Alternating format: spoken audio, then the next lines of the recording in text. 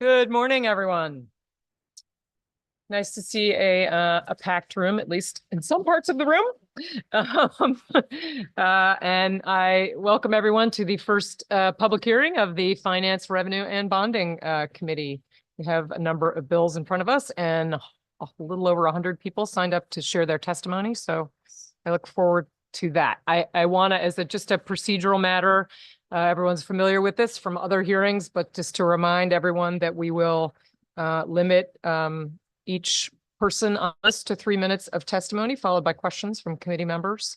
The speaker order is randomized, which means that part of the reason that we have that 3-minute limit is to extend the same amount of attention and respect to those who are who got assigned number 100 as to those who got number 1 today. So I also asked my colleagues to limit their questions as usual to 2 questions per committee member, and to try to limit that exchange to 5 minutes as well. And our committee clerk, Ash Northey, is going to help us enforce that so that we can keep things moving today.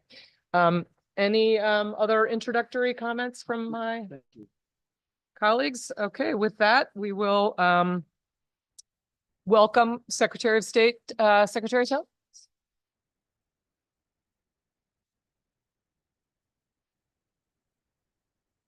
Good morning, co-chairs Fanfara and Horn, and ranking members Cheeseman and Senator Martin I just saw, and vice chairs and members of the committee. I'm here today to testify in support of House Bill 5301. Although many people think of our office in relations to elections, most of our interactions each year are with individuals and businesses in the state of Connecticut. We touch hundreds of thousands of lives every year, business owners, agents, and everyday citizens. In the special session of June 2009, so I'm going back in history a little bit, several business fees were inflated to help mitigate the budget crisis going on at that time. However, in the intervening years, some of these fees are now out of line with the rest of the country. So we are seeking passage of a bill that would eliminate or reduce several of these fees. The first is the reduction of the apostille and authentication fee from $40 to $5, and to reduce the fee to expedite this service from $50 to $10. Customers who come to us for apostilles or authentication, they're not corporations. They tend to be individual citizens who need a document like a birth certificate, a marriage certificate, or a death certificate that can be recognized overseas.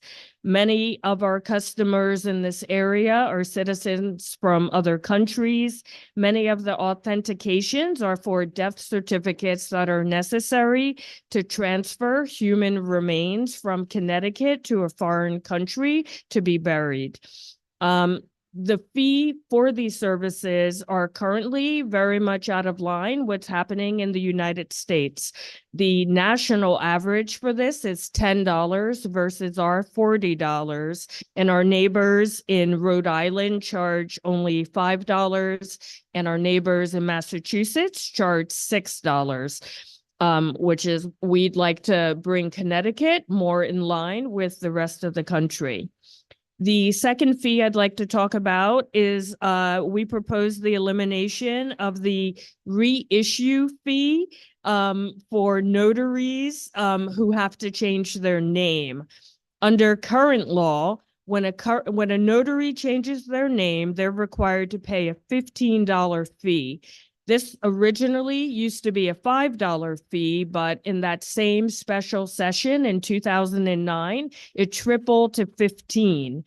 And at the time, that fee covered the cost of printing a new certificate every time a name was changed and mailing it. But starting in 2018, our office moved to the e-license system, making this entire transaction electronic and also more efficient. So we don't have the same costs that we did back in 2009. And we have found that this fee really has an outsized impact on women because they often have to change their name when they get married, or they do change their name when they are married or divorced. So we're seeing that fee hitting them most of all. So we propose the entire elimination of that fee. And lastly, we support the elimination of the $120 fee that is needed for a foreign LLC to issue a withdraw their a foreign LLC or businesses that operate not only out of the country but also out of the state of Connecticut. So when they are no longer transacting business in Connecticut, they are currently charged the fee. Back in 2016, we believe this fee was left in place as part of a drafting error because it was removed from every other type of entity except this one category. So we support the elimination. I will stop there, but happy to answer questions. I also have my Director of Business Services here in case we need his expertise. Thank you. Thank you, Secretary Thomas. I confess that I had not heard the term apostille, and I still hesitate to how to pronounce that before this bill, but sounds like we are a little bit out of line on that one. So my one question is, do you have an idea what the fiscal impact of that elimination of that or reduction of that fee would be? I do. When this bill came up last session, working with OFA, the apostille and authentication fee reduction would have a $1.3 million impact. The foreign LLC, about $172,000. And the notary elimination, only $3,200. Thank you. Any other questions? Representative Cheeseman. Thank you very much for coming in today, Secretary Thomas. This is a great step. And speaking as someone who unfortunately has known what it's like to have to repatriate a body from another country, it's stressful enough without worrying about the cost of something like that. So I commend you on that. My question to you is, as we continue to make Connecticut more competitive, are there other fees that you would like to see addressed in terms of the burden they place either on small business or our residents going forward? It's a good question. Thank you for that. We obviously I've only been in this role for 1 year, and I know our business services division looks at our fees, and they did a fairly exhaustive review, I believe, and Mr. Drake, please feel free to chime in if I'm getting anything wrong, but I know you did an exhaustive review of all fees in 2022, as I recall, and these were some of the most out of line. But I think I speak for Chris Drake when I say that we are constantly looking at data, looking at how we compare to other states. And, we very much want to be partners with business owners in the state. Is there anything you would add? Sure. Hi, Chris Drake, Director of Business Services. So one historical point to point out, I believe in 2019, that's when we proposed, along with OPM, to eliminate what was called the business entity tax at that point. Now, that was a tax collected by Department of Revenue Services, and it was a tax assessed just to have an LLC, no revenue component to it. It was $250 every other year, way back when it used to be $250 every year. And at that same time, our LLC filing fee was moved up from 20 to 80. So the perception out there is that our fee quadrupled, although it was done in conjunction, and net, it was supposed to result in small businesses paying less. But that's the one we hear the most often. I will also say it's by far the most voluminous one we get. So any tiny fee reduction there can make for a fairly substantial revenue loss. Okay, thank you. And I appreciate that you're looking at what other states are doing and how we compare. Because again, the perception of Connecticut as a high tax state is there, but also in terms of our regulatory fees and licensing structure. So I appreciate the work you're doing. Thank you very much, Madam Chair. Before my life in government, I was a small business owner. So, making sure that Connecticut remains friendly to business is very important to not just me, but Mr. Drake and our entire office. And I think as a state, and I'm addressing this to all departments, when we do make statutory changes, whether it's decreasing or increasing a fee or a tax, I think we need to do a better job of letting businesses, particularly small business owners, know that we've made those changes.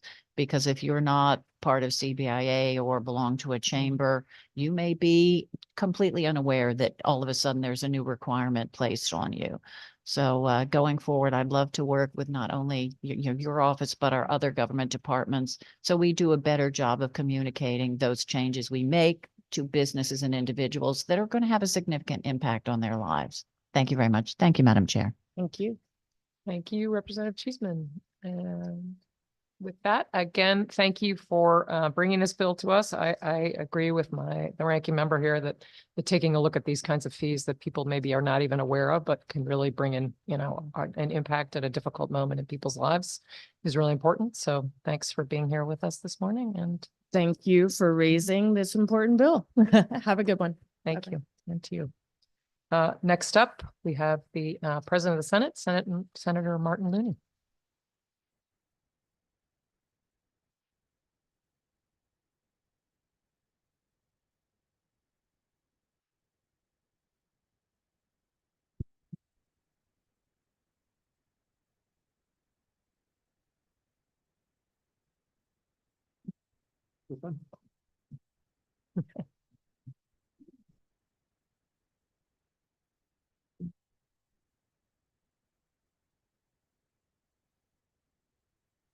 Thank you very much, Madam Chair.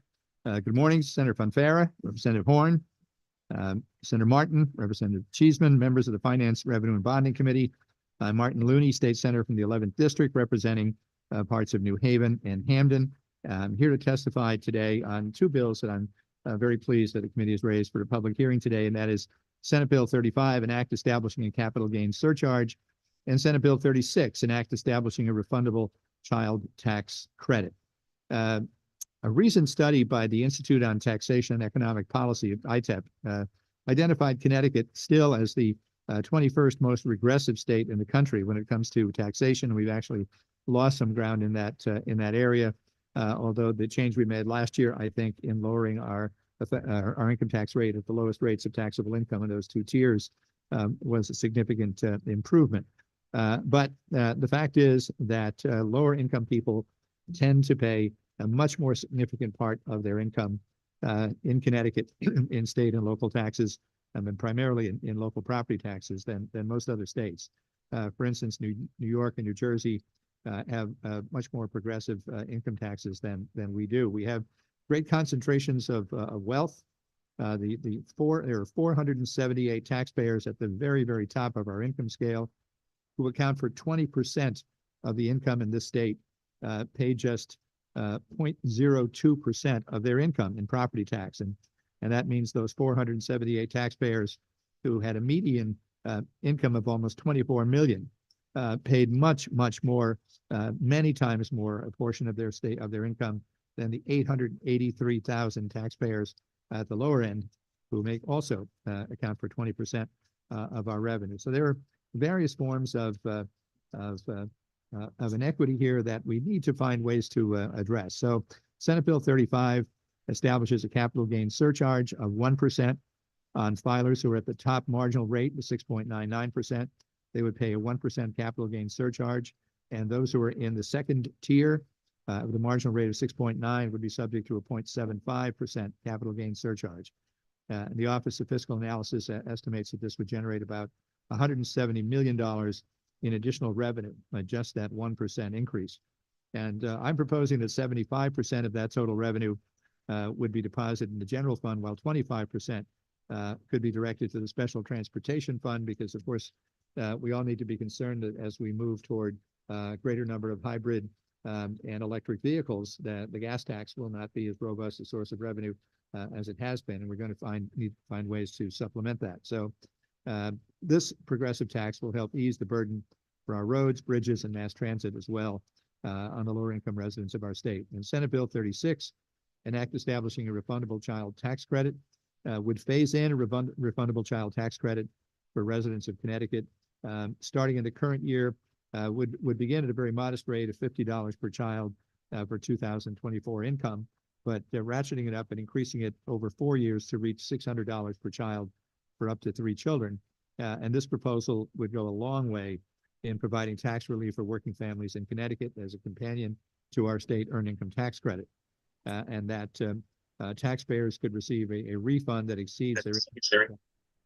And again, that's I would urge this would have a minimal cost in the next year, but obviously significant costs thereafter. And we need to move in that direction in the absence of the federal government's willingness to do so. Thank you very much. Thank you, Senator.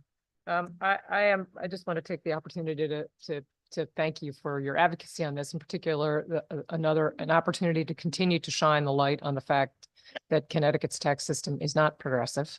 And that is particularly dragged down by the property tax, but continuing, I think it is the job of this committee to continue to look at ways to tackle that. And there are, some are big and some are small, but I myself keep that as a lens of everything we do to try to keep that, to make the system fairer for all the citizens of Connecticut. I'm keenly aware that everything we do comes out of the pockets of our taxpayers, and to make that burden, ensure that it's a more fair one, is important. And I, particularly the 2 proposals that you put in front of us, make it clear that you have to do, there are trade-offs here. In order to give something, you also have to, change the burden from one place to another. So I thank you for that, and glad we have the opportunity to have that conversation here today.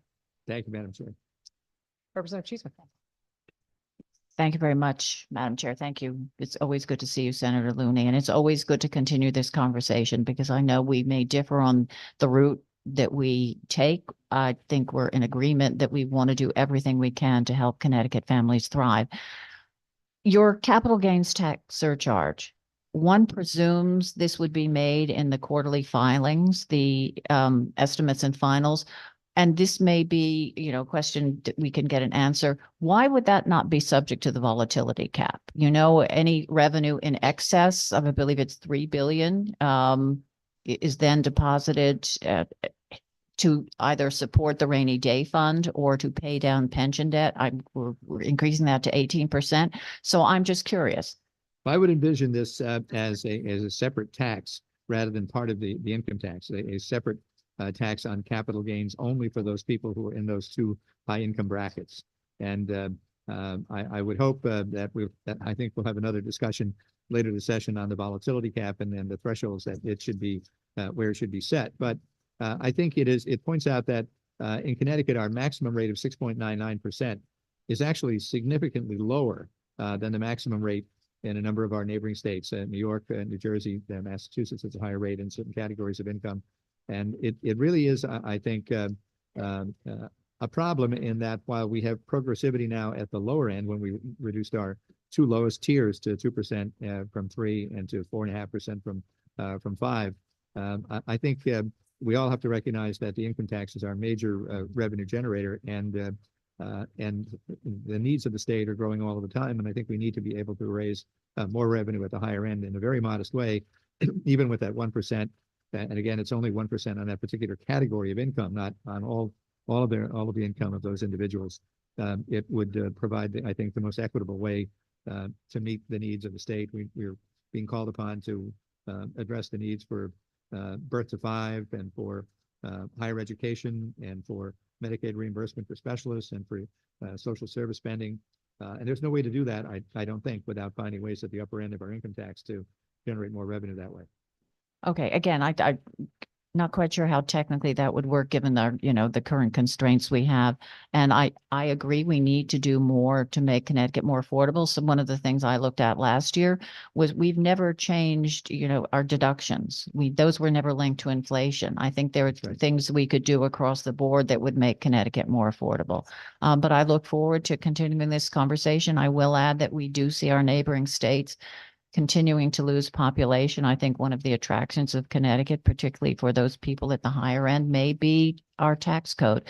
But again, we agree on where we want to get. We just don't agree on how we plan to get there. Right. Thank you very much, Madam Chair. Thank you, Representative Hall. And I think that what we find, at least I find in talking to my constituents, that they do not find any tax that's levied by the state to be all that burdensome. The tax they find burdensome is the local property tax, the municipal property tax. That's where the problem is. And I think many moderate income homeowners in Connecticut are, in many cases, paying more in local property tax than they are in state income tax. And that's I think part of the problem. And I think we need to recognize that that's where people are suffering, because the property tax is an inflexible one that incomes change, but the burden remains the same as long as you own that property. Thank you, Representative. Representative Farrar, our Vice Chair. Thank you, Madam Chair. Thank you, Senator, for being here.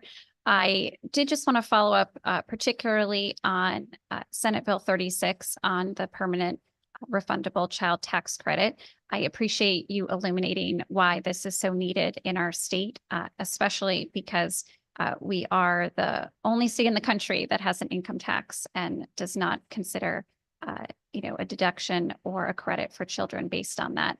I did want to ask you, given your expertise and long history in understanding our budget and the Finance Committee, the question we often get about pursuing a child tax credit, phased or not, is what are our options for paying for such a credit? And I think I would just welcome hearing from you generally what you think we should be considering as those options for our state moving forward, considering how important it is from the standpoint of your testimony. Thanks.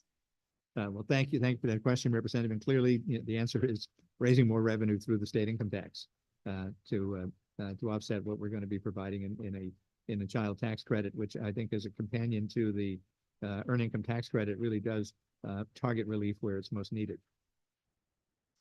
Thank you for that. And appreciate you also noting the earned income tax credit, since we have made such ground on that, and we want to make sure we can keep that in place and add to it the child tax credit. So appreciate you putting those things together and also acknowledging how we can do that in a way that really creates more fairness. So thank you, Senator, for being here, and thank you to the chair. Thank you, Representative. Thank you, Representative. Seeing no further questions, thank you for joining us this morning and for your advocacy on these really critical. Thank you very much. And I'm, of course, this committee is one of the most important committees of the General Assembly in terms of policy and defining what Connecticut's values are based on how it's willing to raise its revenues. It was my great honor to chair this committee for 6 years as the Senate chair from 1997 through 2002, and always found the work here stimulating, interesting, and one of the best places to serve in the General Assembly. So thank you very much. Thank you, Senator. Next up, we have the first of several panels testifying. I believe we have Martha Thien, and online we have Amber Wallen and Jaron Mariani. Now, I will make a note. I will do my best to pronounce names, but please correct me if I get your names wrong. I'm certain to do that over the course of the day. So the floor is yours. Good morning, esteemed committee members. My name is Martha Thien, and I'm a researcher at Yale University. I specialize in taxation. The following speakers after me will be Amber Wallen and Heron Mariani, and together we have a wide range of expertise ranging from research to on-the-ground experience. So my goal is to connect leading research to practical public policy. And in that vein, I'd like to offer evidence in support of SB 35, SB 36, and HB 5113. Now, economists, we argue about all sorts of social policies, but there's one thing that we really can agree on, and that is that the child tax credit is exceptionally effective at reducing child poverty. So in 2021, as I'm sure you're aware, 2.9 million children were lifted out of poverty. And further, multiple studies confirm that it also reduced food insecurity. Now, then we have later studies that show that such investments, especially at the early stages of a child, can lead to increased educational outcomes and increased earnings. So I strongly recommend that Connecticut joins its neighboring states of Vermont, Massachusetts, and Maine in instituting a fully refundable child tax credit.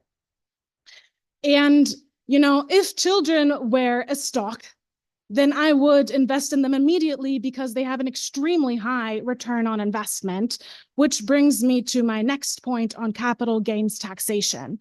Capital gains are much more contentious, but the empirical evidence strongly suggests that the gap between the rates that capital gains are taxed and ordinary income is taxed is far too big. So we should be worried about the preferential taxation for a number of reasons. First, as previously mentioned, Connecticut is one of the states with the highest levels of income inequality, and Smith et al. 2019 find that most of this growth of income inequality is from capital rather than labor income. Now, the Connecticut Department of Revenue Services found that Connecticut has an overall regressive tax incidence, and a capital gains tax could help restore progressivity, especially when we focus it at the top. Now, there's other reasons why a capital gains tax could be a good idea, because right now, preferential rates can distort economic activity. So research by Natasha Sorin at Yale, Larry Summers at Harvard, Owen Zadar at Princeton, and Eric Zwick at the University of Chicago argues that the rate differential can lead to tax avoidance as the wealthy and their tax planners try to reclassify income groups, and it can misallocate or affect capital allocation to industries that offer tax shelters such as oil and gas. So in conclusion, a capital gains tax can be an effective tool to raise revenue for the much needed investment into our kids and their education. Thank you. Thank you. You have other members of your panel? I'm gonna encourage you to try to stay within the 5-minute limit. Yes. Good morning, Madam Chair, members of the committee. My name is Amber Wallen, and I'm the Senior Director of Policy at the State Revenue Alliance, also supporting SB 35, 36, and HB 5113. And in looking at outcomes across the many states that we work with, while Connecticut fares better than the rest of the nation in some economic measures, wealth here, as you know, is uneven, with income inequality near worst in the nation and too many residents in the state struggling. For example, as of January this year, 17% of Connecticut households with children didn't have enough food, and 63% were having difficulty affording basic necessities, with these economic hurdles often much higher for families of color.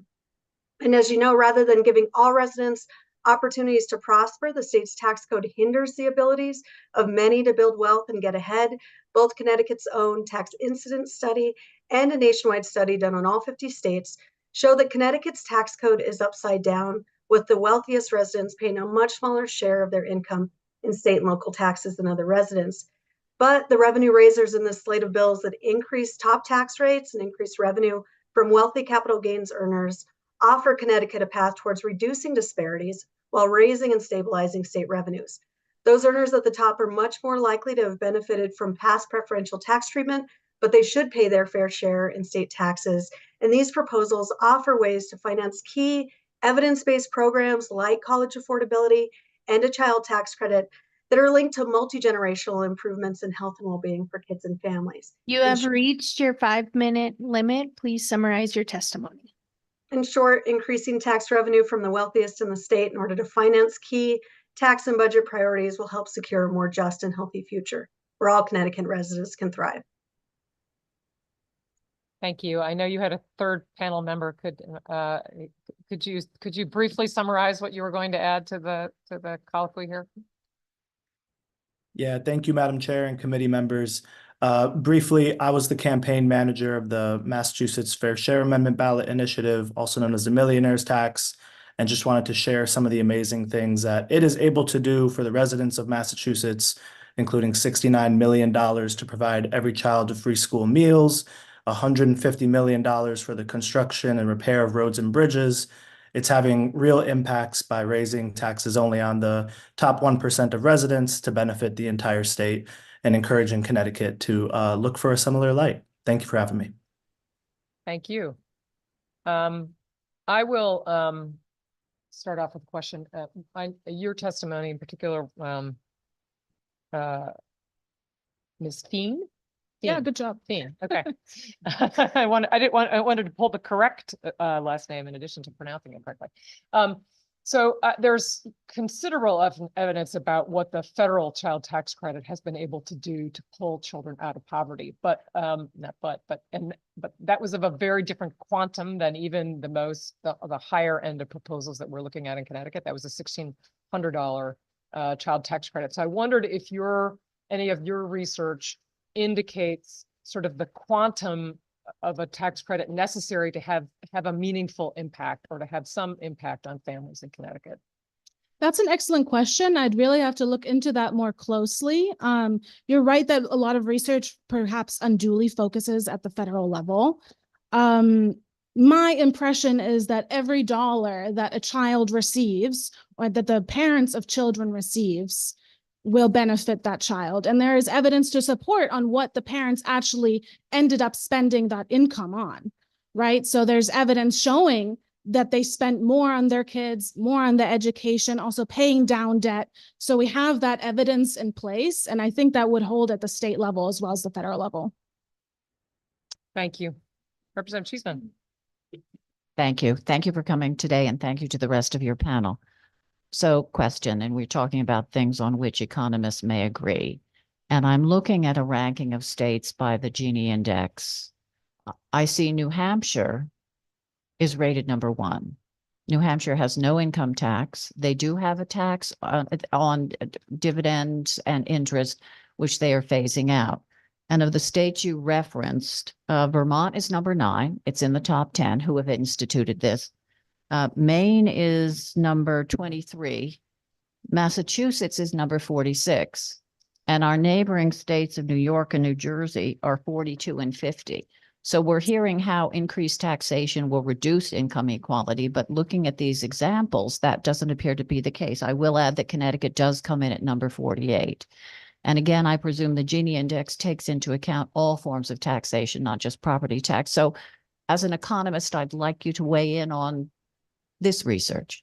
Yeah, that's a really good question. So there's actually a lot of different ways that we can think about inequality, and the Gini index is just one of them, right? So we can also think about wealth inequality. We can think about income inequality. And then there's all sorts of questions like, what are we even counting as wealth and how do we count it? Because a lot of, for example, say valuable paintings, right? We might not even have an accurate estimate of how much those are worth. So this is a super hotly contested question within the economics literature, right? Like within the last couple of months, there's been like massive debates on how much income inequality has risen. Same with wealth inequality, but it has been rising. And at the state level, you know, I think there's a lot of different factors to consider. New Hampshire also has a small population, right? And a different kind of economy. So I wouldn't directly associate the Gini index concretely to that kind of level of taxation. Does that make sense? I gather there are many ways to measure the things you reference. Yes. I will also add that if you're talking about paintings and such, I believe the only country that ever had a wealth tax was Switzerland, and they got rid of it. And I do, we had the tax incidence report last week, and the Gini index was a key factor in our discussions of income inequality. So I'm very interested to hear your read on this. I want to thank you for your dedication to this. As I said to Senator Looney, we want Connecticut families to thrive and be successful, and we are always happy to talk about ways we can achieve that. Thank you very much, Madam Chair. Thank you. Ms. Wallen, did you also want to respond to that question? Madam Chair, members of the committee, I just wanted to add one additional point to that might be helpful to that specific question. When you think about New Hampshire in particular, and as you noted, New Hampshire does not have an income tax. And so I think when we think about taxes and how they impact residents, not all taxes are created equal, and states need to raise revenue. No matter where they get their taxes, they need to raise revenue to finance key programs. And so taxes like the ones proposed in these bills, personal income taxes, are one of the ways that states can establish a more progressive tax system that is scaled towards what people can afford to pay of their incomes and taxes. So New Hampshire, part of the reason that New Hampshire is worse on income inequality is while they don't have personal income tax, they are raising taxes elsewhere. So they have a high property tax burden and they have a high sales tax burden. And so that contributes to inequality in the state. And so I think that's important to note just in the context of those.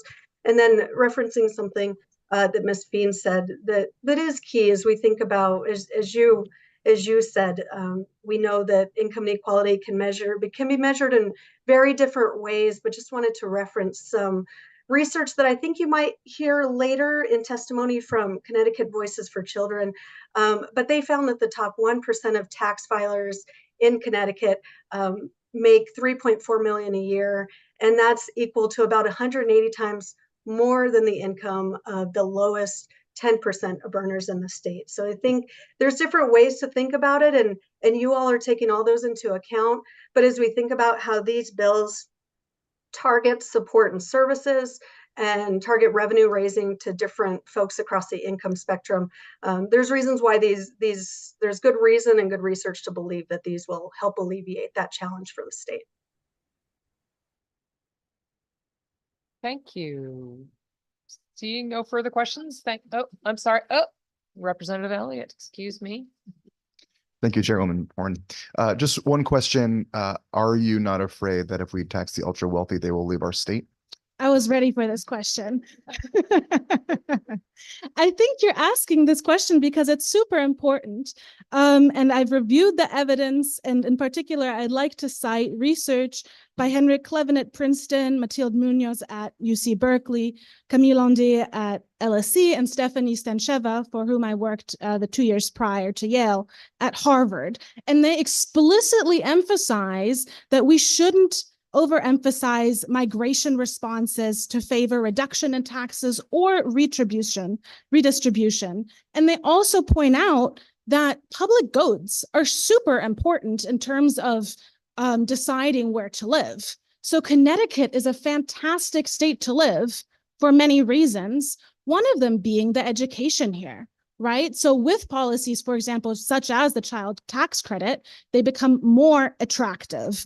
And then another thing to point out is that our neighbors, New York, New Jersey, Massachusetts, are also high tax states.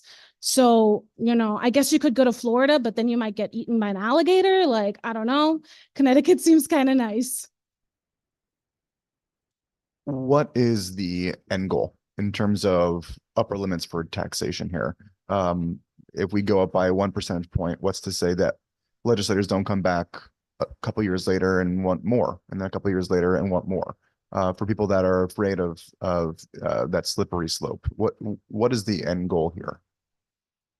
Well, I think the end goal is to maximize revenue, increase the progressivity of the tax incidence in particular, and really to provide a Connecticut that all people can thrive in. And I want to be clear, like that includes the wealthy people. The wealthy people are also valuable assets to the state. And we want to make sure that Connecticut remains an attractive place for them to live.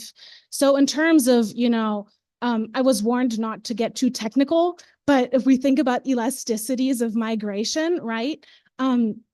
I am 100% certain that researchers would love to pair with the state of Connecticut and the DRS to determine the exact migration responses, right? And like how much a given percentual increase can affect the different margins that we care about. So if, I think that's super important to consider, right? But like at a first basis, 1% is, in my view, not likely to lead much negative behavioral responses.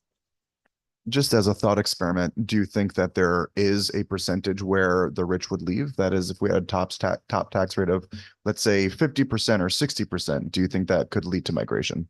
Yes.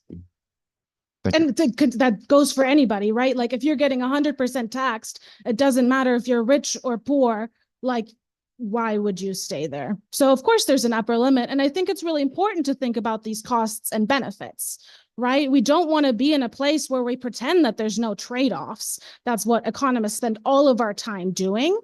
But in this case, for these proposals, I think the benefits outweigh the costs. Thank you. Thank you, Chairman. Thank you, Representative. Representative Farrar. Thank you.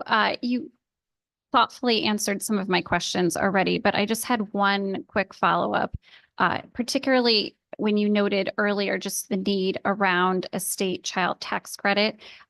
Could you kind of speak to illuminate us on other states that have pursued this and what kind of we have to think about as we're kind of weighing, making sure that we're creating a meaningful tax credit for families? So I think I saw on the list of speakers, there's going to be lots of other people who will also speak on the CTC who perhaps know more about state level legislation. But one thing that I did want to point out is research from Golden, who is a law professor at UChicago, and Mitchell Moore at the University of Michigan, who highlight some of the racial disparities in terms of eligibility. And that's been supplemented in other studies as well. So on average, like more white children end up receiving the benefits of at least the federal CTC than Black and Latino children.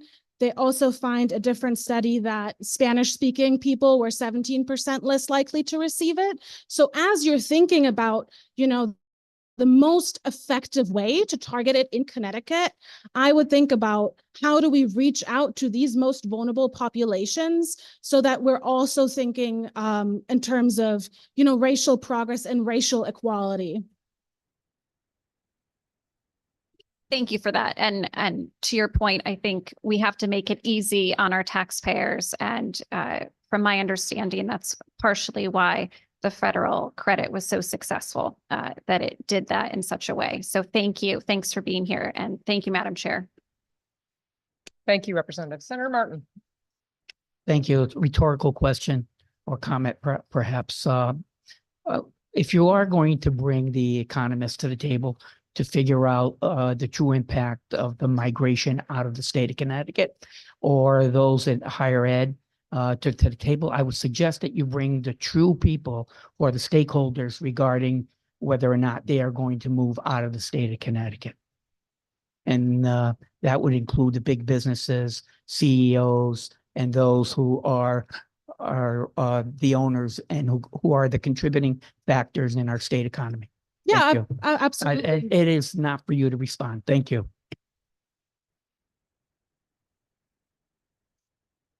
If there was no question there, Senator Martin? Okay, thank you. Seeing no further questions, again, thank you for being with us and sharing your testimony. Thank you. Next up, we have Carol Blatt Lebo, I may be pronouncing that. Lebow, thank you. And David Fleming.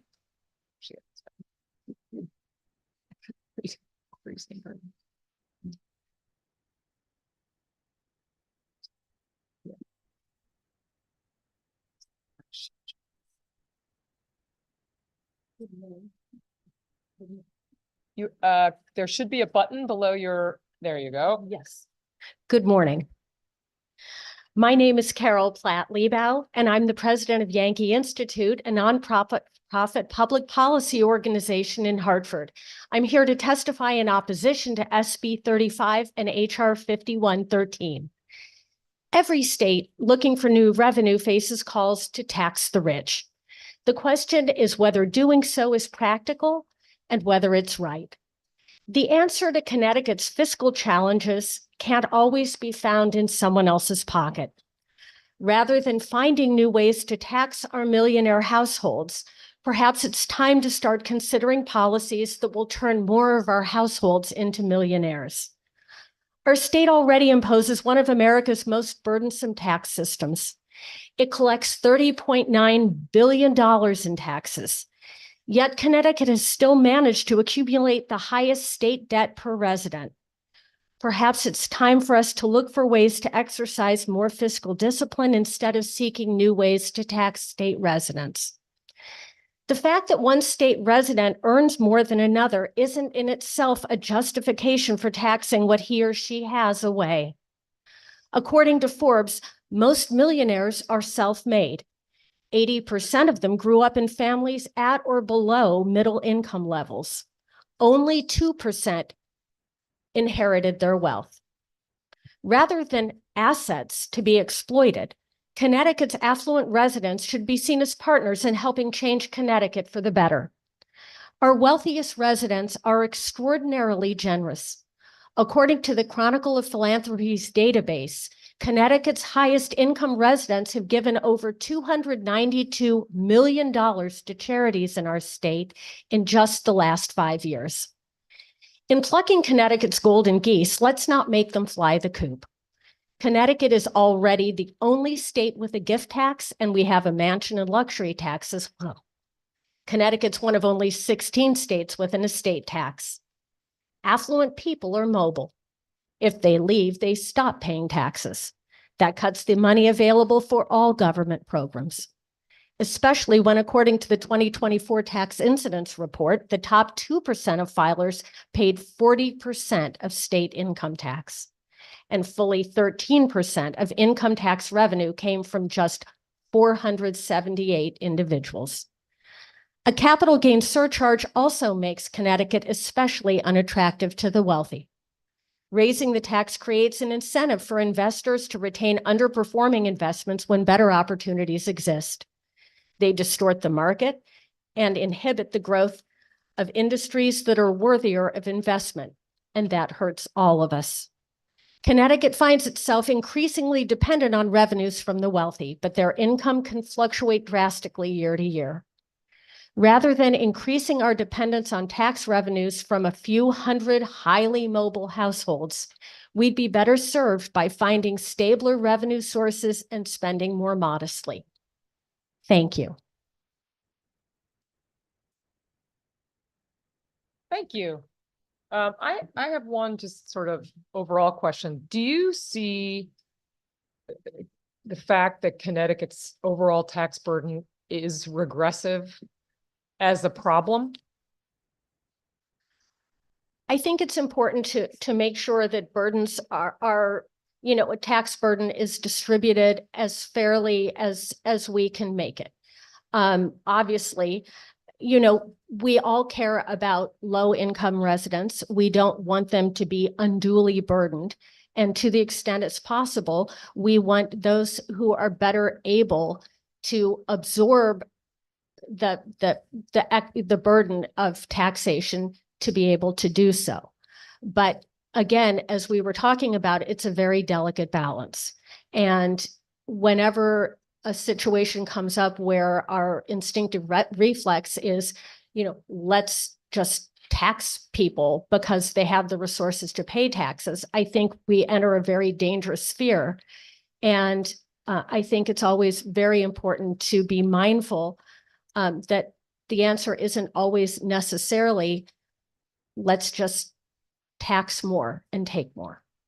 I'm going to suggest to you that this committee does very little, automatic, reactive And policy. So, and of course, I was not saying, with that, I was not question. suggesting that it does, Representative Horn. What I mean in general is, there are so many things that are necessary. You look out and you see so much need and you see so many problems to be addressed. And all of us, we look at so many social problems and it breaks everyone's heart. And the first thing we think is, wouldn't it be wonderful if our government could do something about that? And so I guess my caution in general is just that, on the other side, I think that there are people, as you know better than anyone, our DRS watches 100 taxpayers in our state just to try and get a sense of what their financial situation is, to try and see what our state's financial situation is going to be. And lest, what happens with them and their decisions about staying in the state is going to have an impact on our state's financial outlook. And I think that's also something that has to be weighed and balanced very carefully, as I know this committee does. I certainly agree with you that the vast levels of income inequality in Connecticut are a real problem, and they do present challenges to our tax system and some issues that seem very hard to tackle. So I agree with you there. Representative Farrar. Thank you, Madam Chair. Thanks for being with us today. It's always great to have more people in person. A question for you, and I appreciate you calling out the tax incidence report because we did just go over that last week together as a committee. And in that report, it did specifically show in the data that our working and middle class families are paying an effective tax rate of 3 to 5 times that of the wealthiest in our state. Do you consider that an undue burden on our families? I think it's, it's obviously when you have people who have less, you are going to have, as the report said, lower income deciles shoulder a relatively higher tax burden percentage-wise, and then your higher income tax filers are contributing significantly more taxes per individual. And it's, statistically, obviously, that's a very difficult situation. It makes sense when you have people who are earning relatively less, unless you have something like a flat tax. Percentage-wise, however little, you have a situation where the bottom 54% of filers are paying 4% of the income tax. But if you are sadly earning relatively little, whatever percentage of income tax you are paying is going to end up taking a bigger percentage-wise bite of your total income. Thank you. And given that we have this undue tax burden, which you thoughtfully articulated from the report, how would you approach us fixing that? So I'm sorry, help me. How would you approach us as a state fixing this discrepancy, this undue tax burden on our working and middle class families of 3 to 5 times the effective tax rate? Yes, may I speak, Representative? That'd be great. Do you mind introducing yourself? This is David Fleming. I'm Yankee Institute's Director of Policy and Research. Awesome. Thanks, David. Yes, appreciate it. So in terms of the question, I would look at the overall burden in terms of taxation. I think it's important to note that the Tax Foundation could place Connecticut number 49th in terms of most burdened overall in the entire U.S. In terms of taxes paid. So if we might need to do a full study to really look at this, but if we compare ourselves to a state like New Hampshire, for example, we might very well find that even though there is more regression in perhaps some of their policies overall, some of those citizens may actually pay less taxes overall.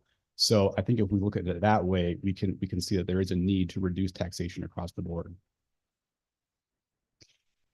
Thank you. I appreciate hearing the other data points. And as was shared by our Madam Chair of the committee, I think we welcome understanding of the tax incidence report and that we're on the same page. And I hope that we can come up with solutions that actually can close that gap. So thank you both for being here. Thank you, Madam Chair. Thank you, Representative Elliott. Thank you, Chairwoman Horn. A question, a comment, and a mea culpa. Didn't realize that we were limiting ourselves to 2 questions, so I will do so in the future. The second is just a quick statement about the Gini coefficient versus taxation. This is my understanding, Representative Cheeseman, is that the Gini coefficient is measuring income and the disparity therein, whereas yes, we have a very unequal state in terms of income, but then in terms of how we tax people, we also have a very unfair state, but the other way, in that we are 49th in the US. I'm looking at Wallet Hub right now, and we are taxing the middle class at about 14.62%, whereas New Hampshire is taxing their middle class closer to 9.67%. So they have a much fairer tax structure than we do. And I think that's sort of the premise of some of the bills that we have up here today. So I guess ultimately the question that I have for you today is whether or not you believe in a progressive tax structure at its core. Well, it depends on what the tax structure looks like. And, you know, we can always get back into the whole question that was famously posed by Margaret Thatcher. In other words, I believe in a system that is most effective in lifting everyone. I want to see poor people lifted out of poverty. I am not worried about income inequality as much as I am worried about those among us who are struggling the most being able to be raised out of poverty. So whether a taxation system is, you know, progressive or not progressive, that is less important to me than that it does not unduly burden those who are struggling the most, as that it is the most effective mechanism for being able to see that those who need state help, state services, are able to get those, and that those are distributed efficiently and fairly, and is able to facilitate the distribution of state services and goods for those who truly need them, and is able to ensure that our society and our state is able to prosper and thrive, and that we are able to move forward in a way that benefits the people who need help the most. Do you see an inherent problem? Oh, sorry, Representative, may I add to that to the answer for just a second? I would note that if you look at some of the Cato Institute's research on just poverty overall in terms of the United States, where we were 50 years ago versus now, it's pretty clear that we aren't really being a very effective, even after the most of the states started adopting progressive income taxes, at really reducing poverty. So if we look at it from that standpoint, our progressive tax structure has really failed to lift people out of poverty in the US. And I'm not sure if that is specifically the case in Connecticut. Perhaps are a little bit better or a little bit worse at doing it than the US overall. But we really should focus on lifting people out of poverty as opposed to just trying to help them while they're in it. And so my point is that the point of all of this is to try and help people who need help and make sure they are not suffering. It isn't necessary. I mean, my goal in taxation isn't to punish the rich. It isn't to punish anyone. And so whatever system achieves that goal the most efficiently is the one I am for. And so I'd like to jump in just to make sure that we get under 5 minutes. I can ask my second question if you don't mind. So I also am not looking to punish folk as well. I have a question in that one of your premises is that you are looking to bring people out of poverty. I totally agree with that.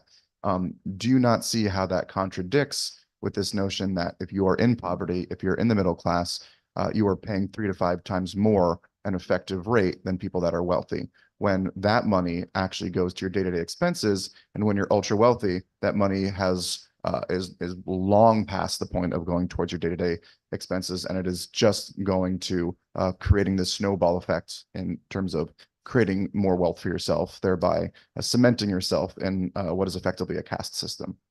Well, again, I think that there are a lot of ways that needs to be addressed, and I think it's important to do that. Go ahead. Yes, and I think if we look at it overall in terms of what we could potentially, not just looking at how we can more evenly distribute what we take in terms of revenue from citizens, but also do an audit of just the entire all the systems in place or the programs in government, and see what perhaps we could do without in order to lower taxes just overall. For example, the film tax credit. If we give $50 million to a large corporation, that doesn't seem very progressive to me. So if you look at it in terms of a spending angle, not just the taxation angle, I think that would be something we could look into. Well, I think that we are very much on the same page there. Thank you.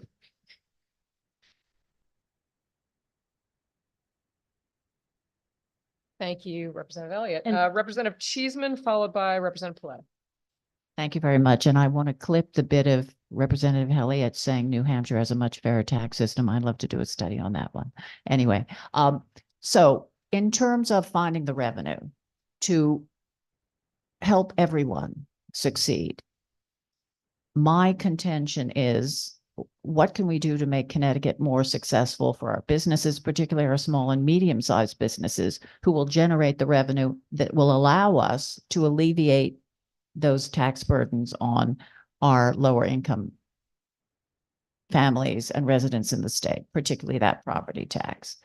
And I just wondered if you would weigh in on that. It occurs to me, if we have an increased number of successful businesses, taxing them at the current rate, that will increase the revenue we need to do the things that my friends here on the panel would like to do. Would you Sure. like to comment on that?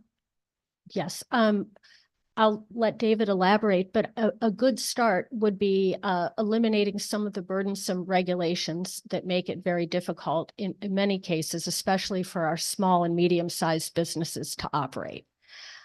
Every regulation is to some degree a tax insofar as it takes operating time and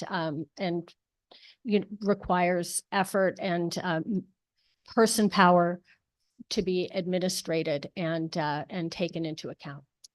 Yes, and I think Yankee Institute in the past couple of years, we've really tried to listen to what small businesses are telling us, and that way we can inform the state about what we're hearing. And I think one of the perhaps the easier fixes that might just take a couple $1,000 might be to upgrade some of the website functionality for how new businesses will register with the state in order to pay taxes. So if we really want them to generate revenue, we really have to make it easy for them. And some small business owners have really complained about how difficult it is, the process for using the website to register and pay those taxes, and just how clunky it is. So I think we could certainly get better there for a very minimal investment. So I guess you would agree with my premise that we want to create more taxpayers and more thriving businesses, not necessarily more taxes. Absolutely. And the easier and more seamless we make it, the more people are going to obviously find it easy to go into business here, to want to stay here and to expand here. And keeping to a minimum the kind of regulations and new required burdens and benefits and everything else that end up making it cost prohibitive to start a business, to expand a business, to hire new employees, the more people will want to do business here, become job creators here, hire people, and thrive and prosper. And that's good for all of us. Thank you. Thank you very much. Thank May you, I- Madam may I- Chair. May I add one more thing? In the tax instance report, I remember, I guess earlier in this hearing, someone had said that the property tax was regressive. And I would add that the tax on business, this is a quote taken directly from the tax instance report, is any taxes imposed on corporations and businesses disproportionately affect lower income individuals, placing a greater burden on them compared to higher income individuals. In fact, this was even more regressive than the property tax. So if we're looking at it from that angle, I think we could see that we're punishing businesses unnecessarily. Yes, I remember seeing in that tax instruments report that the corporate tax was actually the most regressive. And So I I would- think we probably at the end of our colloquy. So thank you very much, Madam Chair. Thank you, Representative Cheeseman. Representative Paletta, followed by Representative Carney. Thank you, Madam Chairwoman. And Good morning to you both, and thank you for being here and for your testimony. I just have a few brief remarks and then a quick question for you, if I may.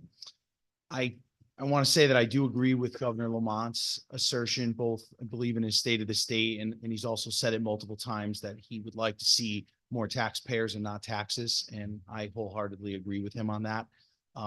Nothing excites me more than seeing people move into Connecticut because they want to live here because it's affordable. But when I first got here, it wasn't like that. In actuality, it was Connecticut being the place to avoid. And we've kind of seen us turn the corner from that in recent years, thanks to, of course, bipartisan work on the budget, some COVID relief money, and a lot of, again, hard work up here trying to rebrand Connecticut as a place to live, work, and raise a family. I really believe that motivation is, key in this. If someone is taxed too much, and that's kind of dovetails into my question, they may not be motivated to open up that secondary factory or that extra business or that other restaurant. If they're taxed too much, they might say, well, you know what, I'm going to just live with what I have, and I may just get up and leave and then close up shop, board up my windows, and then there's no jobs. So you mentioned about the 200 plus high income earners in Connecticut, their ability to leave. And we've talked about that a lot in this committee. Could you just briefly offer some statistics about those that we've lost, let's say in the last 10 years, if you have any, and what that meant to our state budget as a whole? Because again, when we go to folks looking for income tax dollars, and it wasn't always that way in Connecticut, we didn't have a state income tax way back when. But when we go to these same folks and ask them to pay, there is going to be there is a time, actually we're living in it, but there's going to come a time when those folks maybe won't exist at all. And then I don't know who's going to pick up the burden. Is it going to be the rest of us, or is it going to be the federal government? We're going to have a serious hole to plug. So do you have any statistics that show what those high income earners contribute to our budget and what it could mean if they do leave the state of Connecticut? We do have those, and we'll be happy to get those to the committee. Right now, I know that in recent years, right now, Connecticut actually has about 69,000 part-time residents. And many of those, they are not people who migrated from the state entirely. I would assume that they are people who loved our state too much to leave it entirely, but have become people who, for one reason or another, decided that it did not make sense for them to live here all year round. And I do know personally a number of people who live here 6 months minus a day. And those are people who just decided they had it, and they sold their house, and they bought a little. They downsized, and they now make their primary residence in Florida or South Carolina or somewhere, and they have reduced their tax burden appreciably. And it's a shame, because when that happens, we lose not only a significant amount of tax revenue, we lose sometimes, the sales tax. We lose what they might do for their churches and their nonprofits. And most of all, we lose the contribution in terms of personal presence that these people make to their communities. We lose their presence as family, as grandparents, as so much more. And a lot of the time, it really wasn't necessary, because these are people who want to be here. They want to be part of Connecticut. And with just a little better balancing, it wouldn't happen. And that's one reason why I think it's important for us to think very, very carefully, as I know this committee does, about adding more to this tax burden and making these people feel as though they are nothing more than just a resource to be exploited, rather than valued members of our state. Thank you for that very detailed answer. And I'll just follow it up with, if you talk to any lawyer that does closings, if you talk to anyone in real estate, talk to the realtors, there are many folks in Connecticut that are doing just that. They're spending 6 months in a day outside of Connecticut. It pains me one, because I love our state and I want to see these folks make their residency here. But two, it worries me that going forward, the rest of us are going to be picking up the burden that they're leaving, that they're now paying to another state, far less, of course, that they're paying to another state. Who's going to pick up that burden? And I fear it's going to be the middle and low income earners, probably all of us sitting on this panel, and we're going to be paying more money because we're losing the high earners. So that's very. That's the positive. kind of regressivity that bothers me, and it's unnecessary. Thank you, Representative Carney. Thank you very much, Madam Chair. Thank you both for coming here to testify. I guess the only part of the legislation I'm going to ask you about is regarding the mill rate cap. So I guess I'm just curious your thoughts of whether the state should be in the position to cap a municipality's mill rate, and at the same time, if they do so, how should those reimbursements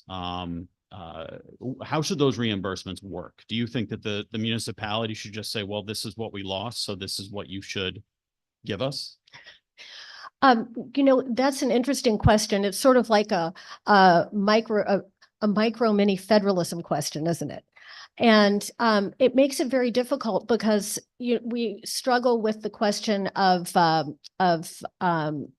property taxes already.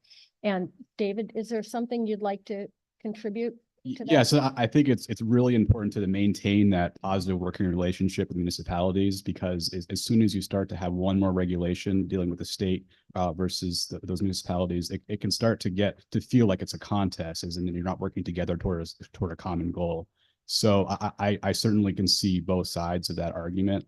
And perhaps in an ideal world where we didn't have to worry about that, I mean, perhaps there would be a scenario where we could envision, but in order to maintain that relationship, I think we should be very cautious about imposing. And if we do impose, it must be for a very good reason. Okay. All right. Thank you for that. Thank you, Representative Baumgartner. Thank you, Madam Chair, and no speech. It's just a simple question. I know we've heard ad nauseum about, as we're looking into imposing potentially surcharge or, on the two bills that you testified on.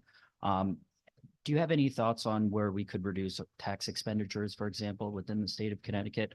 Obviously, tax expenditures, whether good or for worse, is a cost to the state of Connecticut, especially as we're identifying revenue sources to pay for critical government services, maintaining our social safety net. So specifically a question with respect to tax expenditures, you're in favor of eliminating or, tailor-made tax credits, for example, as one example. Well, we've already talked about the film tax credit, and we're very much in favor of eliminating that. And then there is, government release time. And that's something where the people of Connecticut pay for members of government unions to do union work on taxpayer time. And it seems to us that if the people of Connecticut are paying for people to do work on their behalf, they shouldn't be working for their union. They should be working for the people of Connecticut. Another cost saving that we think would be significant is if Connecticut eliminated the process of supersedence. And supersedence, of course, is where things that are negotiated in labor agreements with government unions actually override what you all pass as part of the legislature. And if that were no longer the case, where people couldn't go behind closed doors and override the laws you pass, I believe that we could you all could do a much better job in being able to have, we could have labor contracts that would be in a position to save taxpayers a great deal of money. And then in terms of the latter, do you know if that tax expenditure is worth more than the proposed educational access and opportunity tax credit? Oh, I think yes. The proposed, that is a very modest tax credit, and you could find significantly more savings. In fact, you could, the proposed education Are you talking about the opportunity scholarships? Yes, as Yes, proposed in HB that could be paid for by eliminating the film tax credit. Okay, Representative. excellent. And if we could get that into, submitted to the committee as well, I'd certainly like to take a look at that. I'd be grateful. Thank you so much. Thank you. Thank you, Representative. Seeing no more questions, I do just want to correct the record that the 6 month and a day thing is not the way the Department of Revenue Services calculates taxation in Connecticut. They do it in a much more sophisticated, as do many other states, factors in terms of the resources you use, your club membership, all kinds of things that actually determine the level of, the use of Connecticut's resources when you're living here. So I just want to note that for everyone. And thank you very much for being with us. Thank you, and Representative Horn. Thank you so much. Thank you to the a committee good for having us. conversation. Next up, we have another panel, I believe is all here. We get the full names. Isabel Geller, Shelley Davis, and Vicky Salon. Please correct my pronunciations.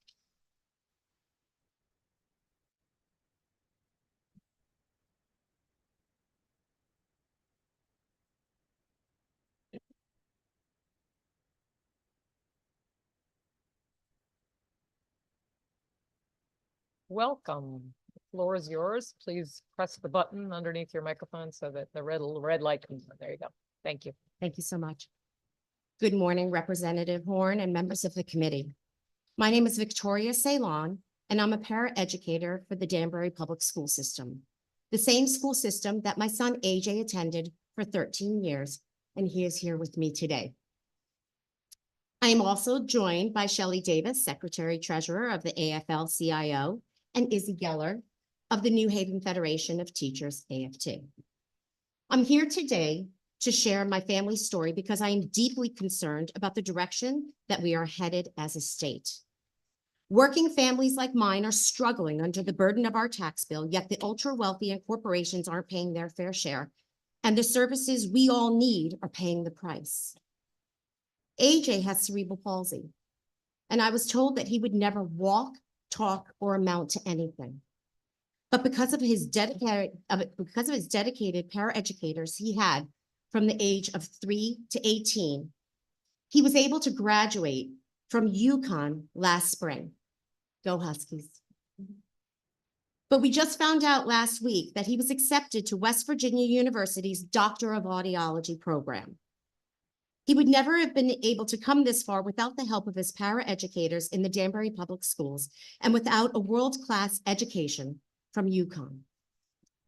But all of that requires investment. And investment requires fair revenue. A capital gains tax, a permanent child tax credit, tax equity. That sounds fair to me. Thank you. My name is Shelley Davis, and I have been a paraeducator in the Hartford Public Schools for 33 years. Connecticut has more than 1,300 unfilled paraeducator positions. Students with disabilities are not getting one-on-one assistance. Teachers do not have help managing classrooms and reinforcing instruction, and supports for English language learners is limited.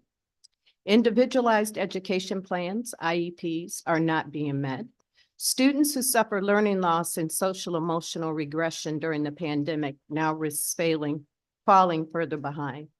Significant understaffing has also made classrooms unsafe. Paraeducators have reached the end of their ropes, struggling with low paying, unaffordable healthcare insurance, and no hope of retirement. They are tired of being ignored, stressed out from not being supported, and exhausted from working 2 or 3 jobs. They love their jobs, but they can no longer afford to be sacrificial lambs. The Education Committee has finally heard our call and raised HB 5384 to establish a minimum annual salary, explore affordable health care options, and address retirement security. Make no mistake, it will be expensive, but Connecticut's rainy day fund exceeds $3.5 billion. You cannot tell us that there's no money to help our children succeed by supporting their paraeducators. HB 5113 will raise revenue and move it to a fund outside the spending cap to free up general fund dollars, allowing us to make the long-needed investments in our pre-K 12 classrooms, including investments in those will serve our most challenged students and our paraeducators. Connecticut's fiscal guardrails are choking our most vulnerable residents and requiring devastating cuts in public service. We are forcing our children to sacrifice their own futures for the sake of numbers on a spreadsheet. We can be responsible fiscal stewards by paying down decades of debt, but we do not have to ignore tremendous needs in our communities at the same time. We must do both at the same time. This is what HB 5113 allows. Failing to act will only drive more paraeducators out of our schools. It's only a matter of time before something happens that cannot be undone. Honestly, I'm surprised that we have not seen a class action lawsuit filed against the state for failure to comply with special education students' IEPs. The situation is desperate. Please help paraeducators stay in our schools. Pass HB 5113 so we can fund investments like those contained in House Bill 5384. Thank you for the opportunity to testify. Good morning. My name is Izzy Geller. I am a teacher at New Haven Public Schools and member of NHFT. I'm missing school to be here today, leaving my students with a substitute teacher who is sorely underpaid. My principal signed off on my absence, encouraging me to go get that money for education, and so that is what I am here to do. I hope that by missing a day of instruction, which I don't like to do, I can return to a classroom, a school, and to a district that soon has the resources that we need. Right now, we do not have what we need. Students are being robbed of their education and their sense of physical and emotional safety. When Connecticut's tax policy prioritizes the rich, schools are without nurses and full-time librarians. Guidance counselors take on untenable student caseloads, 200 to 1 in the case of my school. Buildings have leaky roofs, unusable bathrooms, mold, and broken HVAC systems, which our facilities budget in New Haven is $22 million under budget. You've reached 5 minutes. Please summarize your testimony. Excellent. When a student goes to the nurse and there is no nurse, we are failing that student. When students like my own have to organize protests demanding full bathroom access, we are failing those students. When students struggle to focus in spaces that stink and are hazardous to their health, we are failing those students. When a substitute making $100 a day has to cover my classes so that I can come here and beg you for a just tax system, the state of Connecticut is failing us all. I need you to show up for students the way that me, my colleagues do. I need you to commit to these bills and commit to generating enough revenue to change the future of our state and the conditions of our school. For educators like us to do this work and for students like ours to prosper, we must have a just tax system. Thank you. Thank you. And I really, I thank you for the work you all do, and congratulations to you, AJ. That's a really great story. You're going to do great things in the world. For connecting the dots between the work that you do and the need to fund it. Sometimes people miss that point. And I think it's important to bring it home again. So I thank you for being here, Representative Farrar. Thank you, Madam Chair. I just have one quick question kind of in connecting the dots, and it might be best suited for Ms. Davis, but I leave it to all of you. One of the things I can't help but notice is the reference to paraeducators and educators, both of whom we know we need many more of in our economy. And I know we talk a lot about our workforce needs in so many areas. Those are two very important ones. I wonder if you could answer, do you all see that there's a connection between folks, considering or pursuing those jobs, such as paraeducators and educators, that, they recognize or are somewhat influenced by our unfair tax system and how that affects their job or what they make in their job or what their tax burden is? I was wondering if you could comment on that. Thank you. That's a very good question. I think when it comes to paraeducators not coming into the system, I don't know if it's so much about taxes as it is about having enough money to get paid to do the job. It is a low paying, poverty level pay. You can't take care of a family on that. So I don't think it's people saying, well, the tax system, this is what it looks like. They're saying, I honestly can't afford to do this when I can go to CVS and make more money without having the responsibilities. We have a lot of people that want to be paraeducators. They can't survive on that. This is why we've had a lot of paraeducators who have left the system, not because they wanted to, because they honestly need to survive.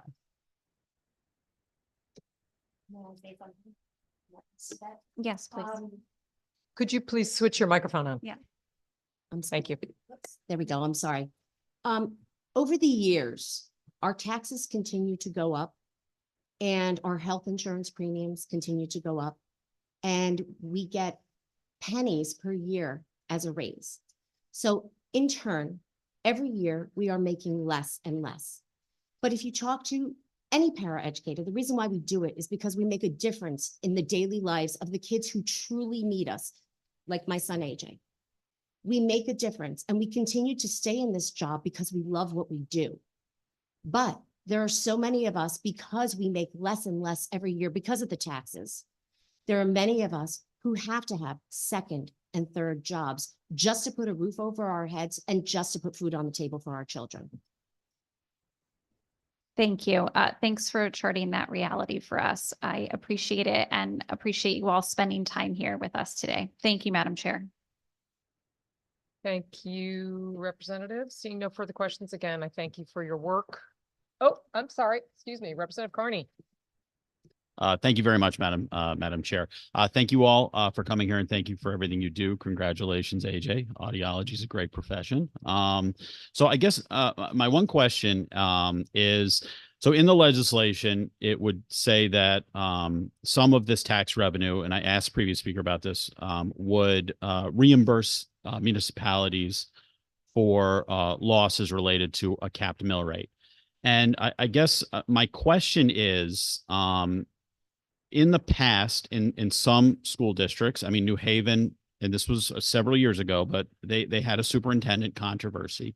And I just want to know if, I guess you would trust the municipal government to spend these dollars, these additional dollars, in an effective way to achieve the things that you're talking about. I really appreciate that question because we have had so many struggles in the past in New Haven. We have a new superintendent in the city of New Haven, Dr. Negron. She was my high school principal when I was in high school in New Haven. We trust her immensely. Our union has been really pleased with her leadership, and it feels like a new leaf for the city of New Haven in so many ways, but particularly with fiscal responsibility and with spending on our schools the way that our schools deserve and need to be spent on. So thank you for, or spent on. Thank you for the question. Okay, thank you very much for that. Thank you, Representative. Representative Zupkus. Thank you, Madam Chair. Thanks for coming. And AJ, awesome job. That's awesome. I understand Paris and what the work that you do, how much of a difference it makes. I truly do. My question, because I sit on education also, and I was just in education, and the Office of Early Childhood wants $100 million. And long-term, I sit on public health, and long-term healthcare workers are underpaid and they want hundreds of millions of dollars. It puts everybody in a very difficult situation. And trust me, I go to the grocery store, I decide I'm not going to buy Honeycrisp apples that are my favorite. I'm going to buy something else. I think most people do that. But so I just wanted to make sure that y'all know I don't want to say one versus another because it's not, but everybody comes and wants hundreds of millions of dollars. But my question really is to the teacher. Thank you for what you do. I could never be a teacher. And so you make a difference in our children. But you made a comment about the school that you're in, and it sounds like it's dilapidated, quite honestly. What school is it? I made reference to my school in part, which is Metropolitan Business Academy. It's on 95. You can see it if you pass New Haven. But I also was referencing the schools of my colleagues and fellow union members, particularly Wilbercross and Hill House High School. Because that's a problem. It's a really so huge problem. I would, and on many and of that our needs elementary money schools as well. Yeah. So, but I would think the new superintendent hopefully will find money somewhere to help take care of that, because no one should have to be in those. If there's mold and pipes breaking and roofs leaking, and that's unacceptable. So I hope somebody takes care of that for you Yeah. also. I That's hope really that it can be addressed through the revenue generated here, but we are also pushing on Yale University and everywhere we can to fix these problems, but it definitely takes the Money. support of you all as well. Takes money. Takes Thank money, you. absolutely. Thank you. This time taking a more thorough look across the tables here. I do not see any further questions. So again, I thank you for your work and for taking the time to share your experiences with us this morning. Next up, we have Rebecca Wozniak, Julio Nunez, and I believe some of you are in the room and some are on Zoom. Is that correct?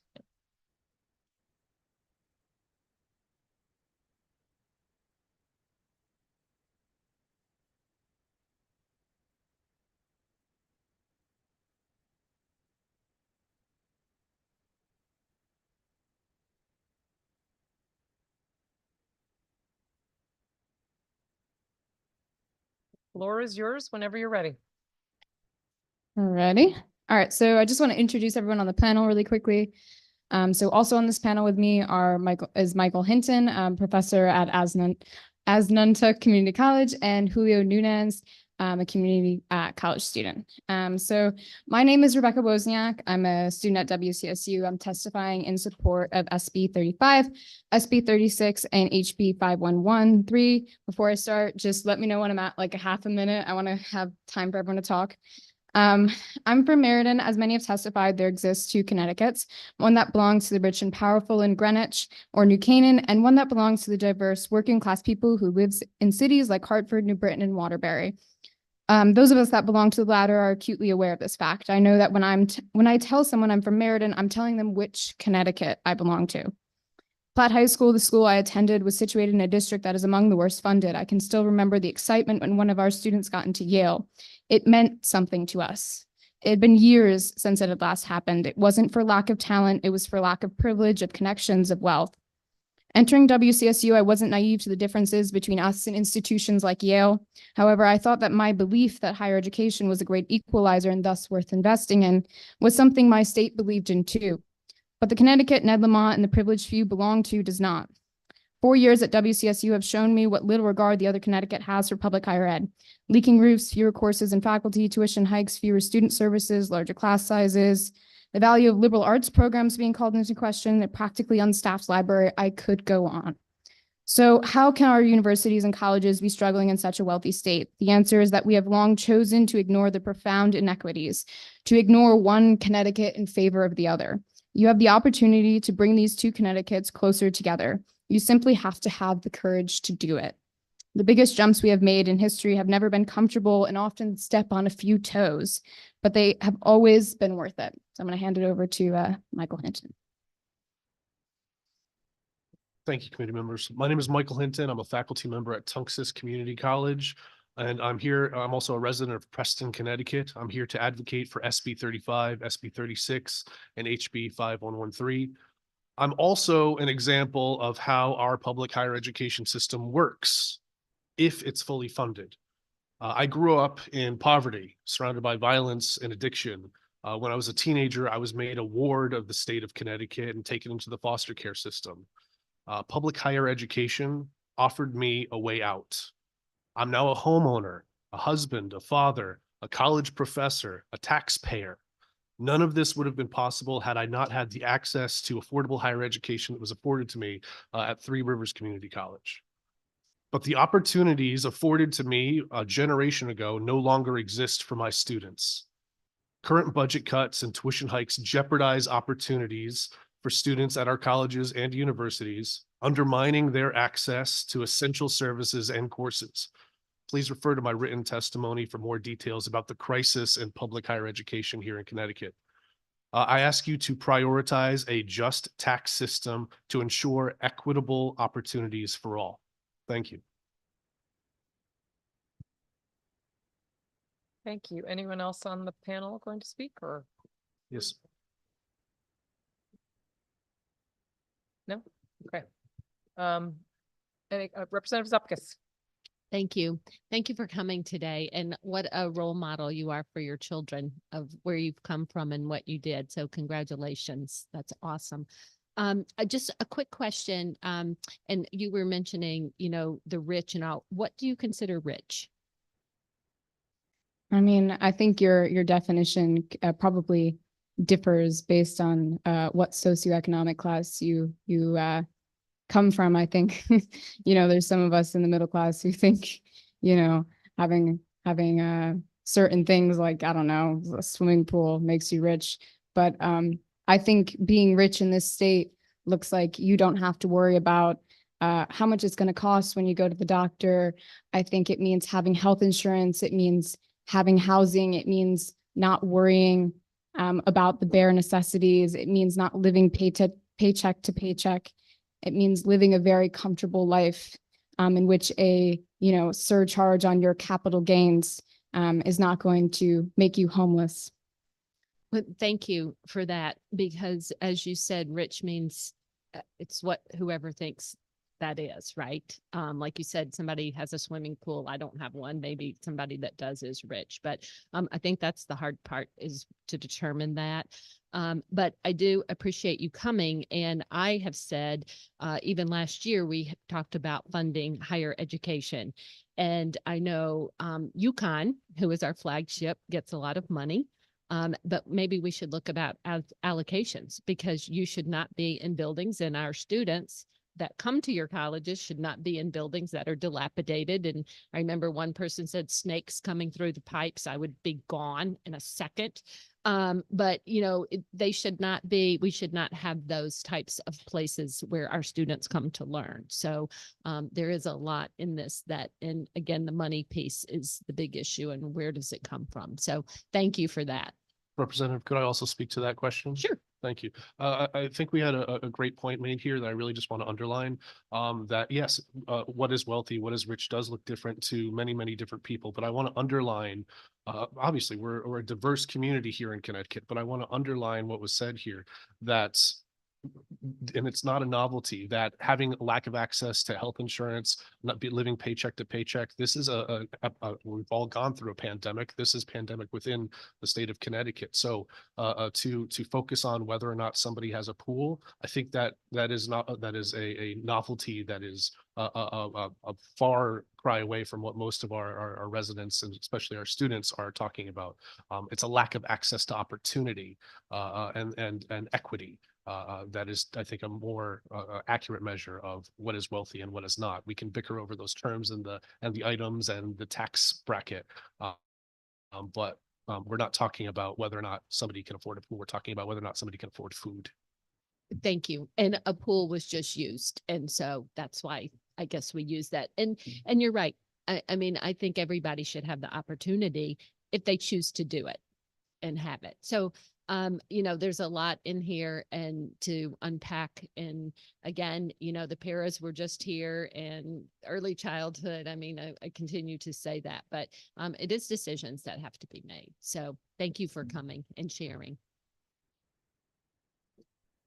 Thank you, Representative Zupkis. I thank you for sharing both your experiences and your life story with us. Those are the kinds of things that leave an impact on all the committee members who I want to note again for the record, this is the time of year when committee members have a lot of things going on. We have a lot of people who are signed on online and a lot who are bouncing in and out from other meetings. So again, thank you for being with us and for sharing your experience. Next up, we have Representative Anaskevich.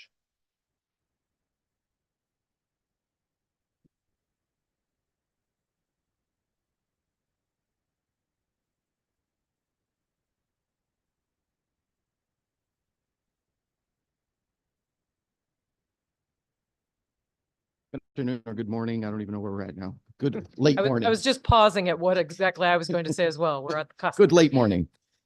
Chairs Horn and Fonfera, ranking members Cheeseman and Martin, and members of the Finance Review and Bonding Committee.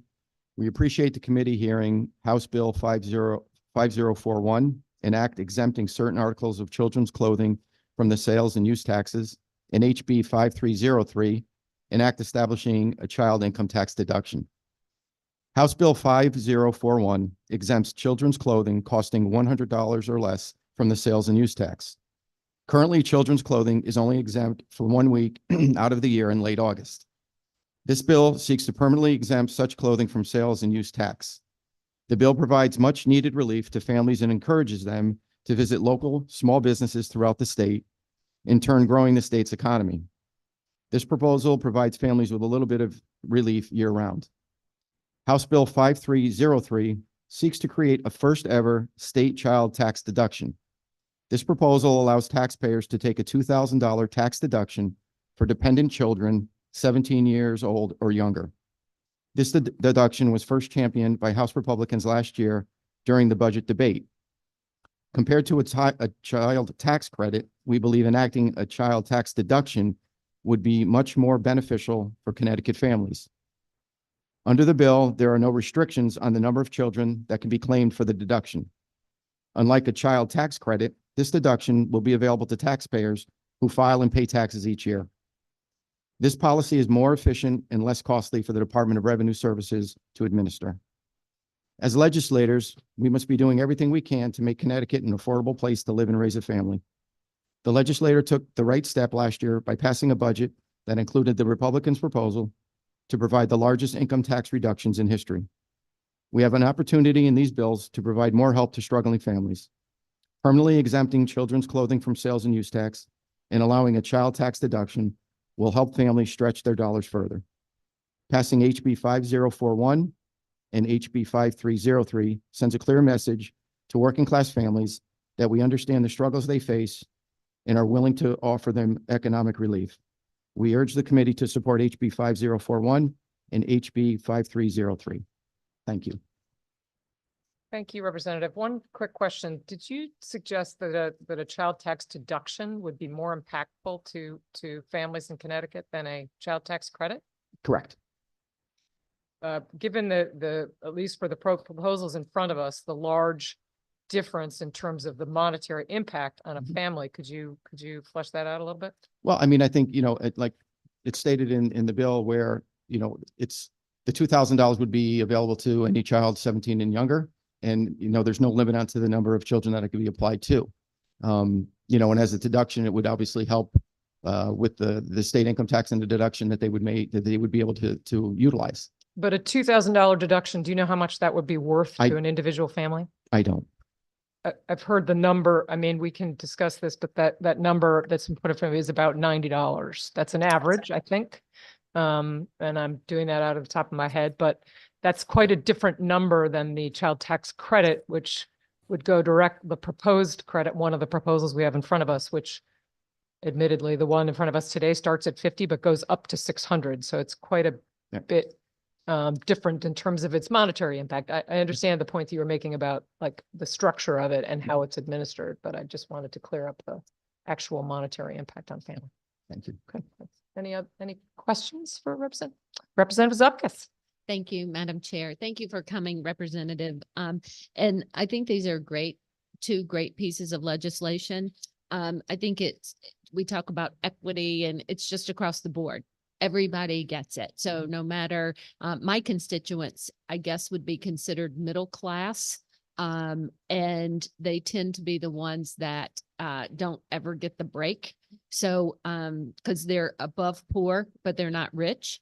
And so I think this would be very beneficial to my constituents. So thank you for coming and testifying on that. Thank you. Thank you, Representative. Good. Thank you, everyone. Thanks for being with us today. Thank you. Next up, we have Serena Laws and David Hempel. All right.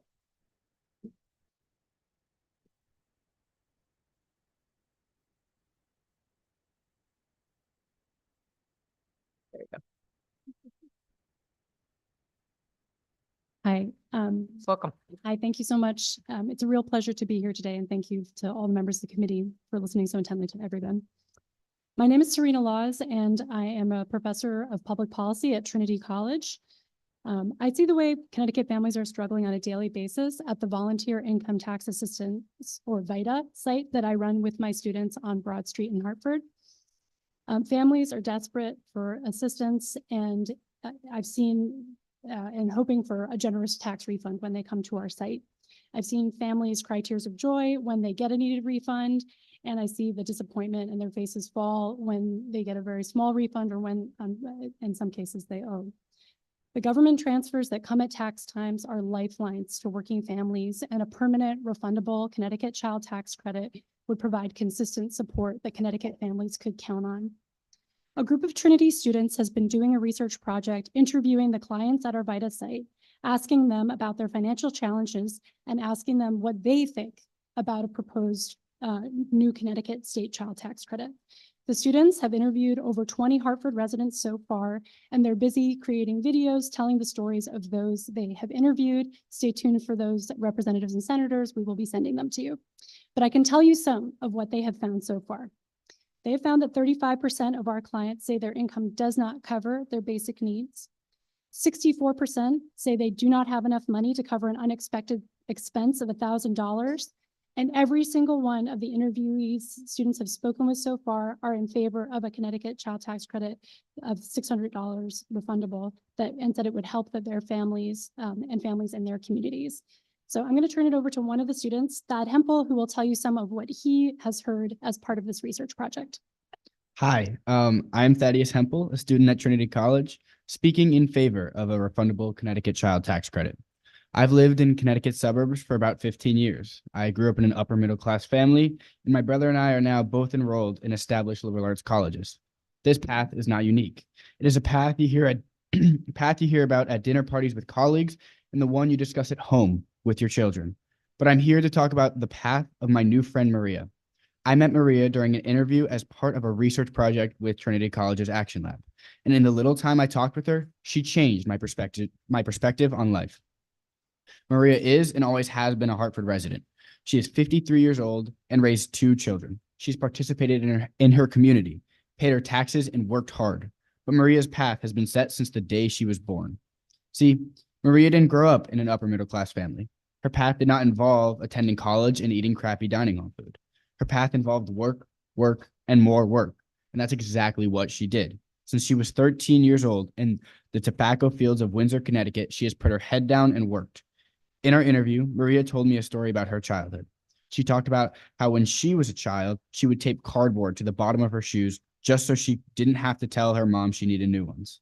Maria told me how she knew her mom would have given the shoes off her feet if she asked, but she couldn't bear the feeling of burdening her mom with another expense. And then she said, with tears welling up in both of our eyes, I promised myself that I would never have my kids go through a situation like that. Maria has kept that promise. And in doing so, she's been forced to take on tens of thousands of dollars of debt. Maria's story is not unique either. She is one of thousands of Connecticut residents who have worked their entire lives for bare necessities. I know that you, as legislators, hear stories like Maria's every day. But coming from someone who doesn't, this cannot be the norm. There is no reason that someone who has worked since the day they were able should have to worry about healthy food on the table, clothes on her children, and an education for her son. When I met Maria for a follow-up interview, she insisted that we stay and eat. She wouldn't take no for an answer, as she believed anyone who comes into my house must eat. So, as we sat there and ate, almost like we were part of her family, I was overcome with the will to help her as she was helping me. I wanted to give her the shoes off my feet and the shirt off my back, but instead, I'm here, pleading to those with the power to change lives like Maria's. Pass the Connecticut child tax credit. Be the difference for Connecticut's youth. Be the cardboard in Maria's sneakers. Thank you. Thanks, Thad. And I just want to say in conclusion that 11 states now have refundable child tax credits. Many of them passed or expanded in the wake of the success of the federal expanded child tax credit during the pandemic. And I'm from New York State. I went to college in Massachusetts. I went to graduate school in Minnesota, and those states are all on that list. And I love living in Connecticut. It's a wonderful state. I've come to love it. It's also expensive. And I think even though it's complicated, even though it's hard, I think there's got to be a way to do better for the families who are struggling to make ends meet. So thank you.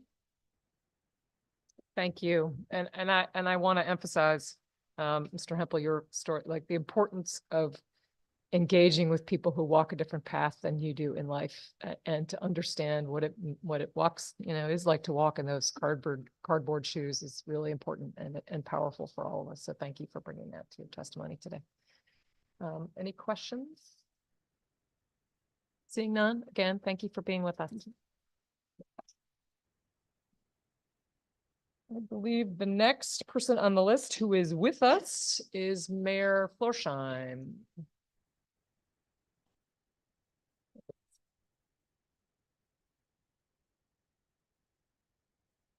Welcome. Thank you very much. Happy to be with you. Thank you for the opportunity. I will jump right into it. My name is Ben Florsheim. I'm honored to serve as mayor of the city of Middletown. I'm here today to testify in support of House Bill 5153. For the last few years, the popular new term in this building has been fiscal guardrails. The Connecticut Mirror did an extraordinarily valuable deep dive into what this phrase actually means and how it is perhaps not synonymous with true fiscal responsibility. I'm not here to rehash that piece, although I encourage everyone to read it. However, I thought that I would continue to explore the metaphor of the fiscal guardrail a little bit further for my testimony. What is a guardrail? It keeps a car from careening off the road in an accident. It keeps a kid from falling off of the playground. It keeps the selfie taker from plummeting into the Grand Canyon. That's all well and good, but at the risk of stating the obvious, guardrails are one important but ultimately relatively small component of road safety, of playground safety, and of personal safety. And as much as a physical guardrail, the fiscal guardrails do not exempt us from pursuing true fiscal responsibility while meeting our fiscal commitments, nor do they excuse the failure to do so. The guardrails do not prohibit state government from seeking and exploring new revenue sources. The cost of everything is rising, and so is income inequality. These two things are obviously linked, and the way to begin to reverse it is equally straightforward. It comes in the form of passing HB 5153 in some form and continuing to explore comprehensive tax reform in the state of Connecticut. In the absence of new revenue, the fiscal guardrails amount to little more than a culmination of a trend over the past 2 decades to shift the costs of the essential functions of government to municipalities and residential property taxpayers. Make no mistake, people are paying for these services, in many cases because this body, the General Assembly, passes laws that require them to be provided. It's just that the burden is borne disproportionately by the people and the communities least able to pay. Connecticut remains in a cost of living crisis for our residents, of which taxes are one component. But as Senator Looney testified this morning, the overwhelmingly burdensome tax for the vast majority of our residents is the property tax. It is the only tool that we have to raise revenue at the local level because it is the only tool that the state has given us. We use it to pay for the policies that the state requires us to pay for. Our residents, our cities and towns, people who provide and rely on state services cannot afford this approach any longer. This morning, just before coming You have over. reached 3 minutes. Please summarize. Thank you. I participated just before coming here at a press conference with CCM and the Dalio Foundation to announce a partnership to address one of our most pressing challenges. I will summarize my testimony by saying it needs to fall not just to the municipalities and to private philanthropy to address those challenges. And I encourage you to consider the impact of the fiscal guardrails when things bounce off of them and what they run into, including these populations in our municipalities that can least afford to survive the impact. Thank you. Thank you, Mayor Florsheim. Representative Elliott. Thank you, Madam Chair, and thank you, Mayor, for coming to testify. If not the property tax, how do you suggest that municipalities fund education? So the property tax does need to continue as a revenue source at the local level. And I participated on a task force. I was honored to be nominated to this task force by Majority Leader Rojas earlier this year to explore the car tax specifically as a component of the municipal property tax. And the primary takeaway that I had, and I think most of my colleagues on that committee had, was that the car tax can't be considered in isolation. We need to look again comprehensively at tax reform because it is the only source of revenue that we have at the local level to pay for services like education and public safety. But it should also be noted that in most other states, Connecticut is relatively unique in how little the state is the responsible party for funding education. I was talking with a town manager from East Hampton, in fellow Middlesex County and River Cog community member, Dave Cox, who served as town manager in Midwestern states prior to coming to Connecticut. My family is originally from Wisconsin. We were talking about how in Wisconsin, 2/3 of the educational cost is picked up by the state government, most of the rest by county government. It changes the dynamic in terms of municipal fights over what schools get funded and what schools don't, what towns have good education systems and what towns don't. And so I would say property tax needs to remain a significant part of what municipalities rely on to raise revenue. And one of the concerning elements of this bill, I think, for many of my colleagues at the municipal level is the prospect of having that capped, because we understand, again, it's the only tool that has been granted to us to raise revenue. We need to diversify the revenue that we are bringing in to pay for these essential services of government, because right now it is the only option that we have. And what are your suggestions in terms of the guardrails?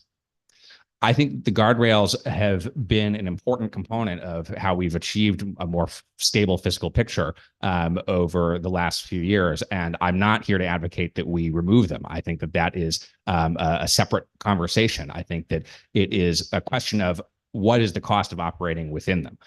If we are going to continue to operate within them, we have to understand that these costs are being borne elsewhere. I was at the legislative breakfast in Middlesex County for all of our nonprofit community providers, which should be explained as the providers of state required, state mandated, and state paid for services who have not received an increase in their overall budget and their overall funding effectively since 2007. While the costs of delivering these services, the cost of the minimum wage, the cost of everything with inflation and other factors has risen obviously dramatically in that time. So fiscal guardrails, again, good to have them, but we have to design a again, going back to the metaphor, we have to design a safe road in order to keep people from careening into those guardrails, because the costs, again, are still there. The mandates are still there to cover those costs, but the revenue is not being, the support does not exist any longer in the form of municipal aid, does not exist any longer in the form of state funding for many of these programs. And there have been good steps, baby steps, in terms of adjusting things like the ECS funding formula, adjusting the pilot reimbursement formula, but it's time to look at this comprehensively. And new revenue has always been needed to be part of that conversation. Thank you, Mayor. Thank you, Chairman. Thank you, Representative. I appreciate you being here. I was seeing no other questions. Thank you so Again, much. Thanks for sharing your perspective with us. Representative Ann Hughes.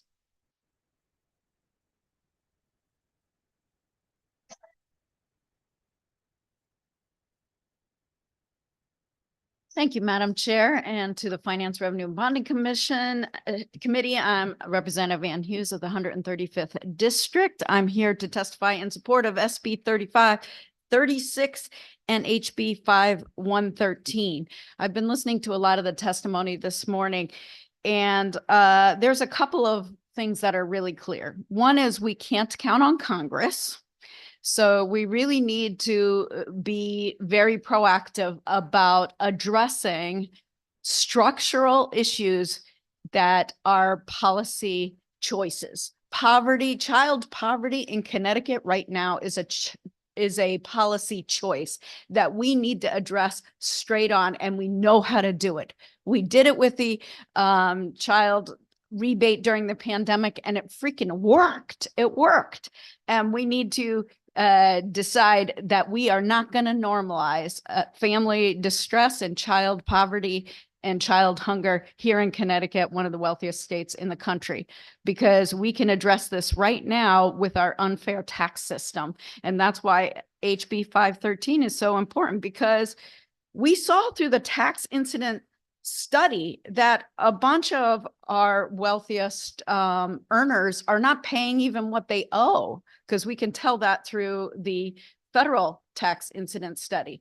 So we know that there are a lot of ways to just collect what is owed, what is fairly, and invest in this ecosystem that people move here for. I represent some of those top earners in my district. They move here for the excellent school system, the excellent ecosystem that is Connecticut, and they are willing to invest in continuing that excellence, especially if we show that we are investing their tax revenue, their unearned gains on the top marginal tax rate and the capital gains rate in early childhood education, in our public education, our higher education, in our child tax credit. If we're showing we're investing that income that we are proposing in HB 513 in the keeping Connecticut excellent and reducing working families. Remember that child tax credit is working families. That's why it needs to be refundable. That's why it needs to be critically invested right now in reducing child poverty for 75% of Connecticut families. That's crazy that this is not allowed to be normalized. I think that we have a chance to be flexible with our guardrails, to direct some of this new revenue into those very, very critical services and infrastructure to make Connecticut a great state for everybody to continue to live in, to afford to live in, to continue contributing to the economy, and to cultivate the talent that we are educating here. So let's go. I'm ready. My district is ready. Let's go. Your testimony is let's go. Great. Yeah, that's it. Thank you, Representative. Representative Carney. Yes. Hi, Representative Hughes. Thank you for your testimony. So I'm just going to ask you, you said something that there's currently taxpayers aren't paying what they owe. Right. Can you elaborate on that? Because are they not paying taxes? I was just a little confused. No, we can tell through the tax incidence study that I think you took a look at more in depth last week. We can tell some of those top earners that are paying the federal income tax and wealth tax and capital gains, but not paying it to Connecticut. We can tell through that there are a number of folks that aren't, and you heard testimony earlier about some of the ways to sort of get around that. And we just want people to pay what they owe into our great ecosystem. And B, we think that we could raise the top marginal rate by 1%. We can raise the top capital gains by 1%. And I'm telling you, we have a lot of new people moving into Lower Fairfield County. And like I said, they're coming in for the beautiful ecosystem. They're coming in for the great schools. They're coming in because of, hybrid and commute is easy. And we're between Boston and these talent centers, Boston and New York. They're not coming in saying, wait a minute, are you going to raise it by 1% capital gains or not? They're not. Okay. So if folks are not paying based on the federal tax code, they're not paying in Connecticut, then what about military veterans and teachers who get a tax break in Connecticut? Are they paying what they owe? Yeah, no, we're not talking about people that are getting a tax break. We're not talking about that. We're talking about, we can tell through the tax incidence study that there are some, evaders, shall we say, and they're not in the lower. We're not concerned about the low wealth, low income folks. We're looking at some of those with very, very fancy tax accountants that are helping. Okay. All right. I appreciate that. Just because, if there are folks that are not paying what they owe, then, it's up to DRS to audit them and go after them. Exactly. So if they're not doing that, then perhaps that's where this committee should start, as opposed to saying that whatever somebody's paying, because the federal tax code and the Connecticut tax code is very different for a variety of reasons. So I don't think that we should be trying to mirror what the federal tax code is in Connecticut. So no, I agree. I'm not talking about that. And that is why we asked for higher DRS investigators and auditors last year in last year's budget is because they're not, we just don't have the staffing up. I believe Representative Farrar, we asked for 11 new DRS agents or 22, and we got a few maybe or none. I can't remember from last year's budget request, but that's one major reason why. Does anybody know? You probably had DRS come and No, but testify. we will have, that conversation another time. Okay. Um, But yeah, no, it's not about mirroring that. It's about, we can tell who's evading.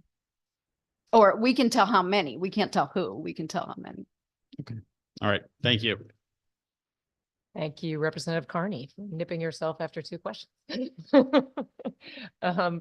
Any other questions for Representative Hughes? Seeing none, thank you. For being Thank you. with us. Next up, we have Tim Phelan.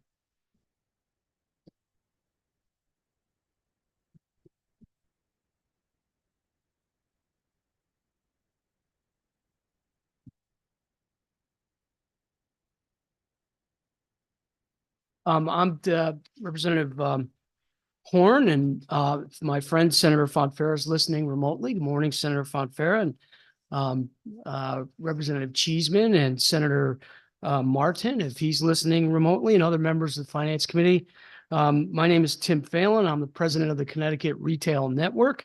You may remember us by our former name, the Connecticut Retail Merchants Association. I want to thank you for the opportunity today to testify in support of House Bill 5041, an act exempting certain articles of children's clothing from sales and use tax.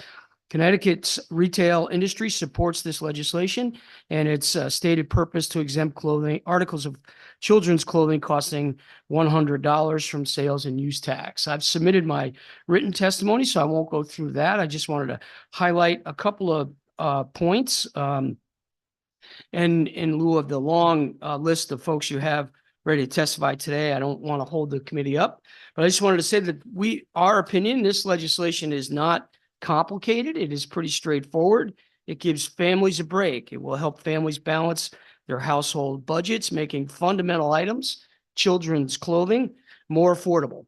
Families would decide how to use those savings. Some may be able to make additional purchases in our stores. And if they do, they would benefit their families in our retail stores and the state. If additional items are purchased that are not under children's clothing under $100, and the state would then have the tax applied. So we just wanted to focus on the basics of this bill, exempting articles of children's clothing costing under $100 from sales and use tax. On behalf of the retailers across Connecticut, we ask that the members of this committee support this proposal, which we think would make a difference on the bottom line for our customers and their families. So, and that concludes my testimony. I'd be happy to answer any questions anybody may have. Thank you, Mr. Phelan. Phelan, correct? I think, I went to Ireland one time and they pronounced it Phelan, but Oh. around here it's Phelan. Oh, gosh. Okay. I'm Anyway. glad we're in the Irish spirit though for March. That's awesome. Okay. Thanks for being here. Sure. I am taking over the reins right now from our Chairwoman Horn. So thanks again. I'm looking around the room for questions and I'd like to pass it to our ranking member, Representative Cheeseman. Thank you, Madam Vice Chair. Good to see you today, Tim. Thank you. So refresh my memory. At one point, were not these items tax exempt year round? Yeah, Representative Cheeseman, you're correct. We'd have to really go back in the Wayback Machine to the early in the Malloy administration when all clothing and footwear had exemption levels. At one point, it was $100 and it slowly got chipped away. It was $50 for a little while until eventually it was eliminated altogether. And that's kind of where we've been. I don't know how many years now, I've lost track, but yeah. For a while. Well, I'm old enough to remember when that was the case. And currently it's only during 1 week in the sort of pre-back to school period that these items are tax exempt. Is that correct? That's correct, but that's all clothing. Right. And it is during that 1 week, the third week in August, welcomed by our industry. We appreciate it very much. There was a higher exemption level when that first started. It was around $300 and then again, slowly chipped down, but we appreciate that. And we think that is a good example of the demonstrated positivity of this exemption level. We get, consumers are flocked to the stores during that week. We get lots of positive feedback. So we think that could be replicated again with just children's, of course, we'd like it more, but for children's clothing, we think is a good first step back. Right. And obviously we have a lot of discussions about ways to help families, particularly families with children. And I would hope that extending this exemption year round would be useful. One of the other things I'd like to see, is there, although it obviously affects the fiscal note, let's tie this to inflation. We all know the costs go up. We've seen very high levels of inflation, and it'd be great to see that recognized by our tax code. So I want to thank you for coming here today. I want you to thank you for the support of this idea. And I have no further questions, Madam Vice Chair. Thank you, Representative. Up next for a question online, Representative Yacarino. Thank you, Madam Chair, and apologies for not being there today. But I have to go to the doctor's room. But Tim, I thank you for your testimony. I do want to ask a couple of questions. If it's okay through you, Madam Chair. Yes, please go ahead. So the surrounding states, do they have no sales tax on clothing for children under $100? I really don't know the answer, and I'm not being facetious. I just don't have an answer. I'm sorry, Representative Yacarino, I didn't hear what state? Our surrounding states, Rhode Island, New York, Massachusetts, do they have a sales tax on clothing $100 or under? I don't think they do. I do think in Rhode Island, though, they don't tax clothing at all. So I think that is an issue. But let me go back, if you would, Representative Yacarino, get that comparative information and share it with you. Yeah, I think that's important. But I think this proposal is important for our families that are struggling with inflation, and we want to help our families. And I think this goes a long way. And I would argue that, yes, we'll lose the sales tax, but we'll bring more revenue in because people have more money to spend throughout our economy. And hopefully we'll get people that are traveling through that say, you know what, I'm not going to I'll buy it here because no sales tax like in my home state. I might as well just buy it here because I like it and I found it. And then maybe they'll take the little extra money they save and go to a restaurant, spend it in Connecticut. I think in the long run, we'll generate more money. If I can, Representative Farrow, just add that, first of all, kudos to Representative Yacarino, a good Connecticut retailer in his store working. But also that point, the last point that Representative Yacarino makes about the dynamic effect of such an exemption, which would allow for other retailers and other businesses, restaurants and others to take advantage of the consumer that now has some additional disposable income that they could spend in other parts of the state. I think that's really important. We see that in the sales tax free week. That's one of the additional benefits that go along with this proposal. I appreciate that. And I think we can do to help our families. And I think this small amount of money that is a fiscal note will recapture in other ways, in the same time helping our families. So thank you so much, Mr. Phelan, and thank you, Madam Chair. And I apologize again for not being there. I'd much prefer to be there. Thank you, Representative. Looking around the room, I don't see any other questions, but thanks for being with us today. Thank you. Yes, thank you. Next up, we are welcoming Senator Gordon. Senator Gordon.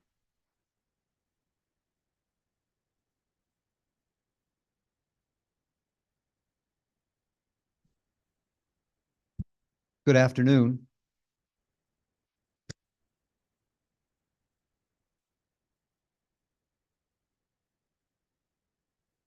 Thank you for the opportunity to testify. I'm State Senator Jeff Gordon, proud to represent 13 towns in Northeast Connecticut, 35th District. To the co-chair, Senator Fanfara and Representative Horn, to the vice chairs, ranking members, and members of the committee. I'm here to testify in strong support of proposed Bill 74, an act eliminating application review fees and capping licensure fees for healthcare professionals licensed by the DPH. This bill, if approved, would take two straightforward actions for healthcare professionals. And there are a lot of people who are defined by DPH as healthcare professionals in Connecticut. One would be eliminate the application fees, and another would be to institute a cap on the fees, especially since many of the fees are per annum, whereas in other states, they're actually a fee applied for a license that spans either 2 or 3 years, depending upon the category of the health professional. But this bill, if approved, would make a big contribution to helping low and middle income, hardworking people all across the state. It would help people early in their careers. And when we talk about workforce development, those are the people we're looking at, especially those who are trained in Connecticut. They're trained very well, and we want them to stay here in Connecticut and work in Connecticut. And it's also during a time early in their careers when they likely will have debt from whatever training they have, which, as we know, can be a big financial burden. And also during a time in their life where they might want to start a family, which has its own share of potential financial issues. Making these licenses more affordable for people, again, would help with workforce development, especially for people in the healthcare professions. And we hear time and time again, I serve on Public Health Committee, and we're very aware of this. And I'm also a doctor, and I'm very aware of this, that there is a big need across the state, no matter where you are, for people in various healthcare professions. These are good jobs.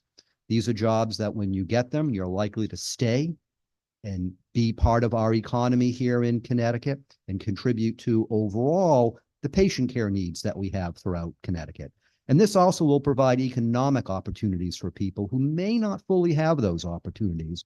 And license fees, especially if they're expensive, and every year or every couple of years, you have to keep paying a certain amount of money, and those fees do go up over time, unfortunately.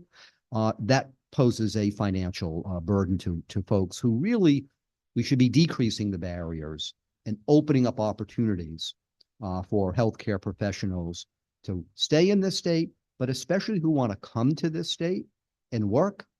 This is a good opportunity as well. And I can speak for a number of healthcare professions. This is a major issue when you look at where you want to go to practice, especially when you're out of school and you're out of training. These financial concerns are real concerns.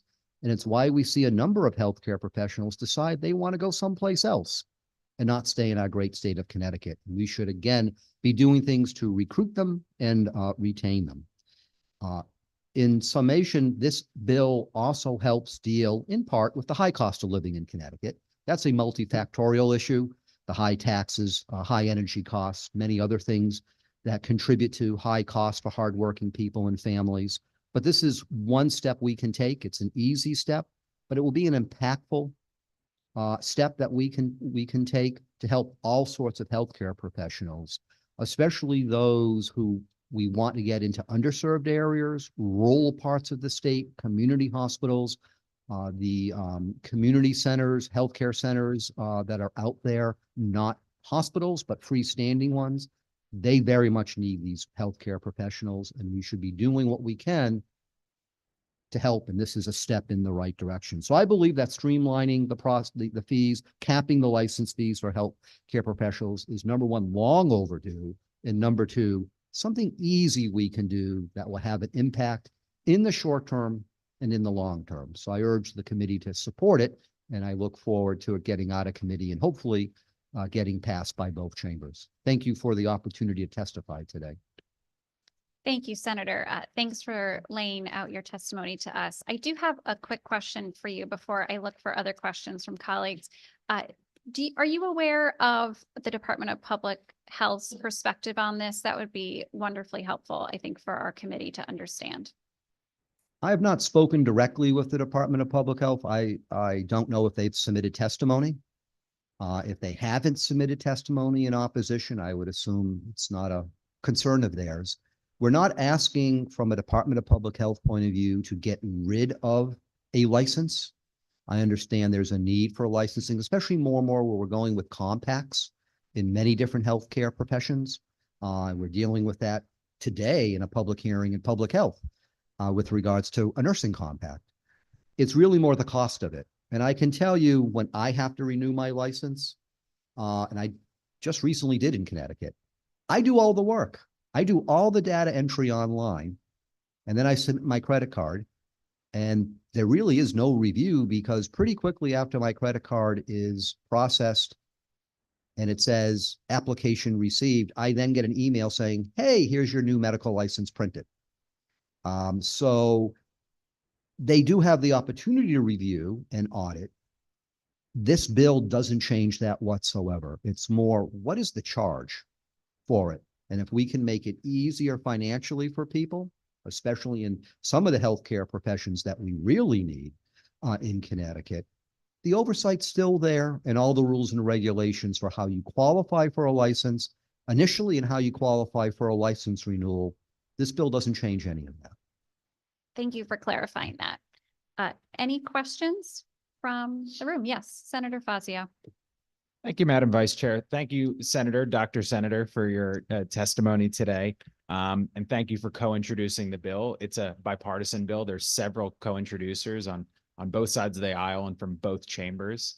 And it was also very encouraging to see, I think, over 50 pieces of written testimony in favor. I think only one opposed. So, I think we're off to a positive start.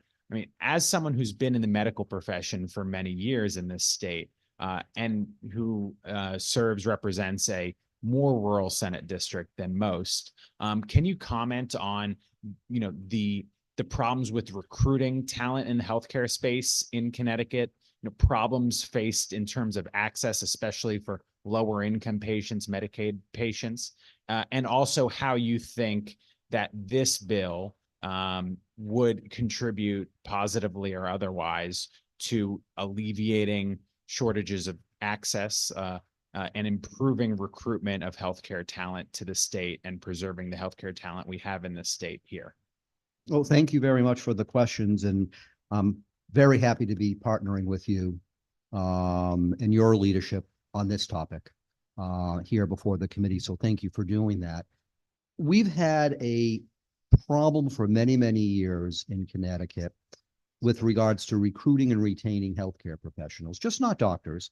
Although when I was president of the State Medical Society some years ago, we did a big review about recruiting and retaining doctors out of training. But overall, some of the major reasons why various healthcare professionals decide, even if they're trained here, and we train them very, very well, very high quality, why they go elsewhere, or why if they're trained someplace else, say in New York, they don't want to come to Connecticut. It's the cost. We do have a high cost of living, but it's also the high cost of working. And part of that is the licensing fees. It adds up. And most healthcare professionals, if they're licensed in one state, they keep it. And because you don't want to really give it up, because it can be a big process to then renew it anew.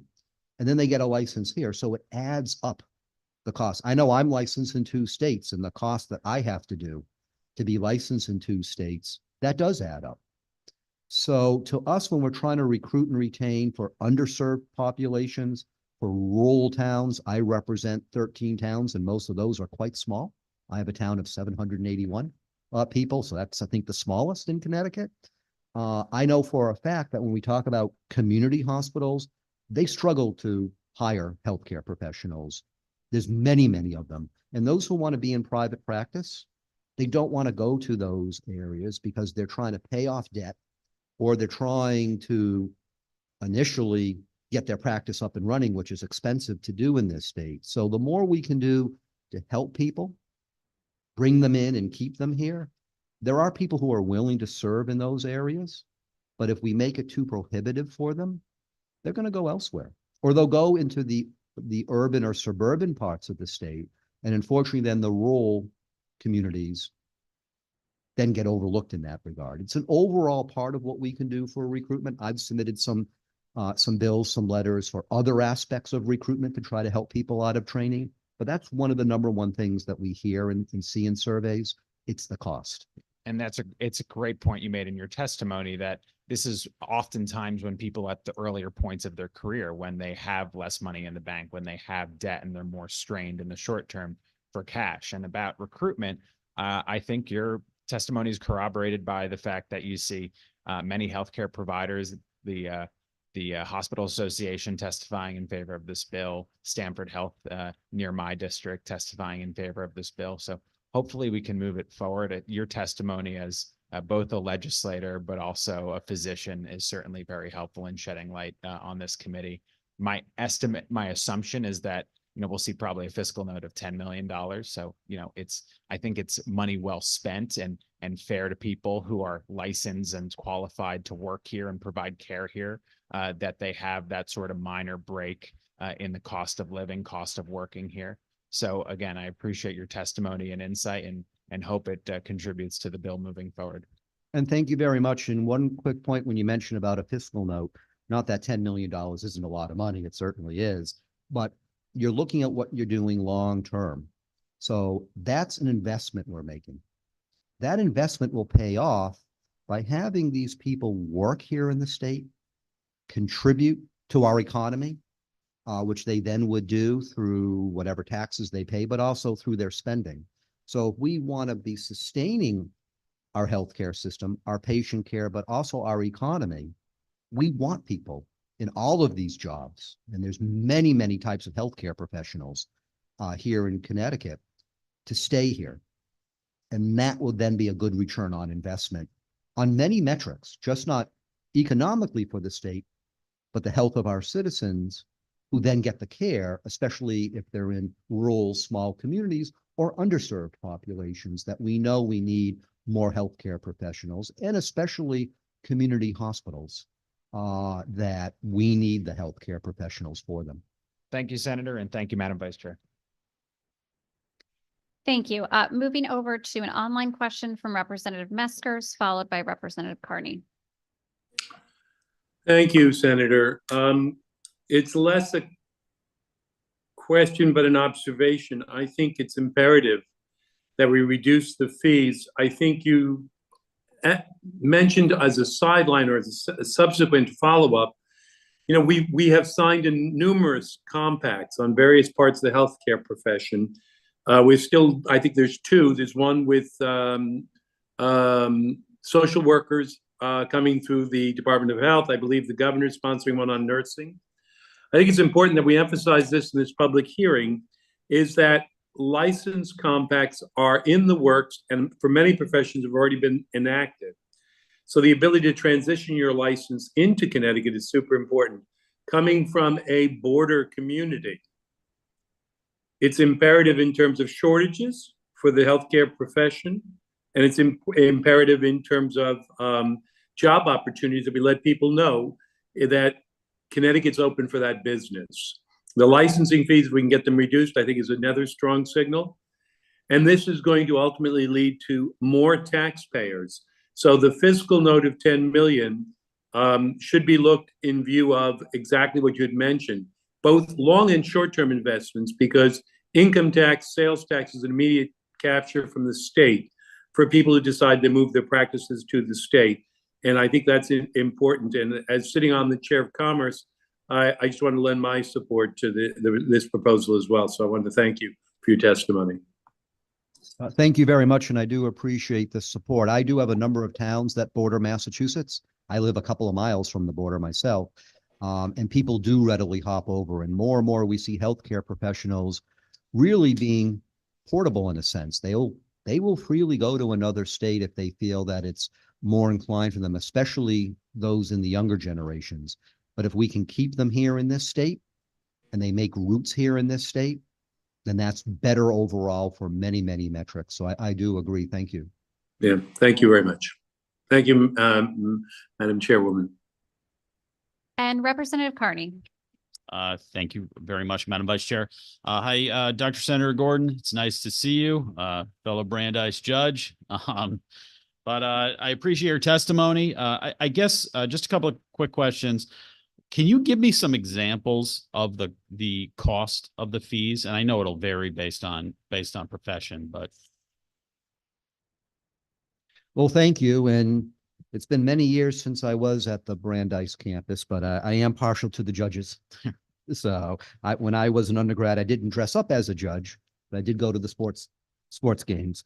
If you want to see a whole list of the different fees that get charged, there is a long list when you go to the DPH site. You can pull them up. There's actually, I think, 80 different fees. But the other aspect of that, and I'm happy to share that with you. I do have some, I didn't put it in my testimony, but I do have some other documentation about that. But the other aspect is some people may say, well, gee, another state might charge more, so Connecticut is cheaper. But those states that might charge a little bit more, those are like a 2 or 3 year license. So if you break it per annum, it's actually cheaper than what this state charges, which seems to like to charge a lot per year. There are some healthcare professions that don't have a lot in the way of a fee, but most of them do, and it does add up. So I'm happy to try to get that information, to you. I can tell you when we look at a number of professions, Those fees every year do add up very much so. And if you're in private practice and say you're solo, that's an expense when you're talking about a very small margin trying to keep your doors open, or a private group practice where the group pays for all these fees. And those are groups we want to keep. We want to make certain they just don't pick up and scatter and go elsewhere. So there are a number of resources that I access to see these different fees. In general, when I look through as many as I could, Connecticut does rank in the top 10 of how expensive the fees are per annum, which is really the way we should look at it because of the structure of the renewal period. Okay. No, I appreciate that. And you mentioned some things that I think are important, particularly for, small practices. I mean, I'm sure many communities have seen that, the country doctor is no longer there anymore. It's now, the Hartford Hospital, Yale, or whomever. So I think it's vital to try to keep these practices here. And, I was listening to Representative Mesker's comments, and I agree with him that it is important. I mean, looking at these fees is obviously important, but also the whole picture and trying to get more taxpayers as opposed to, raising taxes or creating new fees, I think will go a long way. I mean, doctors, I'm sure some doctors are just like the rest of us, but I mean, they're people. They make money and they make financial decisions. They're not just going to stay in a community if it doesn't make financial sense for them in a lot of situations. I mean, look at how much UConn Health pays their medical professionals. Aside from the men's and women's basketball coaches, UConn Health has the highest, for a very good reason, highest paid employees. So it is a profession that folks make a lot of money in for, in my opinion, a good reason. So I think it is vital that we look at the whole picture as to how we can keep the best medical professionals here. And I think this is a great starting point. So thanks. No, thank you. And one point I do want to make is we're just not talking about those who are high earners. There are a lot of healthcare professionals in various aspects of job types that would be considered middle class. And some of them, based upon how they're paid, could be considered low middle class. So it's just not the real high earners when we're especially talking about people in their training and they want to get a full license. I know I did this way back in the day. You're not earning much. I think when I was a resident in training, I earned $14,000 a year. And I pulled a medical license in Connecticut and Massachusetts because I wanted to be able to do things in both states. But that was quite an expense. So yes, healthcare professionals are people. They are going to look for what might be best financially. And if things are better for them in another state, we readily see people move. And more we see the younger generations willing to do that and not afraid to do that at all, especially if they don't have any roots with family. They will just pick up and move. And that's been a trend going on more and more. The compacts make that a bit easier. We want to keep them here. No, I appreciate that. And thank you very much for your expertise on this issue. Thank you. Thank you, Senator. And I just wanted to know, I think you noted you might share some information based on a question. I would just ask for you to share that with the clerk so everyone on the committee receives that information. And happy to do that. Thank you. Thank you. See no other questions. Thank you, Senator. Thank you very much.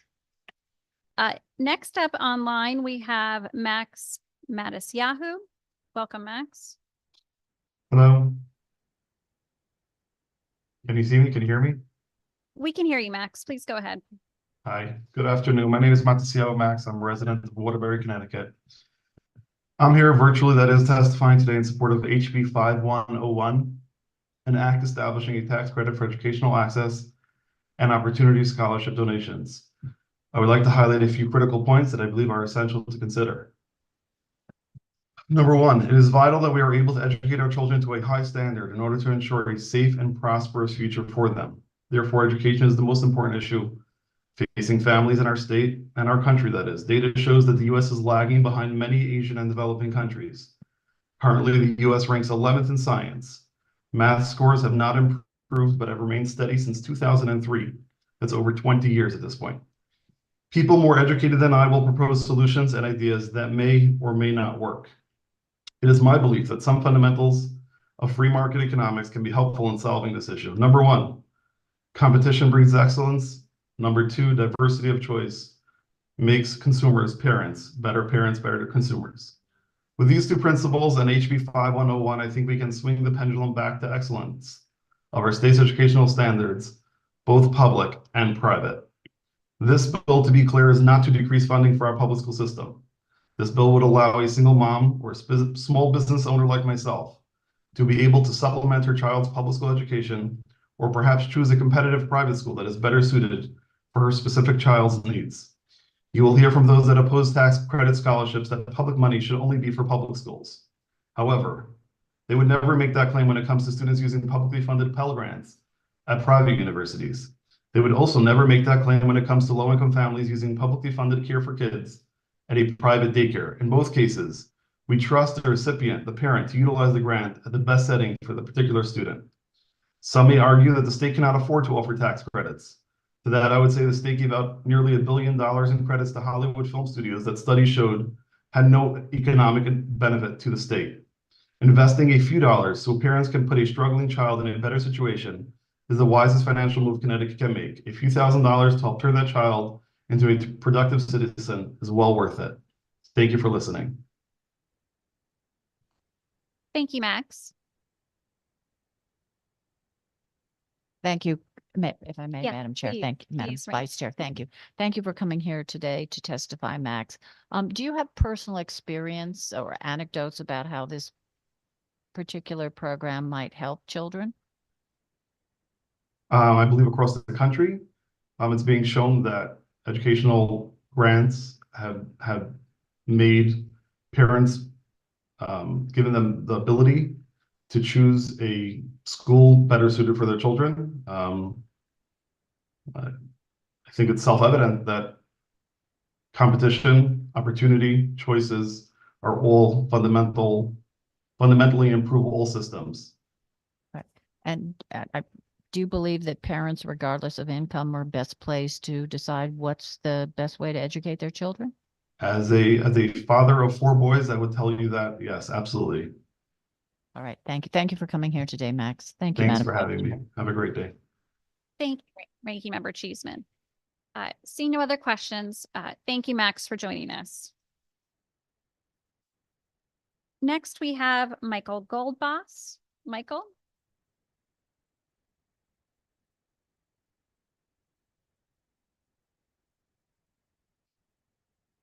Thank you. I don't know if I'm on the screen. We can hear you, but hold 1 second, Mike. Do you want to try to Okay. start your camera? If not, please go ahead. Okay, I think I'll just go ahead. We have a lot of speakers here. So I just want to thank you for this opportunity to express my support for Senate Bill 36, establishing a permanent and refundable child tax credit. My name is Michael Goldbass. I reside in Bloomfield. I'm on the board of directors of United Way of Central and Northeastern Connecticut, as well as the co-founder of Phoenix New Britain, a food pantry supporting over 300 struggling families. This is the 3rd time I've testified in support of adopting a permanent refundable child tax credit. My passion for this issue stems from overwhelming evidence that this measure will provide needed support for families with children who are struggling to make ends meet. I've submitted a written statement to this committee focusing on the empirical evidence and expert analysis supporting child tax credits that are effective because they're both permanent and refundable features, which are included in Senate Bill 36. But what I want to focus on for the next few minutes is putting a face on the empirical evidence and authoritative support for a child tax credit by sharing comments made by the patrons of my food pantry who have shared their experience with the enhanced child tax credit they received in 2021 and 22. Many of our patrons work at a local nursing home and have 2 or more children. These were essential workers who showed up to care for nursing home residents during the pandemic. Most of our patrons are employed, but many are underemployed because they do not have reliable and affordable childcare, so they are limited to part-time employment. The fully refundable pandemic relief child tax credits provided by the American Rescue Plan and Connecticut's child tax rebate provided support that was greatly appreciated by our patrons, who applied their refunds to benefit their families by reducing credit card balances, paying overdue rent, funding car repairs, as well as keeping up with the impact of raging inflation. Almost every patron remembered the feeling of relief during the pandemic to have a cushion in their bank account, enabling them to breathe at a time of great stress, particularly with respect to their children's education. The stress in our patrons' lives has not subsided. However, since the federal and state pandemic relief child tax credits have expired, particularly for residents on the lowest end of the income scale who can qualify for SB 36, tells a story of an effective tax policy. And this story has motivated 15 state legislatures to enact child tax credits. Every patron I talked to wanted me to deliver to you their strong support for a Connecticut child tax credit, noting that even if the tax credit resulted in small tax refunds, it will nonetheless fit into the puzzle families need to put together for survival, taking advantage of each increment of support they can get.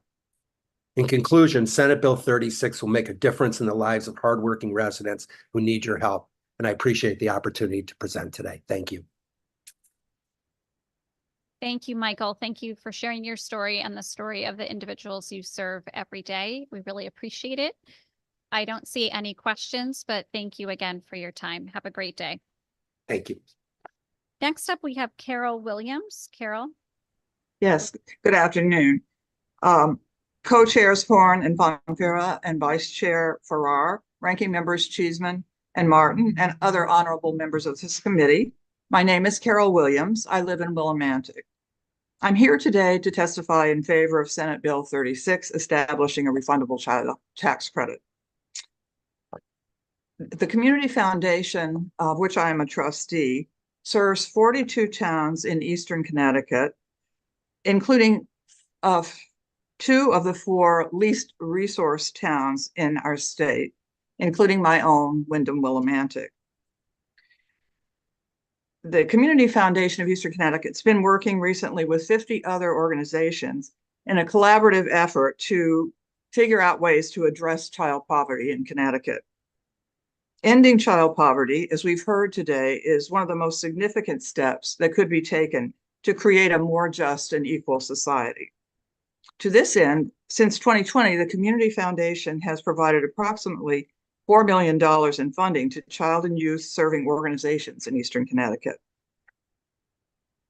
We've heard this morning about the dramatic impact that the federal child tax credit had, both nationally and in Connecticut. And we know that that measure was temporary, while the cost of living and raising children in Connecticut continued to escalate. Establishing a permanent and fully refundable child tax credit, which the legislature is poised to do, would make a real difference for struggling families with children in Connecticut. I applaud the passage of a $600 permanent child tax credit, but on the other hand, I really urge you to consider increasing the amount of that tax credit and perhaps speed up the way in which it's delivered to make a real difference for families with children. I'd like to share a real life example of a friend and neighbor of mine who's followed the path that we heard about of Maria in Hartford. This man's life has been work, work, work. He showed up every day of the pandemic. He is a single father with 3 young children, and he has what might be considered a decent paying job in Connecticut, and yet there's no way he can make his salary meet his expenses. The welfare of his 3 young children is this man's absolute highest priority, and I assure you that he budgets very carefully. But his salary is not covering his expenses, and he recently told me he's charging $100 a week on food for the family, and he has now maxed out his credit cards. I worry about what might happen in the near future as my friend slips further into debt. Is it possible he would lose custody of his beloved children? As you deliver this session, I ask you to imagine the kind of difference that a sizable permanent child tax credit would make for this family and for so many others struggling in that other Connecticut that we heard about earlier. Recently, this man told me, slowly going under gives bad feeling when trying to go to sleep at night. Carol, you've reached your 3 minutes. Can you please summarize? Yes. I'm really delighted to hear that we have consensus here on the committee around the need to lift children out of poverty. We have different ways of getting there, but I urge the committee to strongly consider passing and even increasing the permanent child tax credit in Connecticut. Thank you so much. Thank you, Carol. Thank you for joining us and highlighting Eastern Connecticut as well, which you can tell you're very passionate about. We appreciate it. Thank you. Need no questions from the committee. Thank you again, Carol, for joining us. You're welcome. Next up is Hamish McPhail. Hamish.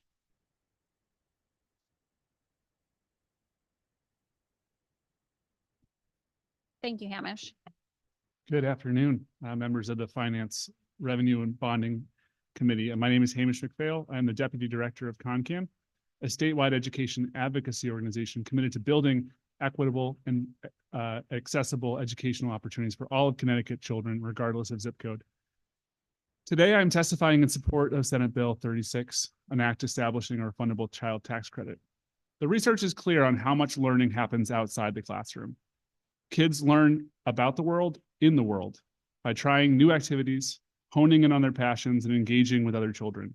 These experiences often define a child's upbringing and serve as a launchpad for future skill acquisition, career development, and interpersonal skills. But what if you cannot afford to pay for your children to participate in enriching activities? What opportunities will they miss? How will this have a reverberating effects throughout their lives? Since the 1980s, the wealthiest families have nearly tripled their per-child spending on enrichment programming when adjusted for inflation, from around $3,000 to $9,000 per year. Over that same time period, low-income families have increased their spending by $150, now spending $1,500 per child. This gap in spending directly contributes to the opportunity gap. Students who do not have the opportunity to go on class trips, participate in music lessons, play sports, or receive tutoring services simply miss out, and as a result, miss critical developmental opportunities. Enter the child tax credit. Families spend marginal dollars efficiently. They invest it in more of what they need, they know they need: food, shelter, transportation, and experiences and educational opportunities. While this is just a piece of the puzzle, the proposed child tax credit would allow families to participate in enrichment activities for their children, thus narrowing the opportunity gap. The value of children possessing the skills and experiences to thrive in the world goes well beyond financial. It has lasting societal and personal impacts that will put a wind at the backs of our young people for generations to come. Thank you, and I welcome questions. Thank you. Thank you for being with us. Looking online and here, no questions, but again, thanks for being with us, especially in person today. Appreciate it. Next up, we do have a panel group. I believe Rob Burrill is online with us, and I believe we have two individuals, Josh Pollock and Constanza Segovia, joining us in person. And just as a reminder, there is 5 minutes for the panel. So Rob, are you starting? Or Constanza? Wonderful. Thank you. Hi. Welcome, Constanza. Yes, thank you, Representative Farrar and members of the committee. My name is Constanza Segovia. I live in Hartford, and I'm the organizing director and co-founder of Hartford Deportation Defense. I am here with Reverend Josh Pollock from the Unitarian Universalist, and also with Rob Burrill, president of 1199 New England. Our organization, Hartford Deportation Defense, represents 300 immigrant families in the greater Hartford area, and we are part of the Connecticut for All Coalition.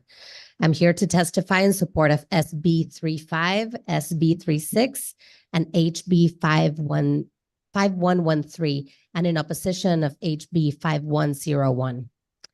We understand the importance of hard work, of individual responsibility, and of paying our debts. But there must be a balance. We must consider not only making a tax system that is more just, but also modifying the fiscal guardrails that continue to be a barrier to growth, especially for distressed municipalities. I know many of you read the tax incident report, so you must know that 800,000 people in our state are living on $20,000 per year.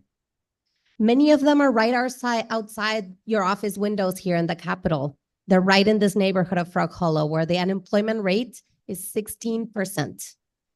How are your neighbors supposed to pay for the rent that keeps going up, for medical debt that keeps piling on because of bad insurance plans or lack of insurance?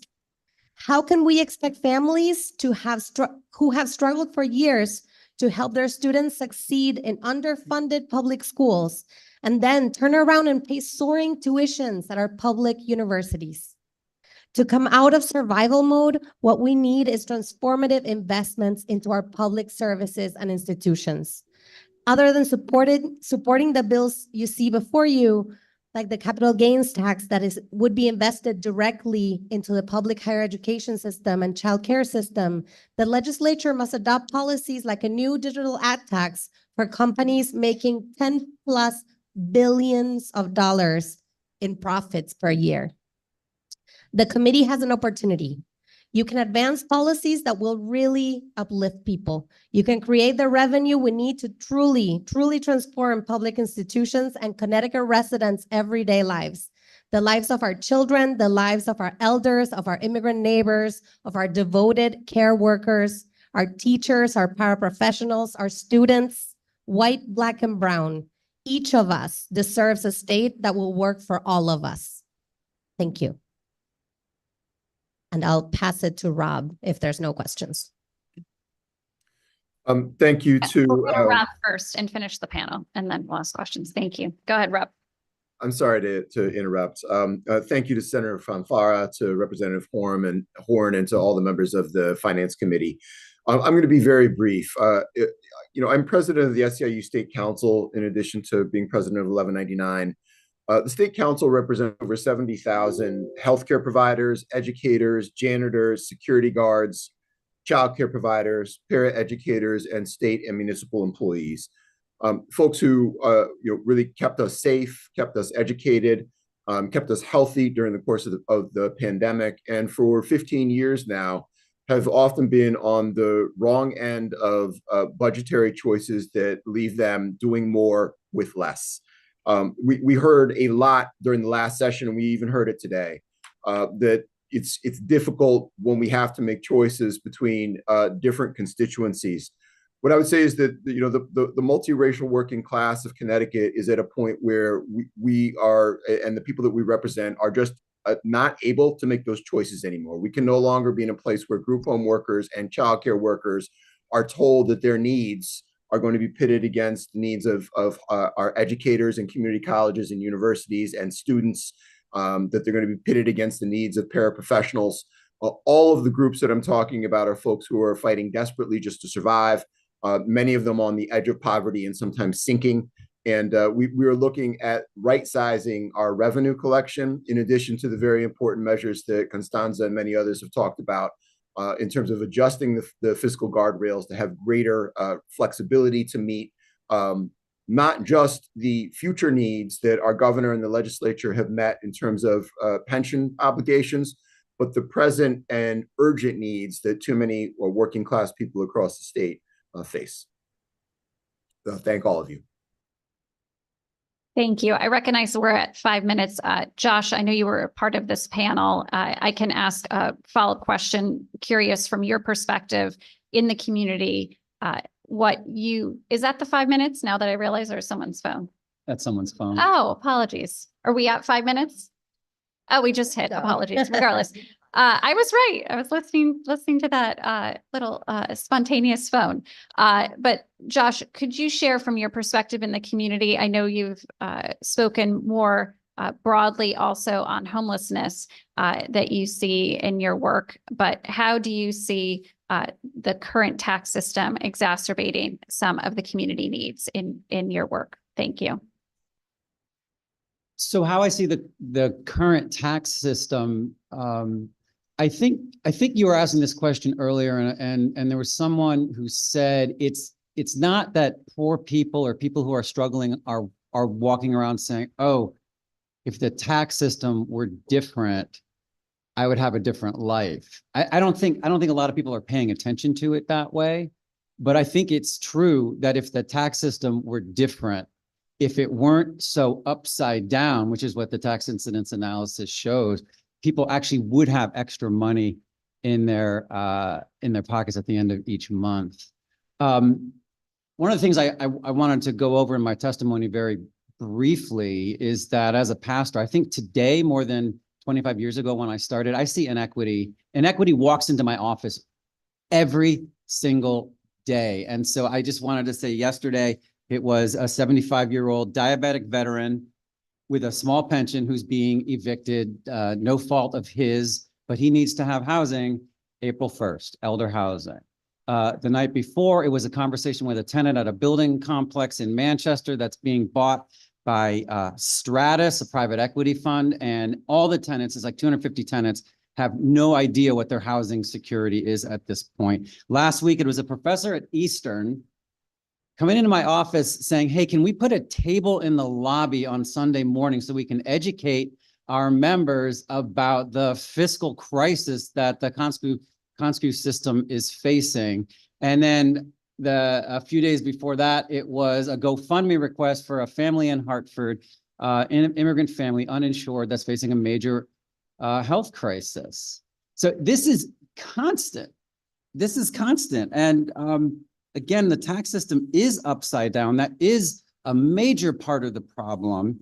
And it's not just that it's upside down, it's that when you look at that report, you can see that there is amazing capacity at the higher ends of the economic spectrum for us to have a new, bold, innovative, comprehensive tax structure that would enable us to invest as a state in meeting all the needs that we've been talking about all day long, that would enable us to have a Connecticut that works for all its residents, not just a few. Thank you. Thank you, Josh, for sharing those instances that you face on a daily basis in your work. Really appreciate it. I'm looking around the room and online. I don't see any more questions, but thank you all for being here. Again, we appreciate your time today. Thank you so much. Thanks. Next up on the list, we have Cheryl Hardgrave.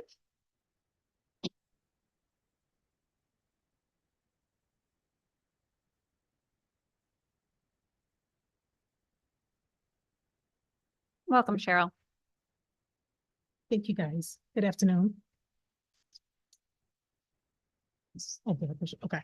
Senator, can you guys hear me? We can. Senator Farrar, Representative Cheeseman, and other members of the committee.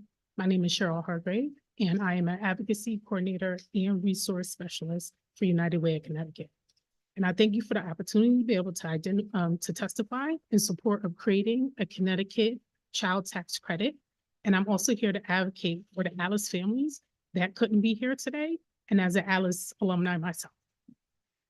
More than 500,000 of our neighbors struggle to make ends meet across every community in our state. The faces may look different, but the situation is the same. Their families must figure out which bills that they can push to the side to buy things that are more critical for their families at the moment. This is a very stressful position to be in every payday. SB 36 and HB 5113 both provide a household with a fully refundable credit of $600 per child. This is a meaningful starting point for families to see relief of the pressure that they are dreading every 2 weeks. I've experienced living off the tax refund myself with a child for several years to make it all make sense for my family. As an organization, United Way of Connecticut stands among more than 35 other organizations across the state as the Connecticut Child Tax Collaborative. That collaboration has polled voters across the state, and 73% of those support this policy. Connecticut can pass a fully refundable Connecticut child tax credit of more than $600 this session to ensure that families can begin to thrive. Let's do that together. Thank you. Thank you, Cheryl, for sharing your personal story as well. Do you mind sharing with the committee what you ultimately used that very beneficial tax refund for and what you've heard other Alice families do with that as well?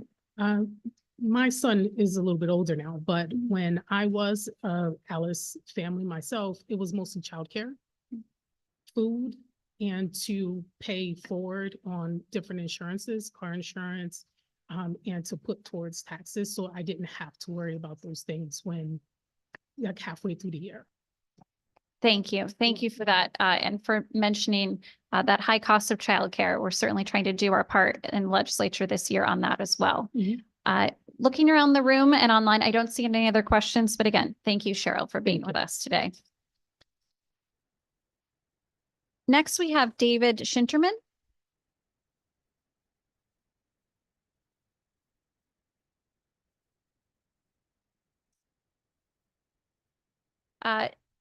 David, not in the room. Okay. We'll move on to Christopher Trombley, who's online. Christopher? Good afternoon. Please go ahead, Christopher. Thanks so much. In addition to having taught educational leadership and policy studies at Southern Connecticut State University for the past 6 academic years, and to having served in the pre-K through 12 space for 16 years before that as a school counselor, assistant principal, and principal, I had the distinct honor of co-chairing for 3 years at the behest of the General Assembly, the task force to study the comprehensive needs of children in the state, which submitted our 3rd and final report to this body this past December, a hard copy of which was attached to my electronic testimony. The primary charge of the task force was to make recommendations for how the General Assembly could enhance the health and safety of the children of this state, and to ensure that those youngsters could be engaged, supported, and challenged in schools. The task force made 30 specific recommendations to the General Assembly, a good number of which have been addressed to some extent, and several of which have not yet been taken up. I appear before you now to lend my full support to 2 measures pending before you, both of which could go a long way toward enabling Connecticut to do right by its least well-resourced, but by no means least worthy residents. The first of these is SB 35, which would modestly increase a surcharge on capital gains for the very wealthiest residents of our state, thereby generating much-needed revenues for Connecticut to redress the inequity and injustice endured by so many of our state's youngest residents, who, we must never forget, are our state's future workers, taxpayers, and leaders. The second is SB 36, which would, at long last, establish a refundable child tax credit in Connecticut. We saw the immense good that the federal government's recent but too short-lived child tax credit did for children and families across the nation. While we should all insist that Congress take up that measure again, we must not waste the opportunity that we currently have to enact such relief for the children and families of this state. Thank you for supporting these 2 bills and for doing all that you can to eliminate Connecticut's shame at being at once one of the wealthiest and one of the least equitable states in the union. Thank you. Thank you, Christopher, for joining us. Seeing no questions, again, thank you, Christopher, and have a great day. Next, we have Mark Abraham. Mark, are you there online? Yes, I'm here. Thank you, Mark. Please go ahead. Co-chairs Horn and Fanfara, ranking members Cheeseman and Martin, and honorable members of the committee. I'm Mark Abraham, a resident of New Haven. I'm executive director of Data Haven, which is a statewide nonprofit organization. And I'll be speaking today regarding Senate Bill 36, an act establishing a refundable child tax credit. Data Haven does not generally endorse legislation, but we provide unique information that can inform public decisions and ensure residents understand the impacts of policies like the proposed child tax credit. A few weeks ago, Data Haven published a new report entitled The Proposed Connecticut Child Tax Credit, Estimating Impacts for Towns, Legislative Districts, and Households by Race and Ethnicity.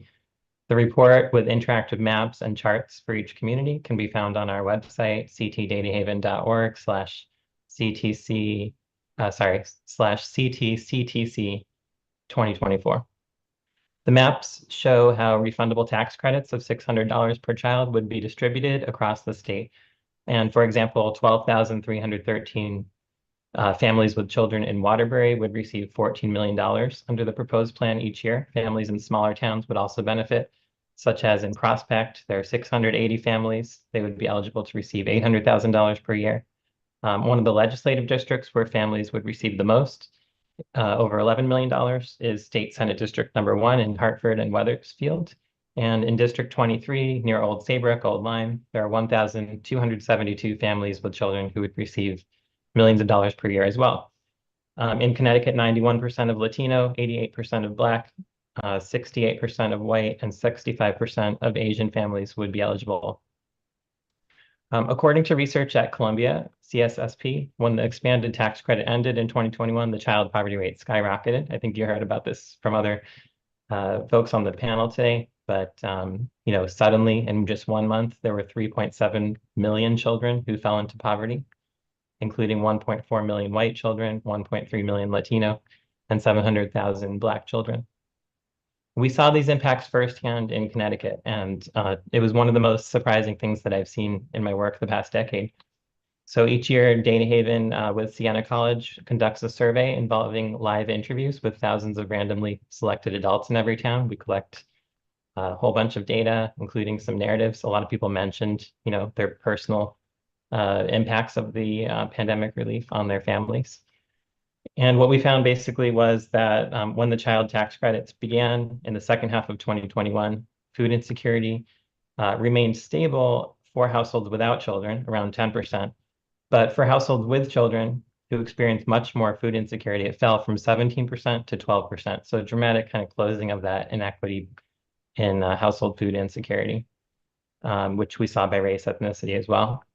But most concerningly, in 2022, when the tax credit ended, the food insecurity rate among Connecticut families nearly doubled. It rose from 12% all the way up to 23% in 2022. Now, we've likely been stuck at that high rate, and we also see issues like evictions are remaining flat above the pre-pandemic average. Mr. Yes. Sure, you heard the request to summarize your testimony because you've hit the 3 minutes limit. Yes, yeah, I just have another sentence, sorry. So 1 in 4 families can't afford food for there's a policy that can address this. There are other reasons to enact the tax credit I'm sure people spoke about, one of which is that families who receive credits tend to spend that money on after-school programs, summer camps, local shops. So in a dollar for dollar sense, there are a lot of opportunities that these types of policies create for the state in ways that other uses of funds may not. Thank you. Thank you. Seeing no questions from the committee, thank you again for sharing your experiences with us. Next up, we have Carol Ann Marquis. Please correct me. Marquis. Welcome. Thank you. Co-chairs and distinguished members of the Finance Committee, my name is Dr. Carol Ann Marquis. After a career as an education administrator and college president, I have had the privilege for the past 9 years to serve low-income families throughout Connecticut. As CEO of the Connecticut Center for Educational Excellence, CTCEE, we partner with parents seeking scholarships to private K-8 schools. I am testifying in support of Bill 5101. Parents understand the educational needs of their children and unique situations of their family. When granted an opportunity scholarship, children can achieve their dreams and goals, which were previously severely challenged by the obstacles of poverty, opportunity, and lack of education within the family. Opportunity scholarships give parents the hand up they seek for their children, as parents commit to the responsibility of the balance of tuition not covered by the scholarship. Last year, upon launching the scholarship program of CTCEE, we received over 730 qualified applications from 78 Connecticut municipalities in less than 3 months. This staggering response continued throughout our first year, bringing in a total of more than 900 applications.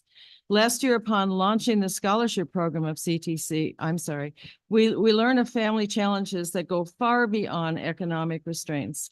Parents have often been unable to comprehend, or even worse, have been overlooked or not heard.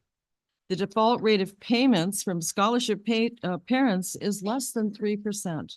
93.3% of scholarship students have been retained year to year, completing the 8th grade and all continuing to high school and often college or a trade school. 9 years ago, a Bridgeport mom reached out for assistance. Her oldest daughter, then in 4th grade, was devastated by a family tragedy. The daughter began withdrawing and quickly became a target at school, being severely bullied. She ran away from her 4th grade class on 4 occasions in 2 weeks. We found a scholarship for the oldest daughter and the kindergarten sister at a private school that was well known for their small classroom, individualized attention, instruction, and nurturing environment. This week, Mom called to announce that her oldest daughter, now a senior in high school, had applied, been accepted, and was offered scholarships to no less than 6 colleges. After Mom finished her GED, she enrolled in a degree program to become a cardiac surgery nurse. She promised, if you help me with my children, I will study and make them proud, and boy, has she. An entire family joins their scholarship opportunities son as he does his homework each evening, so they can learn as well. Their son entered his private school in kindergarten, unable to speak a word of English. He now devotes his lunchtime every single day to tutor new students in English. You've reached 3 minutes. Please summarize. Interestingly, math is also cited as a favorite subject. One 8th grade student is already studying advanced calculus. Several 6th through 8th grade students wanted us to know that they were already receiving college prep courses. We can do so much more by offering these families the best choice in education they deserve and that meets their individual needs. On behalf of our kids, please pass Bill 5101, which will enable our donors to increase their scholarship giving, as has happened in 23 other states. Thank you for your time and for your consideration. Thank you. And may I compliment you on your very trendy t-shirt that you're wearing today? Apparently the ranking member and I didn't get the memo that we should be wearing green today. Thank you for that testimony and for the powerful backdrop provided. Aren't they beautiful? They are beautiful, yes, yes, and very attentive. Could we always have audiences quite as attentive as this one?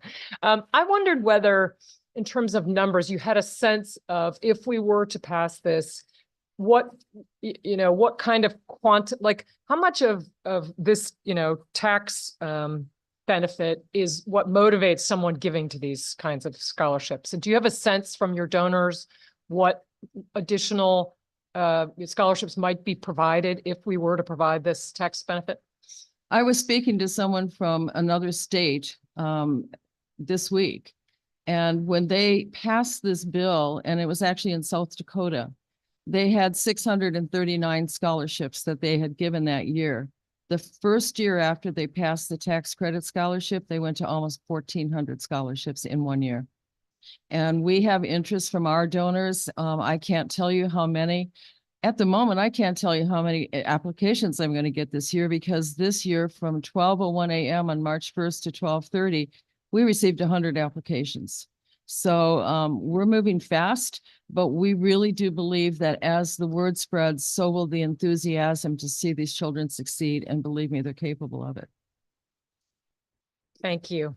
I'm quite sure the ranking member would like to ask you a question as well. Thank you. Thank you very much, Madam Chair. And thank you, Carol Ann, and everyone behind you. And thank you for your support on this. You mentioned, I believe, there are 23 other states that offer a similar opportunity scholarship tax credit. Yes. And I believe some of them are neighboring states. Rhode Island has a program, and I believe I heard Pennsylvania just recently, which is a Democrat state, increased their program significantly. So obviously this is something that certainly crosses party lines. Absolutely. And interestingly, it's going to come to the table in New Jersey, possibly now, led by a Democratic majority that want to bring this into fruition for the state of New Jersey. Thank you. And you currently, so last year you offered 750? We had 750 qualified applications come in with less than 3 months. Okay. And how many scholarships were you able to offer to those families? Out of those families, we started with 110 scholarships at $2,500 each. And so the demand far exceeds. And obviously this bill would help to fill those coffers and allow more scholarships to be.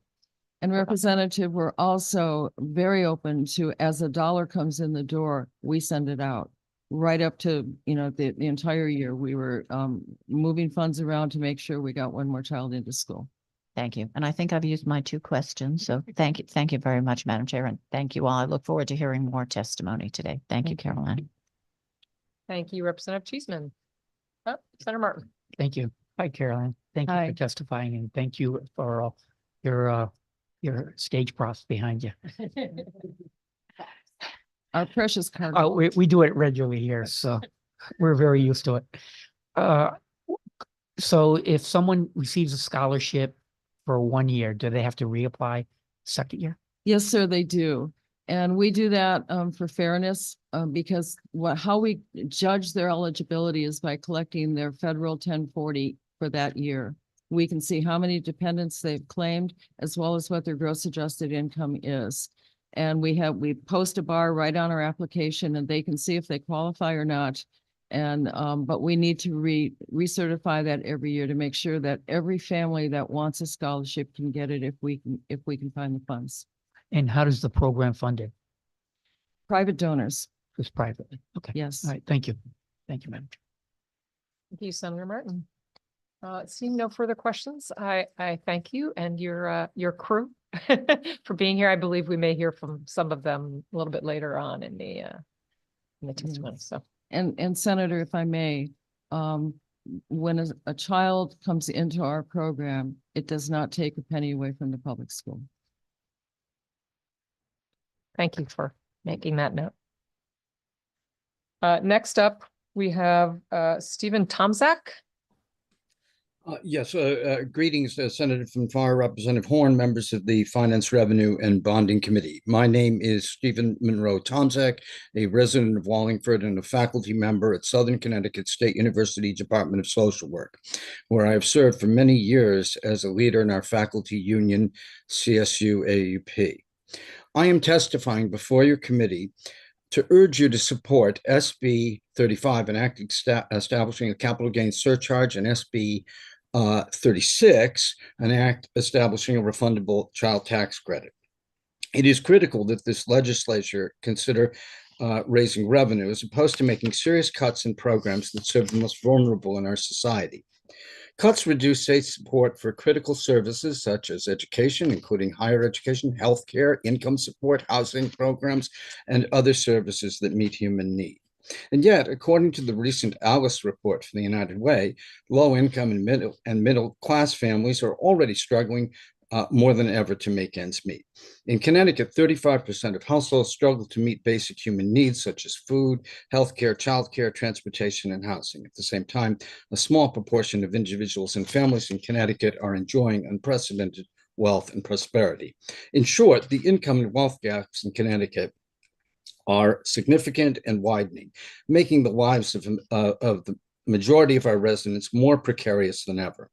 As a recent report from Connecticut Voices for Children establishes, Connecticut's tax system is unfair because it disproportionately burdens low and middle income families, which increases post-tax income inequality.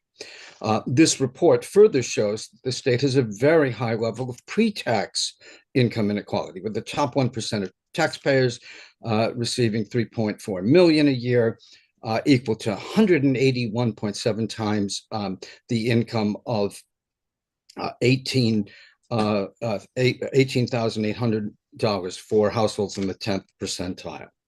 While there are a number of options for increasing revenue available, including eliminating costly tax expenditures, sunsetting provisions, broadening the sales tax base, and others, I would like to focus on the one which I think is most critical from a policy perspective: enacting a capital gains surcharge on taxpayers in the top 2 income brackets in the state, which is what SB 35 would do. This is critical from a policy perspective because it helps prevent both cuts in services that assist the increasing number of Connecticut residents who are economically insecure or living in poverty, and also because it helps reduce this huge income and wealth gap that has developed. Additionally, I would like to urge the enactment of SB number 36 on similar grounds of equity and justice. As the Connecticut Voices for Children's report demonstrates, child poverty in Connecticut has increased notably in recent years and has remained high since the pandemic. SB 36, by enacting a refundable child tax credit in Connecticut, will help reduce poverty and economic insecurity for families in the state. And so in closing, then, I urge you to pass both of these bills, which will go a long way to reduce economic inequality and injustice in Connecticut and will raise needed revenue to support public services and to invest in the people of our state. Thank you very much for this opportunity to testify. And thank you for providing that, your experience and testimony. See no questions. Oh, I'm sorry, Representative Mashinsky. Since I know Zach, he's my constituent, I should ask him a question. But Zach, the issue for us is the inequity and how do we fix it? And the inequity is largely in the property tax area, which isn't really addressed by the bill you commented on. So do we need to add another feature to this bill that reduces property tax load on people who cannot afford it? Yeah, I would certainly support that. I think that is yet another element of ensuring tax equity in Connecticut. So I would agree that that's something that the legislature should consider. I didn't necessarily come prepared with data to support that today, but I thank you very much for that question. Okay, and I guess it was unfair maybe for me to ask it when you didn't come prepared for that topic, but that struck me from some of the testimony earlier that that inequity will still be there unless we deliberately address it. Oh, absolutely. I think I couldn't agree with you more. I think that by helping to reduce the heavy property tax burden on low-income taxpayers, you certainly help ensure tax equity and justice. And I would support any efforts that this legislature would consider to do that. Thank you, Zach. Thank you, Representative Mashinsky, and thank you, Mr. Tomczak. Thank you very much. Next, we will call Silka Stroh.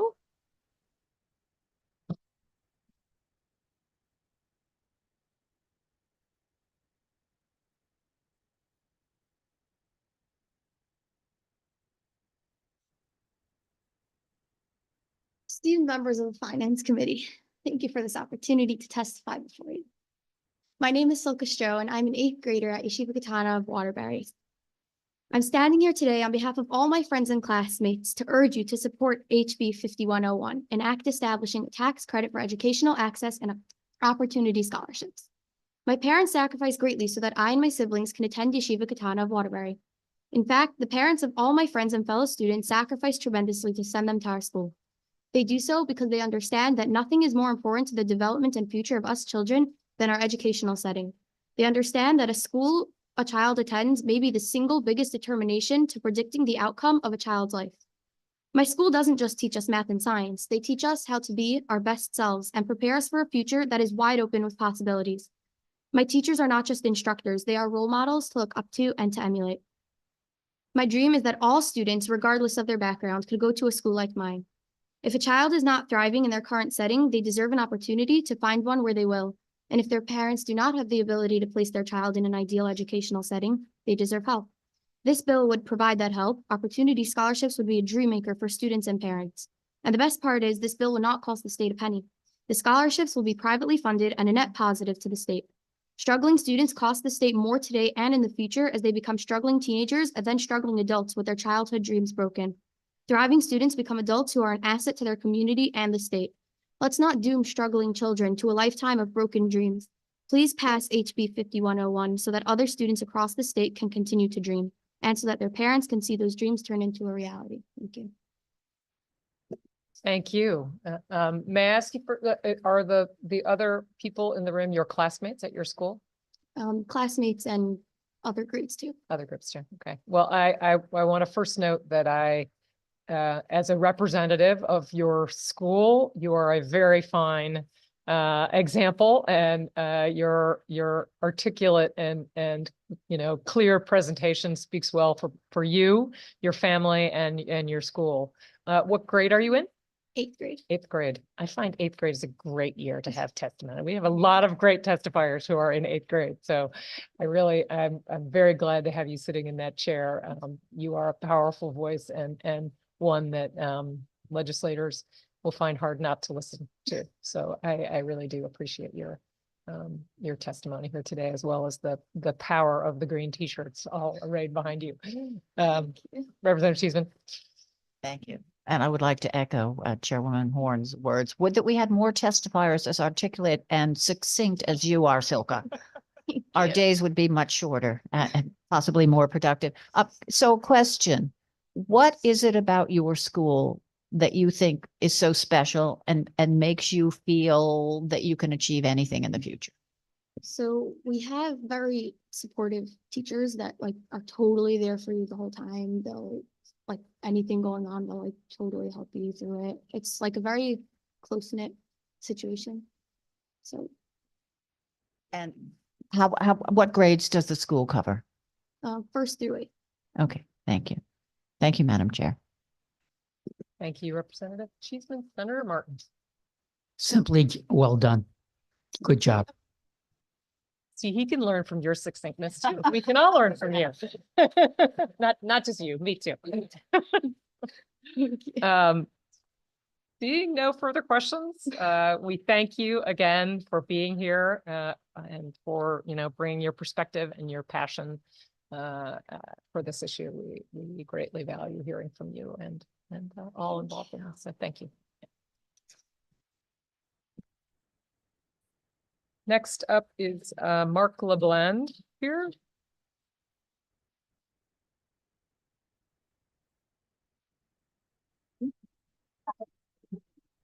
Yeah, we'll wait for the chairs to.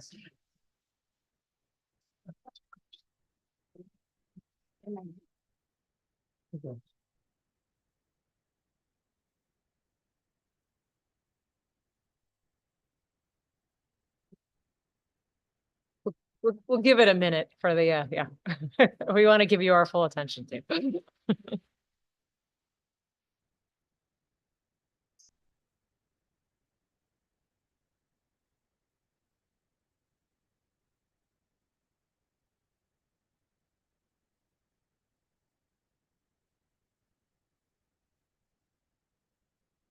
Mr. LeBland, the floor is yours.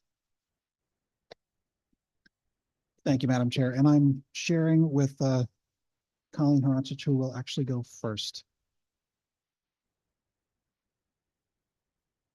Hello, my name is Colleen Horancic, and thank you for this opportunity.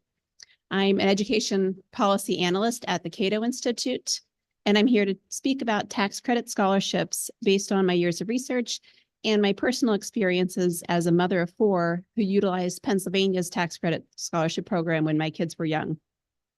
If you have children or even know any, you know that one size does not fit all kids. That's true for clothes, favorite foods, bedtime routines, and it's definitely true for education. Connecticut's first foray into public education was in the colonial era. It's easy to understand why they would have built a school and told the kids who lived around that school that that was their school. Transportation, communication were very difficult then. Let's face it, life was very difficult then. It would have been pretty much impossible for them to have established a system that really met the needs for each individual child. But we live in a different time. Travel and communication are no longer difficult. People are used to customizing all sorts of things. Yet when it comes to K-12 education, most families in Connecticut still have one option, the local district school.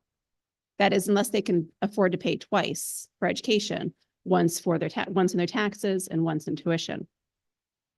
It makes no sense in 2024 to continue to limit kids to the school they happen to live nearby. We don't allocate food, healthcare, or any other goods or services this way. Not even other types of education like college or preschool. The fact that you don't hear people clamoring to bring residential assignment to any of these other areas, I think really speaks to the fact that it just doesn't make any sense. No single school can be the right fit for every child who happens to live near it. For evidence, look at how many families in top-rated school districts send their kids to private school or homeschool them. In my home state of Pennsylvania, we've had a tax credit scholarship since 2001. While there aren't statewide statistics, the Children's Scholarship Fund of Philadelphia recently reported a median income of $38,000 for its scholarship families. And one of the largest application processors in the state reported average household income of $64,000 for one of our programs and $52,000 for the other. Tax credit scholarships can help families from across the income spectrum access educational options that work for their children. The reality is wealthy families already have school choice. It's lower income families who don't have options when the school that they live near doesn't work for their kids, whether that's because of bullying, special academic or emotional needs, religious preferences, like, probably a lot of the families of the kids we just saw, or really any other reason. And that's where tax credit scholarships can come in and really give families those options. Thank you.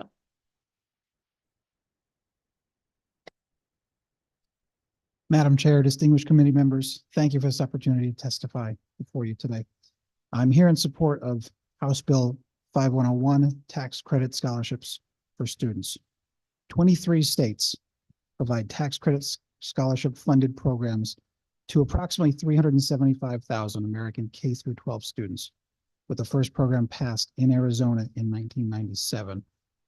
Tax credit scholarship programs have offered transformative educational opportunities for students, especially low income and minority students who lack the same educational access as more affluent families.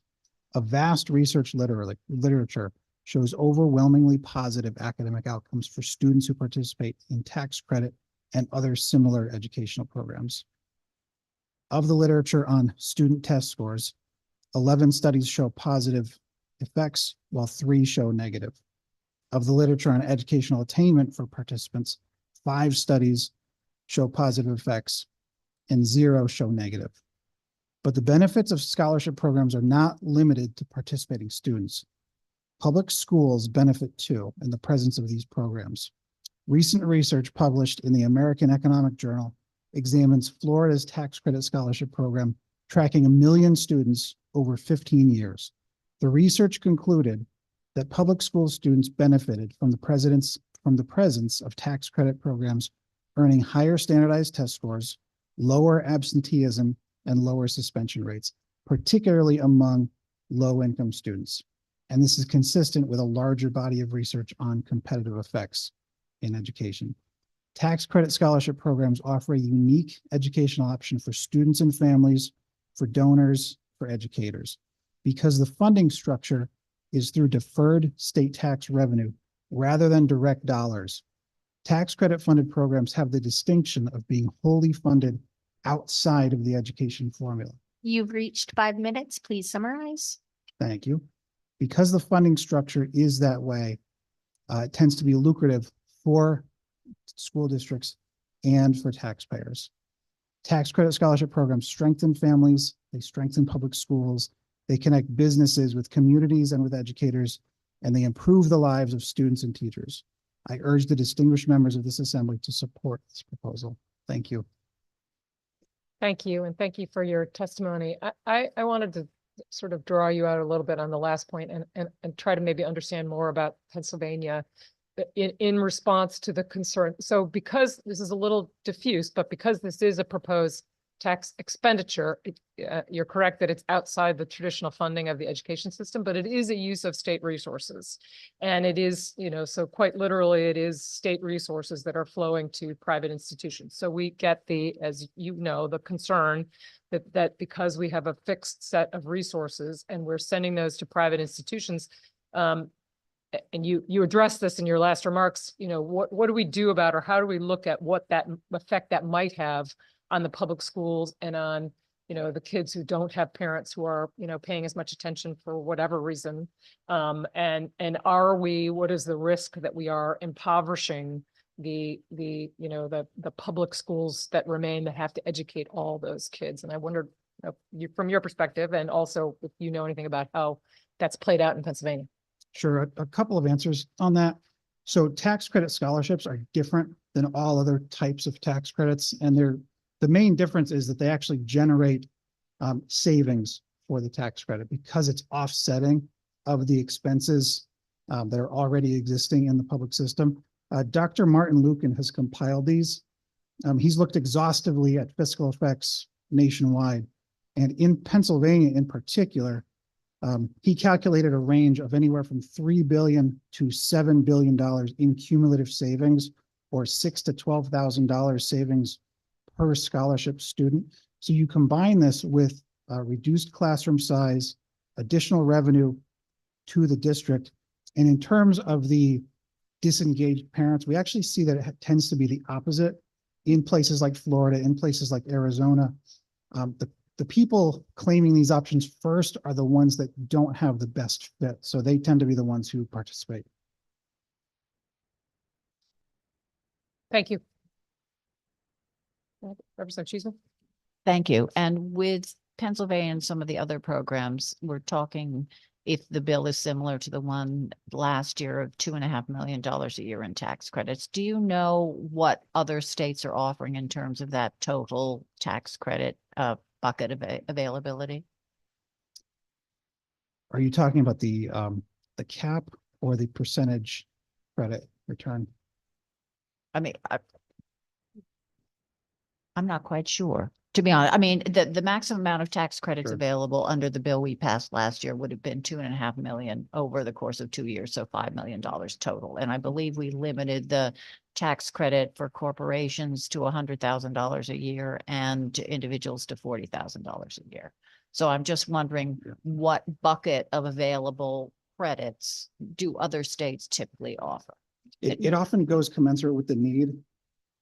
It varies a lot by state, like in Pennsylvania, because their program is so old, it's up to about $470 million now, but that's split between many different programs. So there is a program that is statewide, that is the Educational Improvement Tax Credit, but that has a preschool component, a K-12 component, and then an educational improvement component that can be used for public and private schools, and even non-schools that do educational improvement programs.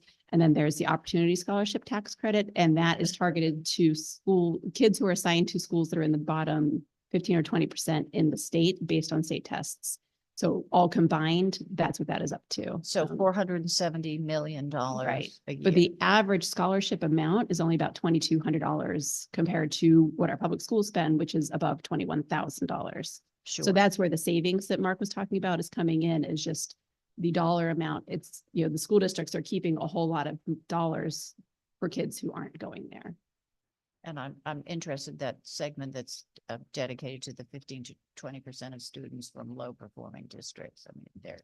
Yeah, so that's the OSTC program. And that's the one that the average income is about $52,000 in the state based on the one processor that released that info. Sure. And if you could share specific information about the Pennsylvania program with the clerk, I'd be very interested to look at that, because I think that offers some has very salient information as we address this going forward. Thank you. Thank you, Madam Chair. Thank you, Representative Cheeseman. Senator Martin. Yeah. So the state contributes so much money for each of the communities per child, and it under the ECS formula. So does that your student that is, and I'll use city of Bristol as an example. So if someone from Bristol goes to another school, what happens to the ECS money? Is that child's funding in Bristol? Is that child still counted for Bristol's ECS formula? Or do you, I guess my question is, what happens to that, to that money? I think the membership would be treated the same as if a child remains in the district and chooses to homeschool. Right. So every state does it differently. In Pennsylvania, very little of our money follows the child. So when a child leaves, most of the state funding still goes to the district. But a lot of states have gone to more of a pupil-based funding system, which makes more sense. So that if a child leaves, regardless of there being a tax credit scholarship or any other program, some portion of the state funding, whatever portion is tied to the pupils, would leave. So that just depends on how Connecticut has set up the education funding program. Okay. So if currently a student withdrawing pools money from the district, then presumably the same thing under a tax credit scholarship program would happen. Yeah. So, But it's not specific to that program. It's just the way that the funding is set up currently. yeah. Okay. Thank you. Thank you, Senator. Seeing no further questions, thank you again for being with us and for sharing your information. Next up, we have Colleen Bronsich. Oh, I'm sorry, that was you. Thank you. Excuse me. You don't get to come back. You don't have to come back, just to be clear. Next up is Jade Thomas. Jade Thomas with us.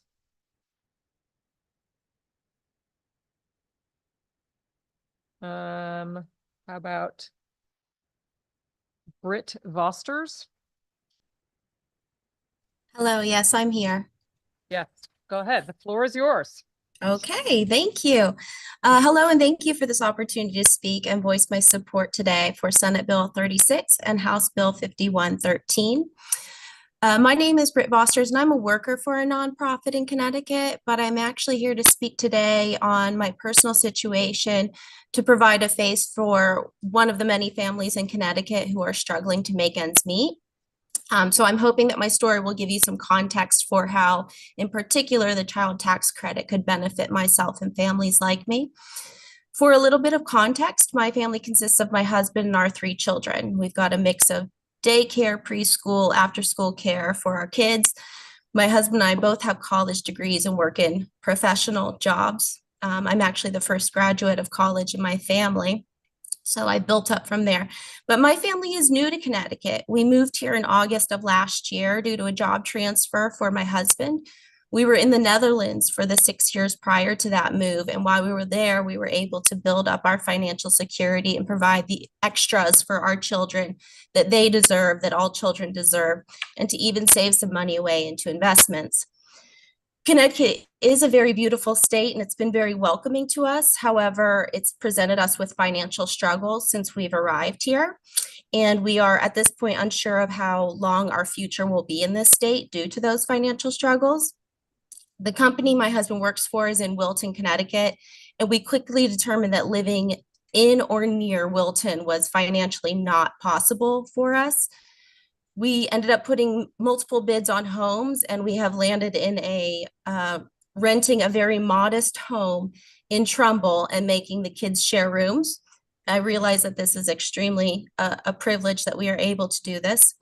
But between the cost of renting a home in a good school district, which is why we chose Trumbull, was a good school district for our children, between the cost of that rent, the utility bills, health insurance, and the costs of the daycare, preschool, after school care that I mentioned, we're actually dipping into our hard-earned savings each month to account for unexpected doctor's visits or surprise $722 oil bills. Yet I know we are better off than so many other families who are making trade-offs about whether or not they eat enough food or are gambling on not visiting the doctor when they're sick or hurt to avoid the unknown bill that would cost them. My family at least has the benefit of dipping into savings that we earned outside the state and brought here to offset those types of costs while we live here. But we can't keep going into the red, which is why I say that our future in Connecticut is questionable. If Connecticut adopts the child tax credit, it would greatly offset the necessary costs of raising children in this beautiful state. And we and many other families could breathe a little easier when we get that bill to pay for our child care, or to put some fresh fruits and veggies in their lunch boxes, or not think twice before taking them to the doctor for a sickness or injury. And we could maybe even afford some of those. You have reached 3 minutes. Yes. Please summarize your testimony. Yes, we could maybe even afford some of those enrichment activities that others have mentioned. So I would urge you to support these 2 bills, Senate Bill 36 and House Bill 5113. Thank you. Thank you. And thank you for sharing your family's experience. Seeing no questions, you will call the next testifier, which is Marcy Russo. Hi, good afternoon. I'm here. Good afternoon, Representative Horn and members of the Finance and Bonding Committee. As you know, my name is Marcy Russo. I am a Connecticut licensed psychologist. I am a Middlebury resident and I work both in Waterbury and Bethlehem. I'm also here today as the chair of the Legislative Committee for the Connecticut Psychological Association. We are an advocacy organization that supports the licensed psychologists in the state of Connecticut. And I'm here to express my very strong support for Senate Bill 74, an act eliminating application review fees and capping licensure fees for healthcare professionals licensed by the Department of Public Health. As you may or may not know, psychologists who are licensed in Connecticut actually pay amongst the highest annual licensing fee among behavioral health providers in the state, second only to physicians. Psychologists across Connecticut pay the Department of Public Health $570 annually simply to renew our license to practice solely here in the state of Connecticut. As a psychologist who has practiced for over 22 years, and my entire career has been practiced in Connecticut, this has persisted as a very discouraging and frustrating requirement of my professional life, given that many states that border us have drastically lower annual costs to maintain a professional license to practice psychology. Some of our neighboring states have even moved away from an annual review process, which I imagine in turn has saved their public health departments countless hours of resources and time. The endless cost to do professional work or practice in the field of behavioral health in Connecticut has grown exponentially, causing many psychologists and other practitioners to shutter their practices and move to a more reasonable and cost-effective environment. Connecticut can no longer afford to lose providers who are serving the most vulnerable of our population in a time where now more than ever, the demand for behavioral health care is at an all-time high.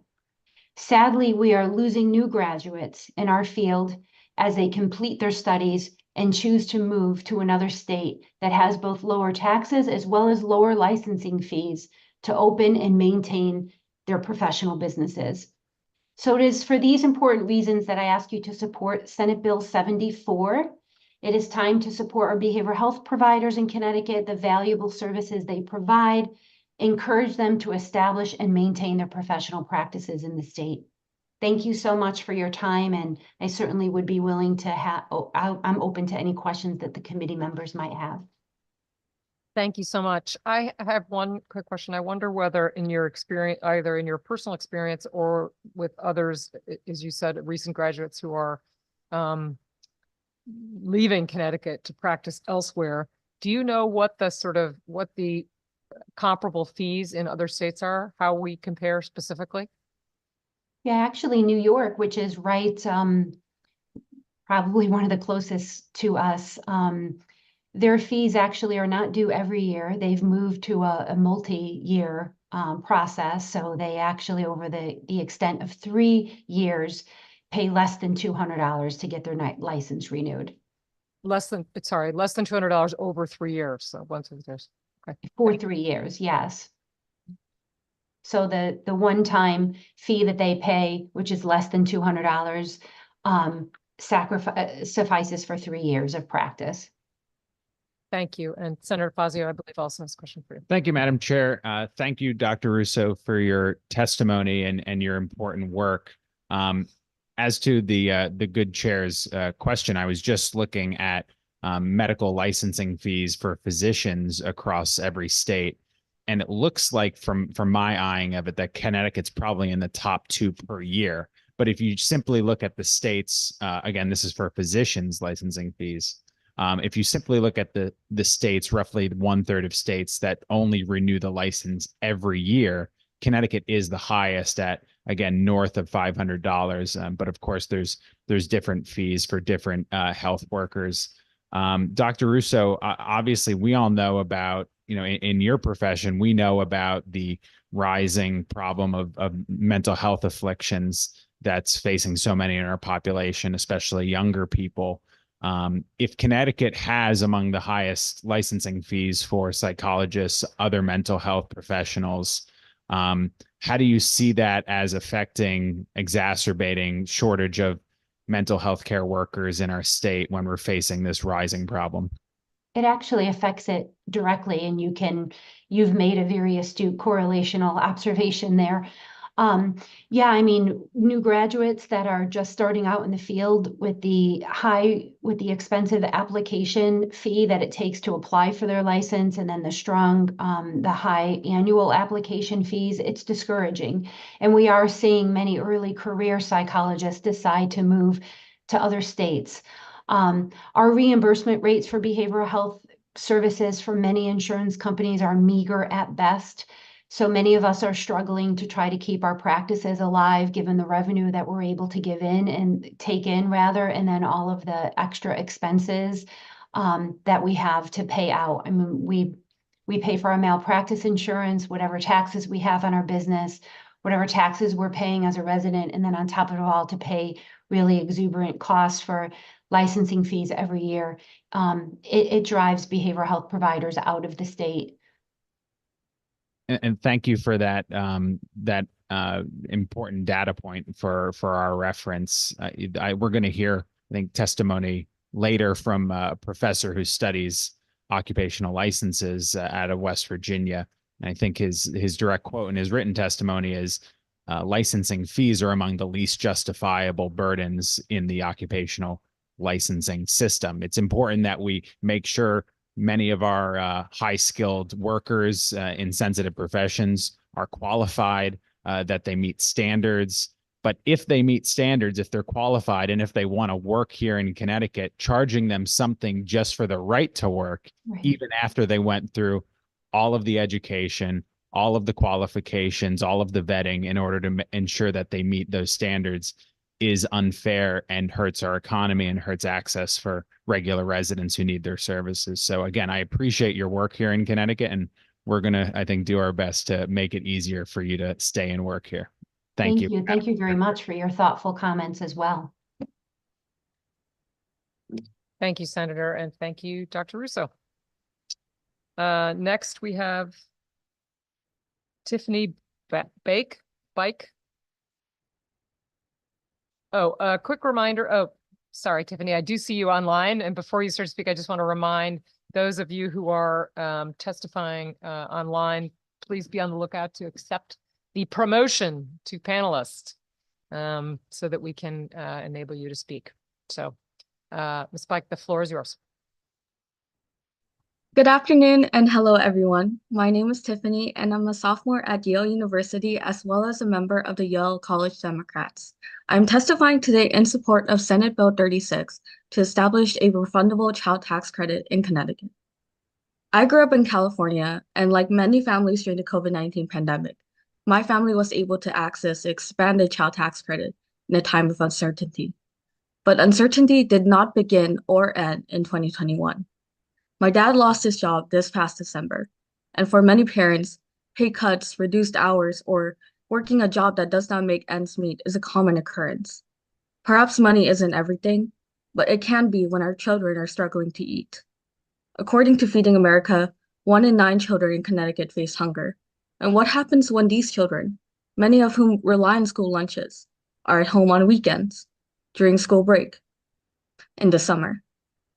Establishing a refundable child tax credit would give Connecticut families a cushion to make ends meet. Reducing food and housing insecurity for children is linked to better long-term health, greater high school completion, and higher earnings in adulthood. It can help support parents afford childcare for their young children. Without childcare, some parents, especially mothers, stop working entirely, hurting not only their immediate earnings, but long-term earning potential. The Connecticut Child Tax Credit supports the education of Connecticut children. As others before me have noted, many families use the credit to spend on after-school or extracurricular programming. A study performed by economics Raj Teddy and his colleagues found that a $1,000 income increase due to the Earned Income Tax Credit led to higher reading and math scores, which is expected to lead to a 0.5% increase in adult earnings. If we want higher reading and math scores for our children, if we want to set up our children for success in adulthood, if we want to reduce child poverty, let's start on a refundable child tax credit in Connecticut. Thank you so much for hearing my testimony. Thank you for being with us. Seeing no questions from the committee, I again thank you for sharing your views with us today. They're very valuable and appreciated. Next, Richard Shapiro is online, and I see you, sir. The floor is yours once you are off mute. I believe you are muted.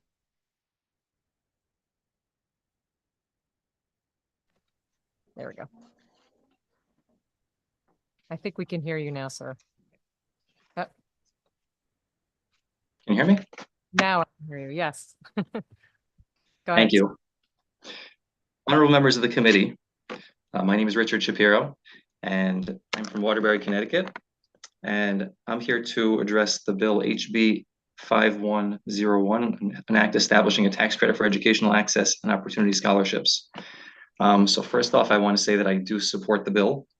And the reason is because I'm coming as a parent, and the scholarship tax credit program will benefit low-income children looking for a better education and hopefully a brighter future. There are similar programs around the United States. I think 23 states have access to this type of tax credit. It's received bipartisan support, and it's given more options for struggling parents to educate their children. In our faith, this bill incorporates two of those main principles: charity and education. Most people couldn't argue with that the greatest thing that you can give your children is an education and the choice to get the best education possible. This bill will help parents choose the school that's best for their children, whether it's public, non-public. With the current economic uncertainties, scholarship organizations have received a dramatic increase in their requests, and there's not enough money to go around for the donations that are coming in. The tax credits will encourage Connecticut taxpayers and corporations as well to help parents fund appropriate education for their children. The tax credits encourage increased charitable giving, contributing to the education of Connecticut's children. With that education, those children are free to hopefully earn more money and bring more tax revenue to the state. From my understanding, this bill is not about giving a tax break for the wealthy. It's not about public school versus private school. Rather, it's about encouraging the charitable donations that will enable these organizations, these nonprofits, to survive and help those children that are struggling and the parents that are struggling with them to properly educate those children in the best way possible in their own way. Thank you very much for your time and your consideration. And thank you, sir. Seeing no questions, I will call the next presenter, Marco Guzman. Thank you. And members of the committee, good afternoon, and thank you for this opportunity to testify. My name is Marco Guzman. I'm a senior policy analyst with the Institute on Taxation and Economic Policy, and we're a nonprofit research organization that focuses on state, local, and federal tax policy issues. Today, on behalf of ITEP, I'm testifying in support of the following bills: SB 35, 36, and HB 5113. According to our report entitled Who Pays, which is the only distributional analysis of its kind of tax systems in all 50 states and Washington, D.C., Connecticut's tax structure is regressive. This means that total state and local taxes take up a greater share of income from low and middle income families than from wealthy families. For those in the bottom 20% of earners, state and local taxes make up 12.4% of their household income, while that share is only 7.9% for those in the top 1%. This goes against basic principles of tax fairness, and Connecticut's current tax system falls short of what most people would consider to be a fair tax code. However, the bills being discussed today would each move Connecticut's tax system closer to that goal. For instance, a modest capital gains surcharge would ensure that those with some of the lowest effective tax rates, but greatest ability to pay taxes, pay their fair share. Of the capital gains income reported on federal returns, the wealthiest 0.1% of Americans, a group that is predominantly white, received 54% of all capital gains income, whereas the poorest 3/4 of the population received less than 6%. In addition to improving the equity in Connecticut's tax code, a state-level capital gains surcharge would help counteract the preferential treatment of capital gains at the federal level, which benefits high-income investors at the expense of workers earning wage income. Similarly, raising top marginal income tax rates for those earning millions of dollars would add additional progressivity to your overall tax system and allow that revenue to be reinvested back in your state. Finally, a refundable state child tax credit can provide families with a much-needed boost to their after-tax incomes and help offset some of the persistently high costs of raising a child. These credits are effective and have been adopted across the country at a rapid pace, and it's no surprise given their ability to reduce child poverty in association with improved child and maternal health and better educational achievements in future economic outcomes. Moreover, there is strong evidence that when families receive these credits, they use them to purchase everyday necessities. Connecticut's regressive tax system calls for policies to move the needle at both the top and bottom of the income scale. The bills discussed today will help achieve that goal while boosting the economic security of families struggling to get by, raising progressive revenue and promoting greater tax and racial equity overall. Thank you for your time. Thank you, sir. Seeing no questions, again, thank you for being with us. Next up, we have Tom Swan. And then we have a panel, Camilla Bortoletto, Terrell Williams, and Elizabeth Strickland. No? How about Ashley Gowdy? Oh, I'm sorry. Acted too quickly. Join us.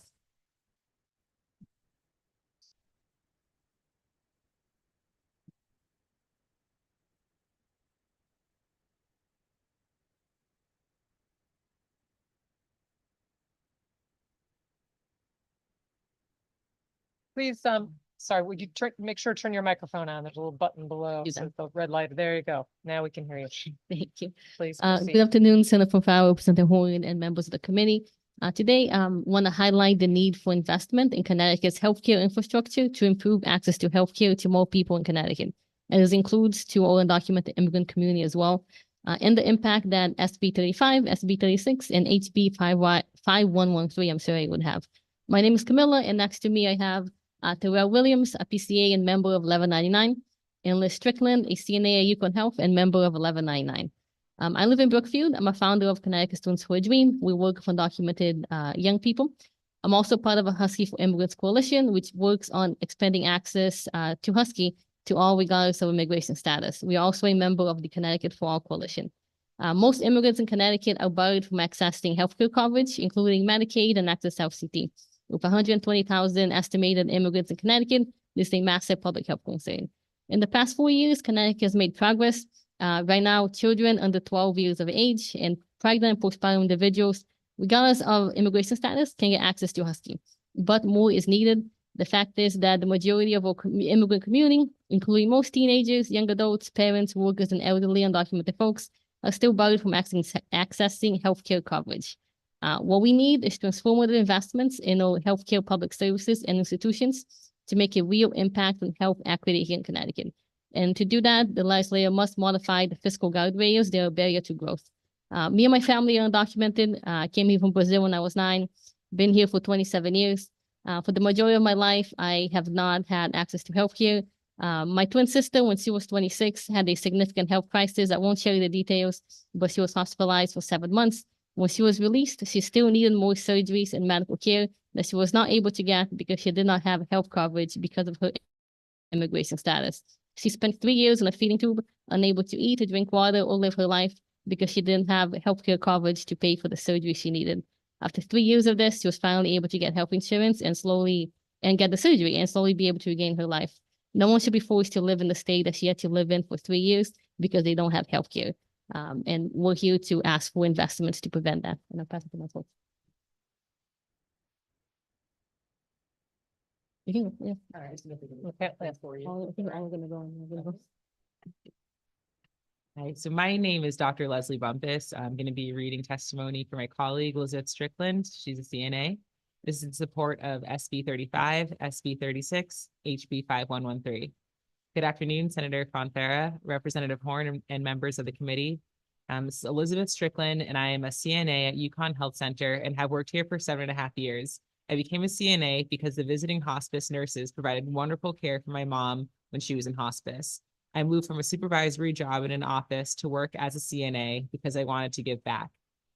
I'm glad I made the decision because I enjoy helping others as those nurses help my mom, me, and my family. As a CNA, I help patients with their clothes, make them comfortable, and assist with feeding, toileting, and bathing. I comfort them by holding hands, by listening, and more. Unlike other Connecticut hospitals I've worked in, we do some of the blood work. We get them ready to go to homes when a patient's care is complete and respond to emergency codes and assist nurses and doctors within our scope of practice. I'm here today to testify in support of Senate Bill 35, Senate Bill 36, and House Bill 5113, because as a state, we need to raise revenue to be able to fund the much needed services like the ones I provide.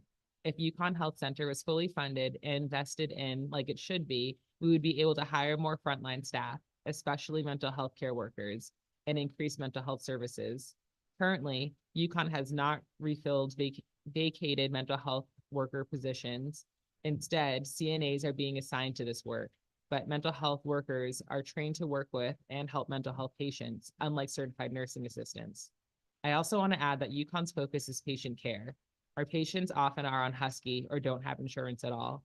If they come to the ER and need emergency care, we don't move them to another hospital. They go upstairs and get the care they need.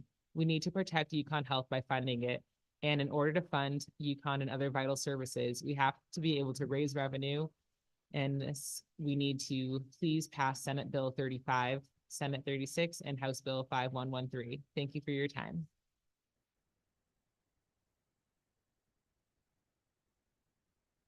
Hello, ladies and gentlemen of the committee. My name is Terrell Williams, and I'm here in support of the Senate Bill 35, Senate Bill 36, and the House Bill 5113. I'm a PCA from New Haven County. I've been doing this work for about 13 years. I was a family caregiver in the beginning for my mother who passed away 2 years ago and for my brother who passed away a year ago. I love doing this job. It's one of the only jobs that I ever had where I don't have what they call the Monday blues. I'm always motivated to get to work. The relationships that you build are really, really powerful. And it's instant gratification, I guess. You've reached 5 minutes. Please summarize. Yes, the main reason that I support these bills is because working with Husky, working the hours that I do, sometimes I'm no longer eligible for Husky. And over the past few years, I've been diagnosed with a heart condition, diabetic, and without having access to Husky for a while, without having my insulin, I actually lost my sight for a month and a week. And it was like the scariest time I had for me and my consumer who once told me, I need you to care for me. How are you going to care for me if you can't care for yourself? So these bills will help our lives increase for the better greatly. And I thank you for your support. And thank you for what you do and for the people you take care of. I have had members of my family cared for by people in your profession, so I'm deeply grateful for that and for, again, connecting the dots on what we do with the revenues of the state. So thank you. Seeing no questions. Again, thank you for making the time to be with us today.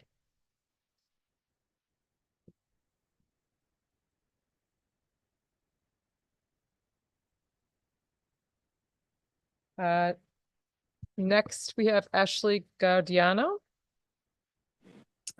Yes, good afternoon, Senator Fanfara, Representative Horn, and members of the committee. It's great to be here with all of you today.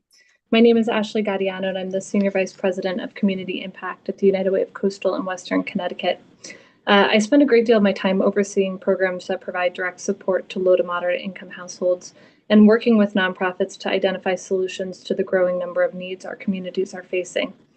It's undeniable that families struggle every day to make ends meet, and I'm asking you to support the creation of a permanent refundable child tax credit. More importantly, to be bold in the amount of that support. The creation of a child tax credit has the potential to be among the most transformative, impactful, and targeted legislation you pass this session.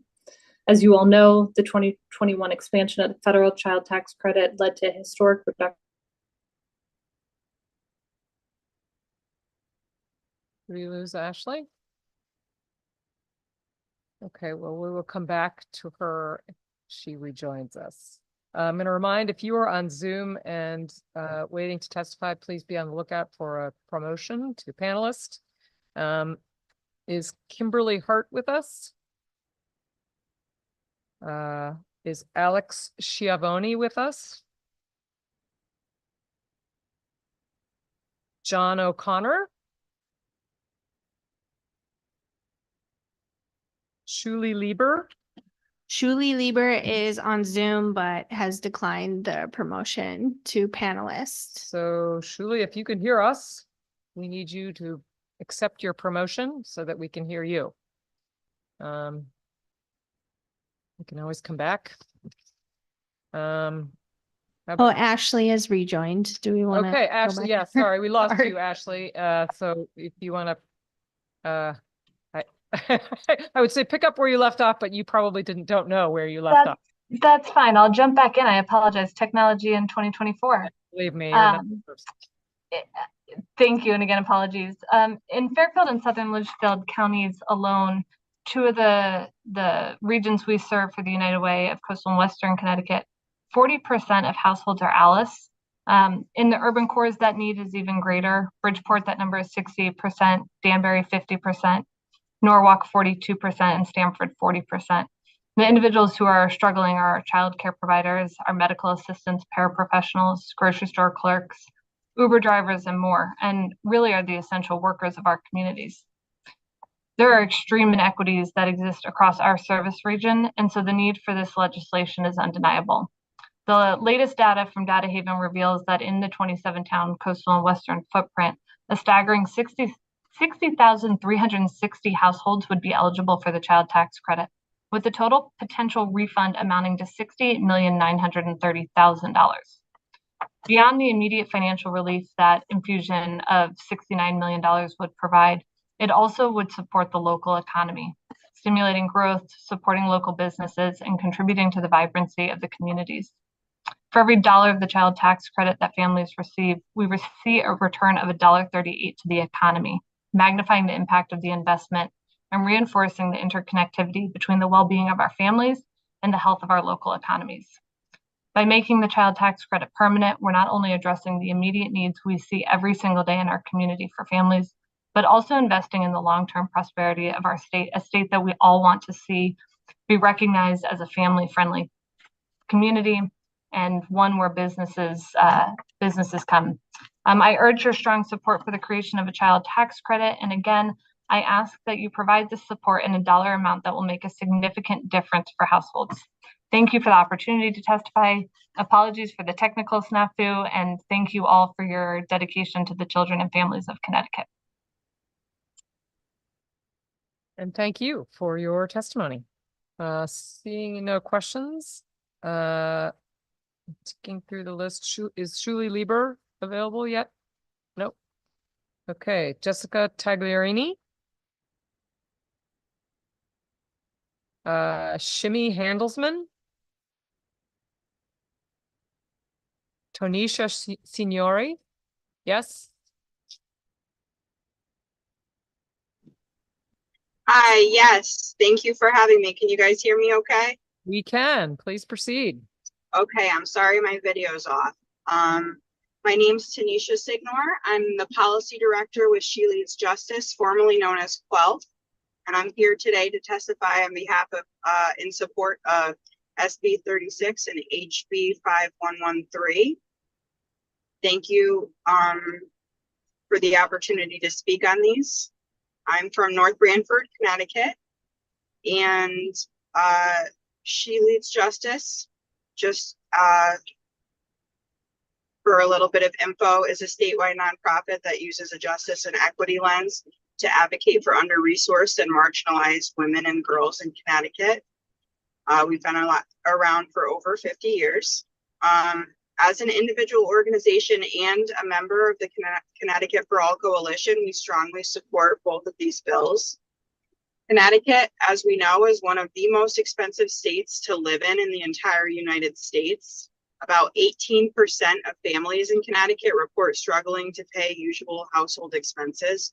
We know from the federal legislation that was enacted in 2021 that child tax credits have the power to make a big difference in families' lives and to lift children out of poverty.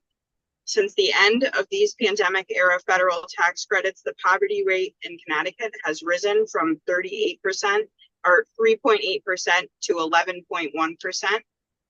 There is no way to address economic justice without using a racial lens. In the US, Black households make about 63 cents and Hispanic households about 61 cents for every dollar of their white counterparts. Also, in the Northeast, 30.6% of Black households and 24.1% of Hispanic households possess zero or negative wealth. This amount of wealth poverty suggests systemic and policy issues which need to be addressed. The cost of living and raising a family in Connecticut has risen substantially over the last 7 to 10 years. A survivable budget for a family with 2 children and 2 parents right now is $126,000, or at least that's what it was in 2023. This would indicate a wage of needed of about $45.71 an hour. I think we can all agree that most people are not making that. Keep in mind that this number is based on what is needed to survive and not to thrive. Connecticut families need tax policies which will alleviate some of the extreme economic burdens which are most commonly out of their control. Implementing a permanent, fully refundable Connecticut child tax credit of $600 would provide dependable and flexible income to 250,000 households and 550,000 children. We urge the committee to support SB 36 and 5113 as both to provide ways for Connecticut to move forward on a path to creating a more equitable economy. Sorry about that, guys. And that's it. I can take questions if anybody has any, but I know you got a busy day. Thank you, but we appreciate everyone who's made the time to share their perspective with us today. Seeing no questions, I think we can back up some of the recent people who were called or maybe now available. John O'Connor. Is Mr. O'Connor online and available? He's just joining. Great.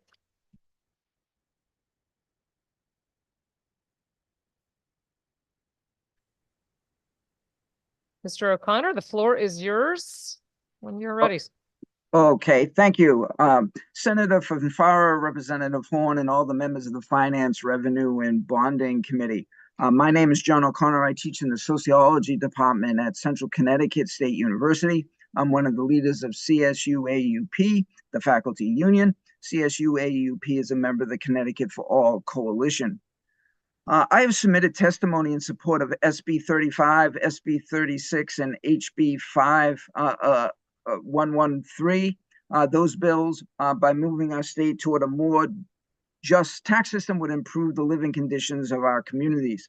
This afternoon, I would like to testify in opposition to HB 5101, an act establishing a tax credit for educational access and opportunity scholarships. It was Milton Friedman, the free market economist, who first advanced the idea of school vouchers more than 50 years ago. School vouchers, historically and across many different states, are a way that public funds are rerouted to private and religious schools. Research on school vouchers shows that they are a failed public policy. Research outcomes clearly show that vouchers do not improve educational outcomes, that they lead to the redistribution of public funding to private entities. Research also shows that vouchers benefit the wealthy at the expense of low-income and rural communities. Vouchers tend to fund racial, ableist, and anti-LGBTQ and religious discrimination. Unlike public schools, private school voucher programs lack accountability and oversight. I would argue that vouchers are embedded in a larger movement to dismantle public education, and it is out of step with parents and voters. It should not be a surprise to anyone on this committee why someone working in higher education would go out of their way to advocate for students in K through 12. I've been teaching at CCSU for 20 years, and it's become increasingly clear to me that the educational path that all Connecticut students embark upon is complex and riddled with all sorts of challenges. What happens in the classroom is often connected to the struggles seen within communities, and the impact and consequences of under-resourced and understaffed schools at the K-12 level will be felt later in our community colleges and our state universities. When it comes to education, there is no way that we should accept an accumulation of disadvantage which destroys a student's hope and opportunity. Education research has convincingly shown that the more money that goes to schools positively impacts student learning and achievements. Extra funding in low-income school districts will help close our achievement gaps and will be a real move toward educational equity. Regardless of whether my K-12 teaching colleagues are in East Hartford, New Haven, or Bridgeport, the students that they are teaching today will be the students in our colleges and universities tomorrow. We all have a responsibility to make sure that they are successful.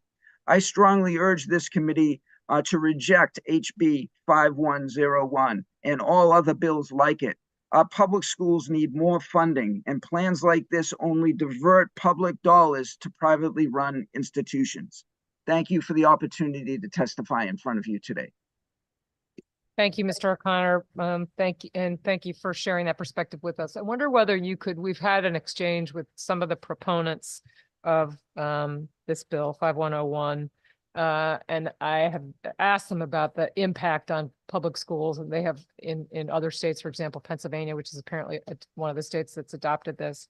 And it's been asserted that it hasn't had those sort of, this structure, in other words, as opposed to a more direct, voucher or educational funding stream, that this has not had the deleterious effects on public schools. I wonder whether you could comment on that.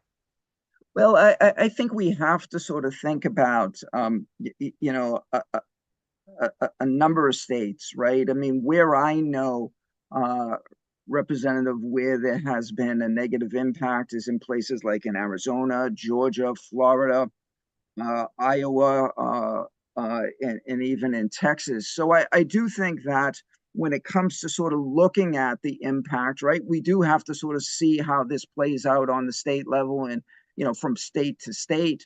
But I do think that there is a real substantial body of research that shows that the promise of vouchers tends to be at odds when it comes to the reality, right? And I think in Connecticut, certainly someone working in the public universities, I want our public education across all levels, right? K through 12, the community colleges and the state universities. At UConn, I want them to be the best that they can possibly be, as I'm sure everyone on this committee does. So I would just sort of say, I'm not a true expert in terms of what is happening in different states.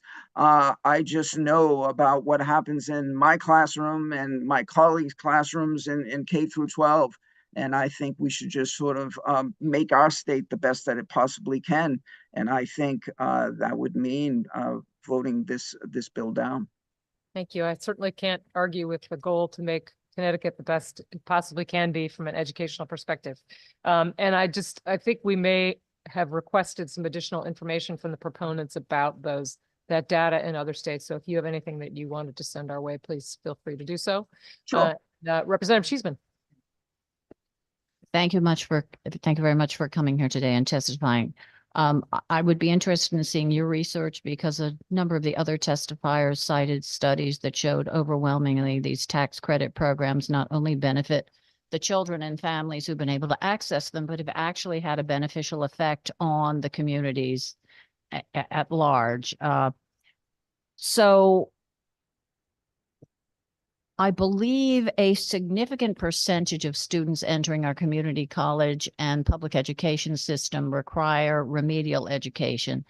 What would you say what do you think that says about the quality of the public education that some of our students are getting? And two, do you believe that any parent, regardless of income, should have the ability to select the school that's appropriate for his or her child, particularly if that school would otherwise be outside their ability to pay, but they genuinely believe their child would benefit from going to a school that is not a public school? Okay. I guess in response to that question, I would just sort of say two things. One, I think when we consider our K through 12 schools, it's certainly the case, I think, that the funding that some of those schools receive, right, is tied to sort of property taxes and things like that. And one of the sort of problems I think we have in Connecticut is while we're an incredibly wealthy state, we're also an incredibly unequal state. And what that means, I think, is that it's really incumbent upon all of us to ensure that our public schools are funded really to the level in which all students, right, and teachers and paraprofessionals can do the important work that they do. So I would just sort of say, in terms of the issue of funding, I think, if we want to make our public schools as great as they should be, right, we have to fund them, and we have to fund them more, and we have to make sure that that there's equity in funding is one thing I would say. In terms of parent choice, I would just sort of connect that to what I just said. In some ways, I'm a parent, and I understand, right? All parents are going to want to do right by their children, and are going to do whatever they see fit in order to do that. But I think what we want to do is to really build up our public schools, especially K through 12, and make them great. That is really what we want to do. If our K through 12 schools are staffed and funded, there's no reason to look elsewhere. Thank you. I want to thank you for your answer, and I just have a couple of comments. I agree our public schools should be among the best in the country. We still, 40 years post Sheff versus O'Neill, have the largest achievement gap in the country. I repeat, the largest achievement gap in the country. The state of Connecticut currently supplies $4.5 billion in funding to our schools. If we were to proceed with this bill as it was written last year, that $2.5 million tax credit would be 5/10,000ths of the amount we currently send to our public schools. And I find it hard to believe that anyone with a heart or a conscience could deny a parent, simply because of where they live and their ability to pay, the right to pick the appropriate choice for their child. Why? They can't pick up and move from Hartford, New Haven, or Bridgeport to Guilford or East Lyme or New Canaan. Their children are suffering today. They deal with the effects every day. And I cannot believe, as we debate helping children in this meeting, we will disagree with how we get there. But I feel for those children and those families for whom the public school system is not appropriate, we should not slam the door in their face, and we should entertain possibilities that will help them, that are certainly within the state's resources. We had close to $75 million we voted in this assembly to send to Sikorsky to build 2 helicopters that they aren't going to build now. There is the money to pay for this. There is the money and other tax credits to pay for things that we want to do on this panel. But as I say, I cannot believe that we can close our hearts to those children and those families who can't pick up and move, who cannot wait for the Connecticut public school system to be perfect. And I, for one, will continue to advocate for those people who can't be here today because, by the way, they are working those shifts. They are hard at work to pay their share of the tuition that they are sending to those schools that they have selected for their children. And I want to thank you, Madam Chair, for indulging me. As you can tell, I feel strongly about this. We are going to disagree on this panel. We are going to have fervent debate, but I hope we can all commit to doing it civilly and to try to find a compromise way to achieve what is everyone's goal: a safe, affordable, livable, thriving Connecticut for everyone. Thank you, Madam Chair. Thank you, Representative Cheeseman. I appreciate your strong advocacy on this, but I do want us to make it clear that you can advocate for a different position here and still have a heart and a conscience. So I do appreciate. I'm taking everyone in good faith here who's coming before us to try to advocate for students, and there are different perspectives here, and that's why we have these hearings. So, seeing no further questions. Oh, I'm sorry, Representative Carney. Thank you very much, Madam Chair. And I guess I just have one question, and it's sort of related to the bill and to the professor's testimony. So right now, we offer a Roberta Willis scholarship that's funded by our state budget. And I'm just curious, because you made comments about public versus private. Would you recommend that we only offer that scholarship to public universities and not to the hundreds of kids that go to private universities? Through you, Madam Chair.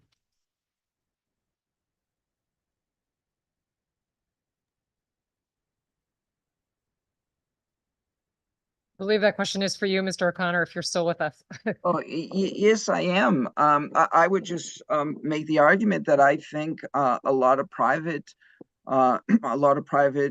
institutions have more resources than public institutions. So, my position would be is that again, our public education system in Connecticut needs to do much better for students, and the way to do that is to fund it and staff it. And if we want to think about having our students be successful, I think that's the quickest and the best way to do it.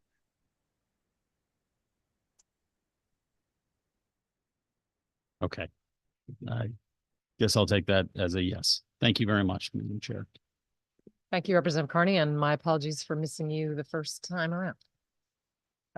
Now, seeing no further questions, thank you, Mr. O'Connell. Next up, I believe, check who's with us now. Is Julie Lieber with us now? Yes. Great. I'm right here. Floor is Okay, thank you. Thank you, Madam Chair, and all the distinguished members of the committee. I appreciate the time today. I'm testifying about the House Bill 5101, an act establishing a tax credit for educational access and opportunity scholarships. I am definitely a proponent of it. I think it's a wonderful thing for us to be able to do for the children of the state of Connecticut. I am blessed and privileged to be an employer, and I have a number of employees of mine that do have children. And I could tell you, my offices are set up in the city of Waterbury. Waterbury is not known as the flourishing city that we all hope it will turn into one day. And a lot of my employees don't live in the city, and they would love to move to the city, and that would be wonderful to help turn the city to a better place. But their number one concern with moving to a city such as Waterbury is the education. And they're living in Seymour and in other towns, surrounding areas where the public school system there is better than the public school system in a city like Waterbury. And were they afforded the opportunity to take to be helped to be able to attend a private school, it would allow them to move to a city such as Waterbury, which would do wonders for the overall citizenship of the city. Having people be able to move to their businesses, to bring businesses into different locations, which might be struggling, inner city type of areas, the benefits of allowing parents to choose where to send their school, irrespective of where they live, would be wonderful for not just those people and their children, but even for people around them, and cities that are struggling would be revitalized. The last speaker that was up there, John O'Connor, I think his name was, was suggesting that the way to fix public schools that are struggling to perform are by throwing more money at it. Those have proven time and again as to not be the solution, but rather competition is a wonderful thing. It makes all ships rise. And rather than throwing more money on top of more money, it's been proven with, study after study how private schools do have the ability to educate children for far less of a cost than the public school system. And while we want to see the public school system strengthened, of course, but the answer of just throwing more money at the public schools and continuing to not fund any private schools does not seem to be an effective and efficient answer. And lastly, the costs that are involved by allowing this tax credit to go through are minimal when compared to the struggles that children that don't get a good education end up being on society long-term. If we educate children and give the parents the ability to choose the school that best fits for their child, we give their children the opportunity to grow and be contributing members of society with successful businesses that will only help the tax rolls and the success of the state of Connecticut moving to the years and decades into the future. So with that, I ask you please to support House Bill 5101. And I thank you. Thank you, sir. I have one quick question, which is listening to this conversation as we, allow it, creating more opportunities for kids to choose or parents to choose educational environments for their kids. Do you think the state has any role in ensuring certain base standards in private schools? Because not all public schools are equal, but not all private schools are equal either. My personal opinion is that there should be a level of standard education. I think statistically speaking, private schools do end up with better test scores, and children tend to do better overall. But having some sort of standard education, I was blessed to go to private school for the majority of my life, and we certainly had a top-notch education, which has led me to be able to start a business and afford me the opportunity to employ others and to really, it's a blessing to be able to provide a living for other people. And that was due to a lot of the wonderful education I got growing up and being able to attend those private schools. Certainly that level of oversight, test scores, making sure that there is a certain level that every school is sticking to is probably a good thing. Thank you. Seeing no other questions, thank you for being with us. Sure. Thank you again. And next, I believe Jessica Tagliarini is with us. Hi. Can you hear me? We can hear you. Please proceed. Great. Thank you. Hello, my name is Dr. Jessica Tagliarini. I've been a licensed chiropractor practicing in Connecticut since 2006, and currently I'm the president of the Connecticut Chiropractic Council. I'm here in support of Senate Bill 74 and here to ask you to please consider decreasing license renewal fees for all licensed chiropractors in Connecticut. The license fees that we pay as chiropractors are nearly double of the fees of similar specialties in the state. Under Chapter 372, Sections 20 through 27 of our state general statute, we pay an initial license fee of $565 and a renewal fee of $570 every year. Medical doctors pay the same amount, but they pay that every 2 years. Occupational therapists pay $200 initially and renew at $205. Physical therapists pay $285 and renew at $105. Registered nurses pay $180 and renew at $110. APRNs pay $200. Acupuncturists pay $200. When you look at our neighboring states, such as New York, Rhode Island, Massachusetts, they pay far less as well. New York's initial license fee is $294, and to renew, it's $224 every 3 years. Rhode Island pays $210 initially and to renew annually. Massachusetts pays $367 initially and $135 to renew annually. In addition to all this, all these numbers, more than a few decades ago, there was actually a state jurisprudence test, a board exam we had to take in Connecticut to practice. And at the time, licensure fees were set at a rate because they had to take into consideration registration for administration of the test, proctoring the exam, facility fees, things like that. But because chiropractors in Connecticut are already required to pass 4 rigorous national board exams as well as a physical therapy board, Connecticut did away with that additional exam requirement in 2002. Okay, so yet they never reduced our licensing fee to reflect that. So what is that additional money we've been paying for the past 22 years been used for if it's no longer needed for the exam? In addition to that, I believe our license fees should be based on the specialist scope of practice. Chiropractors are not medical doctors. We have a more focused scope. And so our license fee should be set to an appropriate amount of proportionate to that focused scope. And lastly, lowering our licensure fees would encourage more chiropractors to work in our state rather than working in neighboring states or moving out of state when it's half the price or less to practice in other states. So I'd really appreciate if you consider lowering our license fees, and I am in support of Senate Bill 74. Thank you for your consideration. Thank you, Dr. Tagliarini. That's a lot of fees. Yeah. Hard to argue with that. And I just want to, I believe you said this, but I want to shine a light on from your perspective that it's not, the fees that you're paying are not really related to, continuing education or quality, your qualification skill set or anything like that. It's just a fee that you pay. Yes. Okay. Thank you.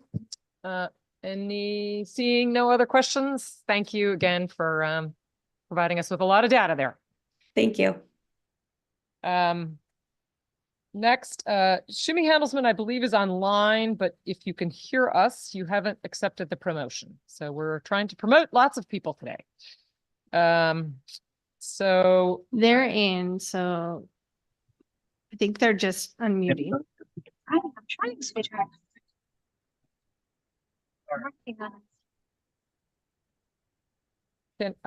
I can see the video, but I could not hear audio that I could understand. Hello. Hello. Yes. Hi. I'm here today. Thank you very much for the opportunity. Great. Please. I'm here to speak in support of the tax credit bill for the schools. I feel that all children in Connecticut should have an opportunity. Your audio is cutting in and out a bit. Maybe we can come back to you when your audio is working better. Why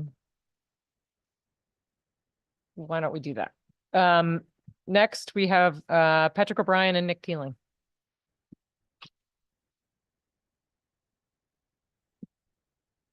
And Madam Clerk, can you let me know if that gets better?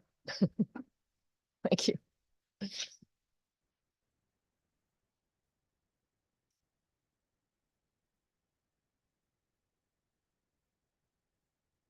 Good afternoon, Senator from Farah, Representative Horn, Senator Martin, Representative Cheeseman, and esteemed members of the Finance, Revenue, and Bonding Committee.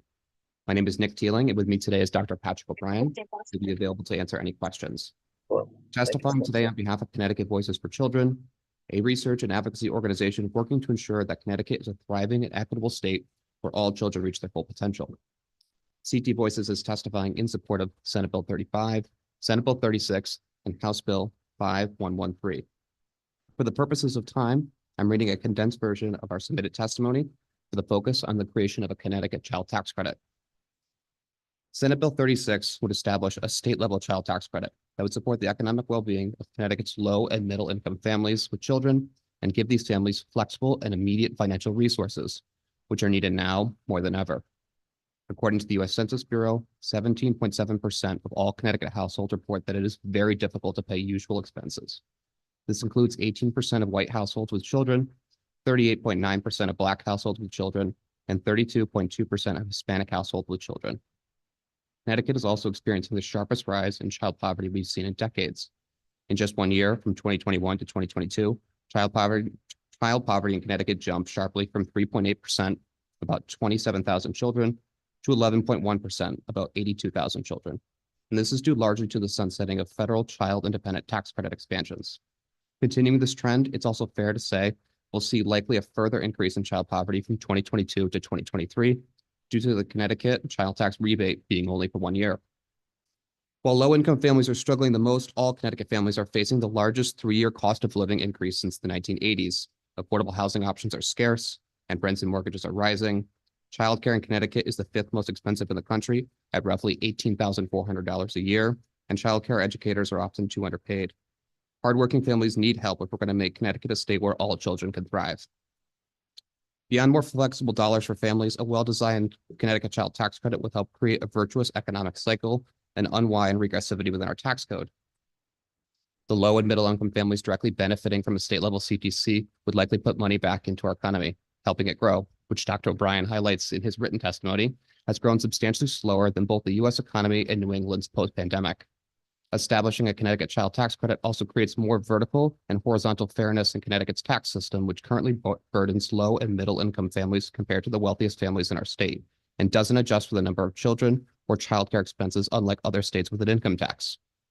While we previously suggested that the legislature look to eliminate or reduce Connecticut's high cost, high growth tax expenditures, like the film tax credits, to pay for a state level child tax credit, we also support Senate Bill 35 and House Bill 5113 because they include progressive revenue options that are needed to fund critical investments low and middle income families in Connecticut are asking for.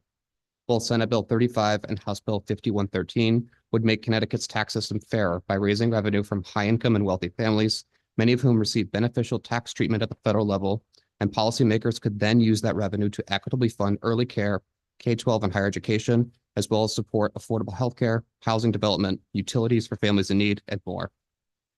House Bill 5113 specifies 3 investments: the creation of a state level child tax credit, a reduction in the property tax through a mill rate cap, and an increase in supporting public higher education institutions, all of which support Connecticut's hardworking families, although we would want to ensure that the mill rate cap reimbursement to municipalities is adequate enough to make them whole.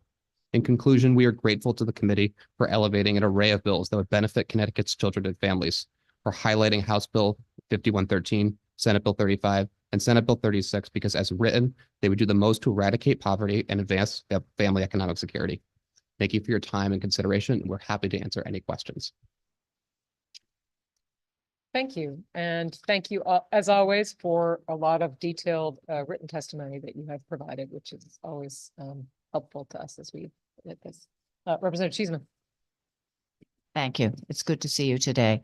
So as we look at your testimony, very detailed as ever, Patrick, and in light of the recent tax institute report, if we accept that the property tax portion of our tax code is among the most regressive pieces, are there other avenues that you see to reduce simply that property tax burden? So thank you very much for your question. So I think you could address the Connecticut's regressive tax system in a number of ways. One of which would be to actually try to make the property tax less regressive or potentially progressive itself. You could do that by potentially changing the assessment ratio. You could do that by potentially having a graduated rate structure. So we think about our personal income tax. Personal income taxes don't have to be progressive. It was designed progressive. So you exclude a certain amount of income from taxation, and then you have graduated rates at which you tax that. You could do the property tax in a similar way. Instead of, not taxing 30% of it, you could not tax $100,000 or $200,000 and then have graduated rates. So you could potentially make the property tax itself progressive. And then other options are decreasing reliance essentially on the property tax and focusing on more progressive taxes such as the income tax or capital gains surcharge and so on. So let's take, for example, we've talked a lot about education today. If the state were to, say, meet its requirements, commitments to towns in terms of fully funding education, because if you look at our towns, usually 70–80% of their municipal budget is made up with education costs.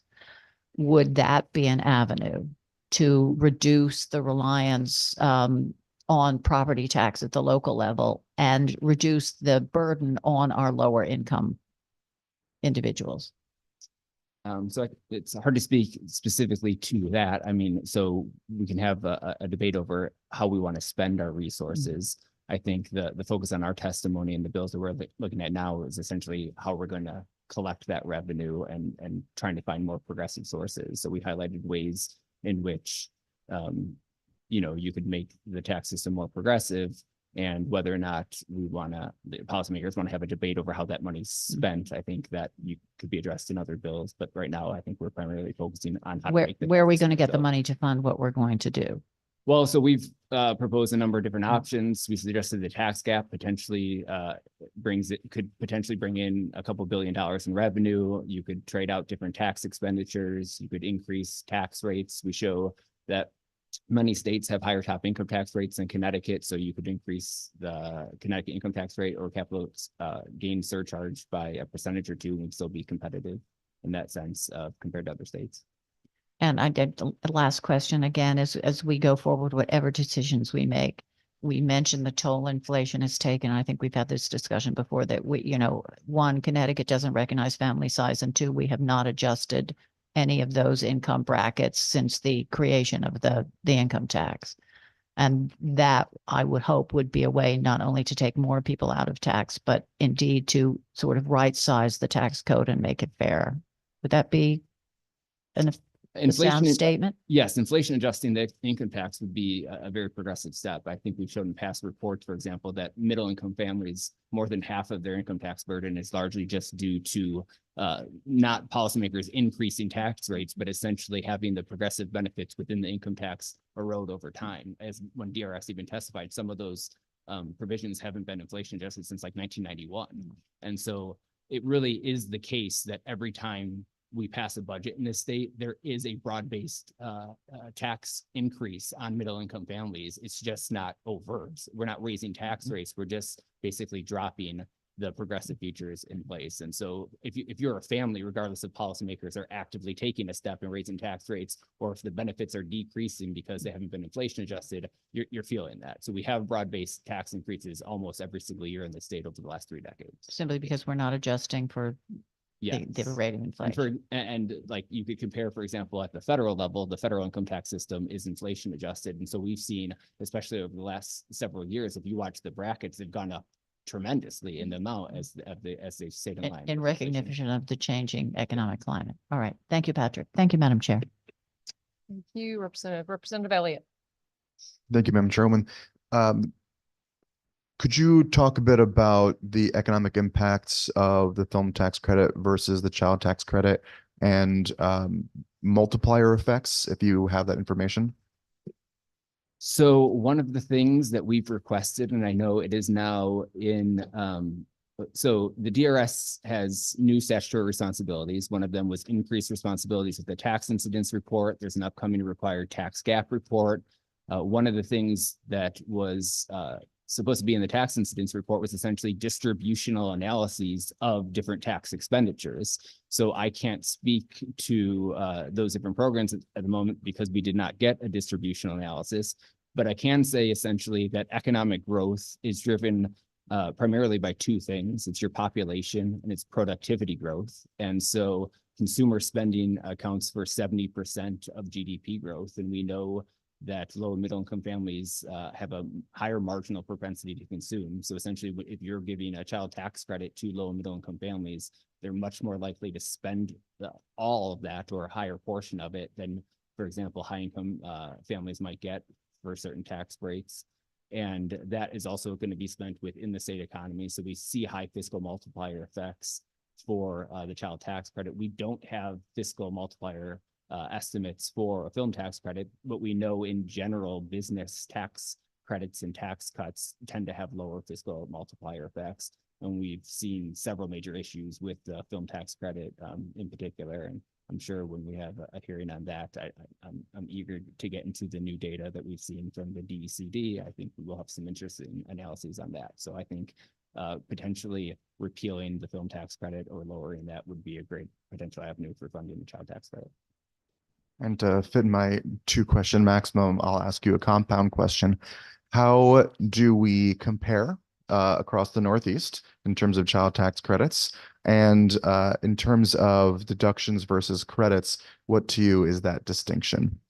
So the question has often been raised, how many other states have a child tax credit? So I've heard that. I believe the latest number now is, I think 14, I think 11 of them are refundable, but that's a narrow way of looking at it because a lot of the states can adjust in lots of different ways. So you could actually carry through, we used to have a personal exemption at the federal level that was eliminated temporarily as the child tax credit was increased. But sometimes those adjustments at the federal level can actually be carried through at the state level, depending on how the state tax system works.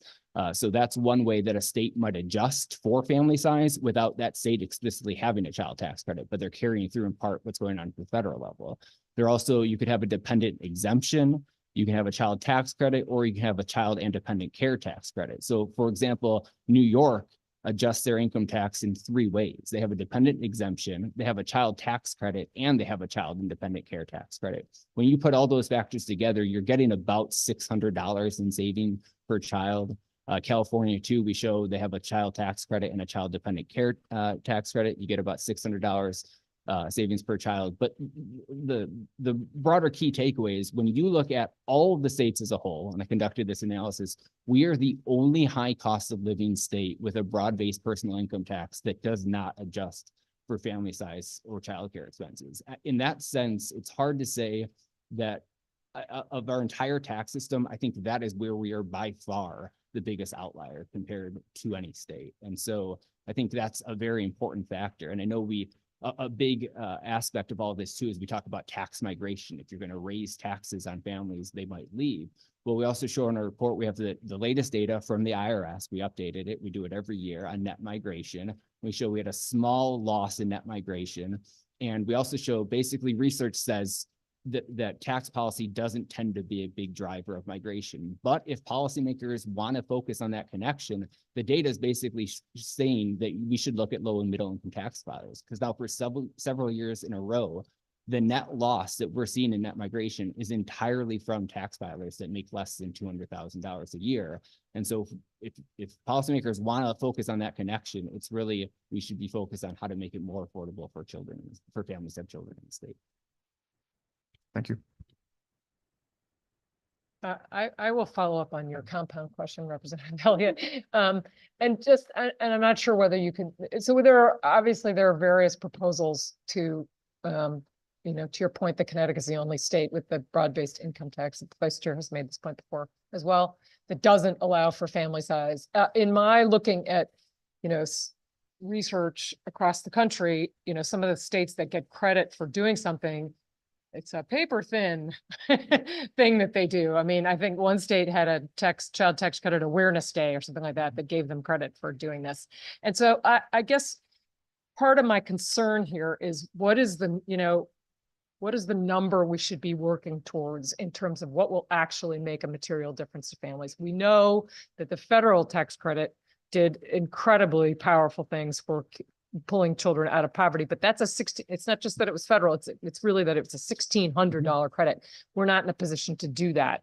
And there's a proposal before us also that's for a deduction that's effectively worth about, it's a $2,000 deduction, but it's only worth about $90. Whereas the proposal in 36 or 35, one of those two,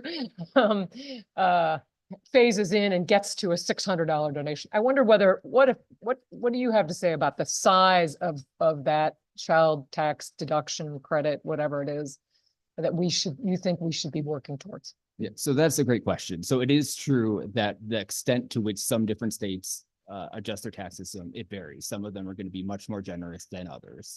So what we were looking at when we were doing the systematic analysis was just to show that every other state does adjust, but it's going to vary by state.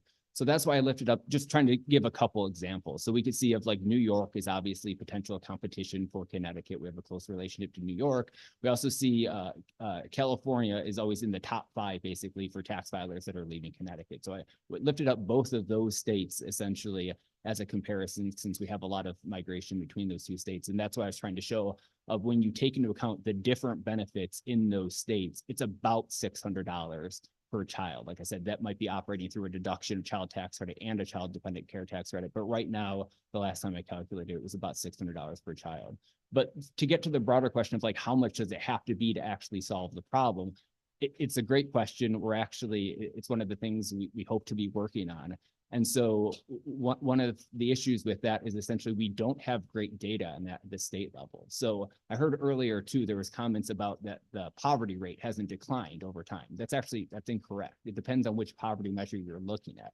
So the official poverty measure, and by its name, that's the one that gets all the attention, that does not adjust for tax credits. And we've seen that we're primarily trying to address child poverty through the EITC and the child tax credit, but the official poverty measure does not take that into account. And so the supplemental poverty measure was created in the 2000s to account for that. And that's when you're seeing the adjustment, but we don't have great data on that at the state level. So these numbers that we're showing of Connecticut, of the poverty rate going to 3.8% in 2021, and then going back up to 11.1, we had to calculate that using microdata. And we're hoping to use that data set essentially to, in the future, be able to tell policymakers specifically what dollar amount you would have to essentially hit if you wanted to hit a target of, say, 5% child poverty, 2%, 0% child poverty. So I think a $600 tax credit is a great start. I think we hope to have more data and being able to come here maybe next year and give you a specific number of like, these are the baselines to hit. I also want to highlight one other thing. So when we showed that child poverty went and more than doubled from 2021 to 2022, it's notable that that 2022 number actually includes our child tax rebate at the state level. And so we would have had a slight, to some extent, it would have been higher without that. And now we know moving forward, when we get the new data in September for 2023, that number is going to be higher than it would have been had you kept the child tax rebate, in place. So it is important that what is going on at the state level for some of these measures, it is going to account for the actual credits that that policymakers in Connecticut might pass. So I guess the short answer is we are working on getting that data to you all, but $600 would be a great start. Thank you. Representative Farr. Thank you, Madam Chair. Thank you both for being here. I think I'm going to ask 2 questions that I don't think we've touched on yet. One in particular about the proposal in both 35, Senate Bill 35 and House Bill 5113 about a capital gains increase. You mentioned earlier, Patrick, how important it is to understand kind of our federal tax law and its connection to what we might be trying to do at the state level. Is there anything in particular in our federal law that benefits high income earners that we need to be aware of as we're making our own kind of state policy, particularly in pursuing capital gains? Yeah, so great question. So if we think about, so tried to highlight in the testimony kind of like the process in which this potentially plays out at the federal level. And so there's a couple different ways in which, I guess it's, first of all, to step back, it's important to note that high income tax filers receive, it's the primary source of their income is from capital gains. And that's fundamentally distinct from low and middle income tax filers, just receive a small portion of their income from capital gains. And then so a couple different components that are important to understand. There's what's called the step up in basis of capital gains at the time of death. So if a parent were to buy stock for $100,000 and then at the time of their death, that stock's worth $1 million and they pass that on to their heirs, and then the heirs a little more than a year later sell that stock for $1.1 million. The capital gains that is subject to taxation there is not $1 million, even though that's the profit they made. It's only going to be that $100,000 because the basis was stepped up at the parent's time of death. Then you get to, well, were the capital gains basically taxed when you transferred them from the parent to the heir?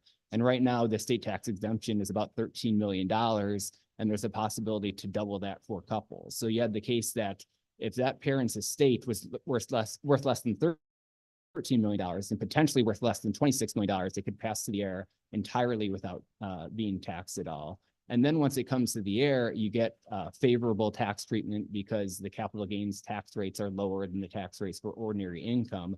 So even the comparison of that $100,000 from capital gains compared to $100,000 in income, the capital gains is going to have a lower effective tax rate than the taxation of income. So it's a multi-step process where essentially that you can have millions of dollars that are passed to heirs that largely go untaxed, and even the small portion that is available to taxation, it's going to get taxed at lower rates.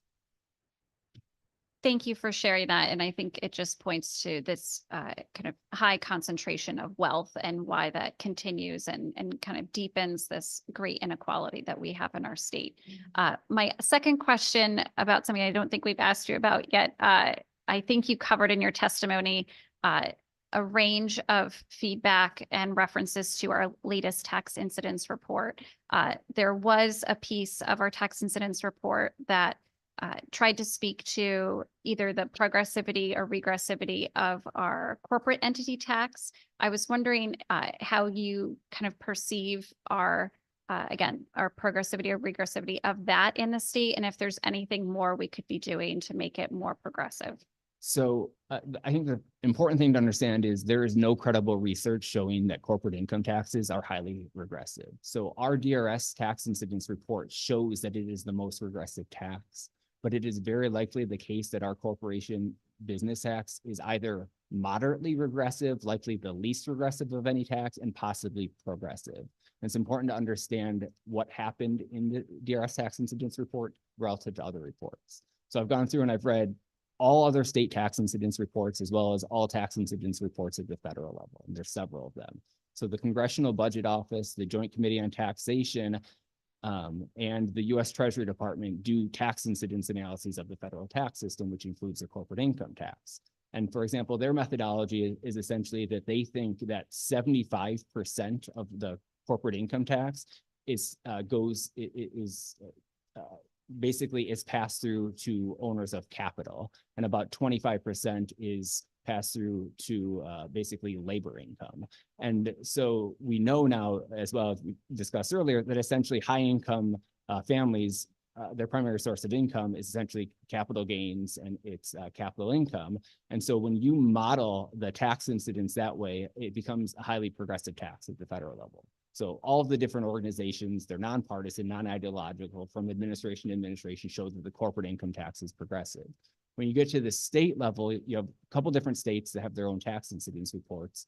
The Minnesota tax incidence report is by far the gold standard at the state level. And they talk about there are some differences in modeling it at the state level compared to the federal corporate income tax. And so part of it is you have to focus on the exporting of it to other states.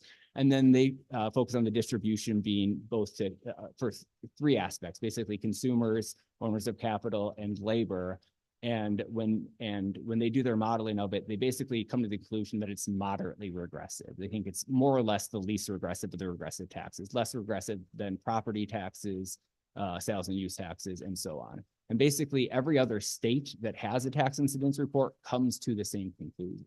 Now focus on Connecticut. Connecticut itself has had 3 different tax incidence reports. The 2014 tax incidence report concluded that the corporation business tax was almost proportional. It was just slightly regressive. The 2022 Connecticut tax incidence report found that it was the least regressive of all of the state taxes. And now the 2023 one that comes out says it is the most regressive.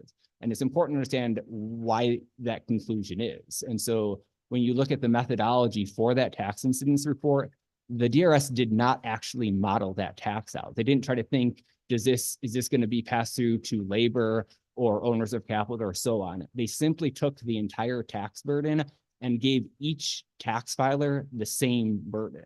And it was, I think it was about $480. So if you're in income decile 1 within median household, Connecticut adjusted gross income of $21,000, they said that you paid $480 in the corporation business tax. If you were in the top income decile and had a median income of $20+ million, they said you paid $480 in the corporate income tax. Literally every tax filer unit was given the same burden. And so it's not that the report came to the conclusion that the corporation business tax is regressive. It was the design that was used to put that in place already determined that it was going to be regressive. So if you were, for example, we know that the personal income tax is progressive, but if you took the entire revenue that we get from the personal income tax and said every tax, but we were just going to assume that every tax filer paid the same in that, it would show that the personal income tax was regressive, but it's not actually regressive. And they did that same approach with a few different taxes as well. And so the problem is essentially that it's making some of these taxes look more regressive than there are, but more importantly for this committee, it's not giving you the information that you actually need to know how some of these taxes are working. And so the property tax has 4 components. 3 of the 4 components, they did the same thing, an equal burden per tax filer unit. And for, I think, 3 of the 4 taxes in the over $100 million category, they did the same thing. So when you go and look at the table of the regressivity of several taxes, you see that the corporation business tax, the property tax, and the greater than $100 million tax, they almost are identical on the line because the methodology largely used in those taxes was the same because they were not modeled. Thank you, Patrick. I think you kind of just spoke to a little bit of our points last week when we expressed how essential it is to really have all of the data points that we had requested in the tax incidence study, because that information, not just that we had requested is critical, but being able to start to make the comparison year to year is really critical for our work as well. So thanks for illuminating kind of how this fits into what other states are doing and how we need to kind of look at the analysis behind the data that we're looking at as well. So thank you. And back to the chair. Thank you. Thank you, Representative Farrar. Other questions? Quick one for you, Dr. O'Brien. If incomes of our residents increased, would that change the regressivity of our tax structure? Depends how income is measured. So this is another methodological concern with the DRS tax incidence study. Most tax incidence studies take a broad measure of income. They might define it as cash income, money income, family income. With the DRS study, they use Connecticut adjusted gross income. And so it depends on what the source of that income might be. And so a lot of things are excluded from Connecticut adjusted gross income. For example, if you're a low income tax filer and you make less than $75,000 a year, all of your Social Security benefits are excluded from that. There's also the case that that study did not include non-tax filers. So a lot of very low income families did not get included in that. So I guess the answer is it depends on the source of income and how income then is actually measured for the study. That wasn't my question, but I'll rephrase it. If my income goes from $35,000 a year to $75,000 a year, am I now less, is the tax structure less regressive for me? Again, so there's the question of if you're asking what the tax incidence report would I'm talking show about myself. for yourself, it's gonna.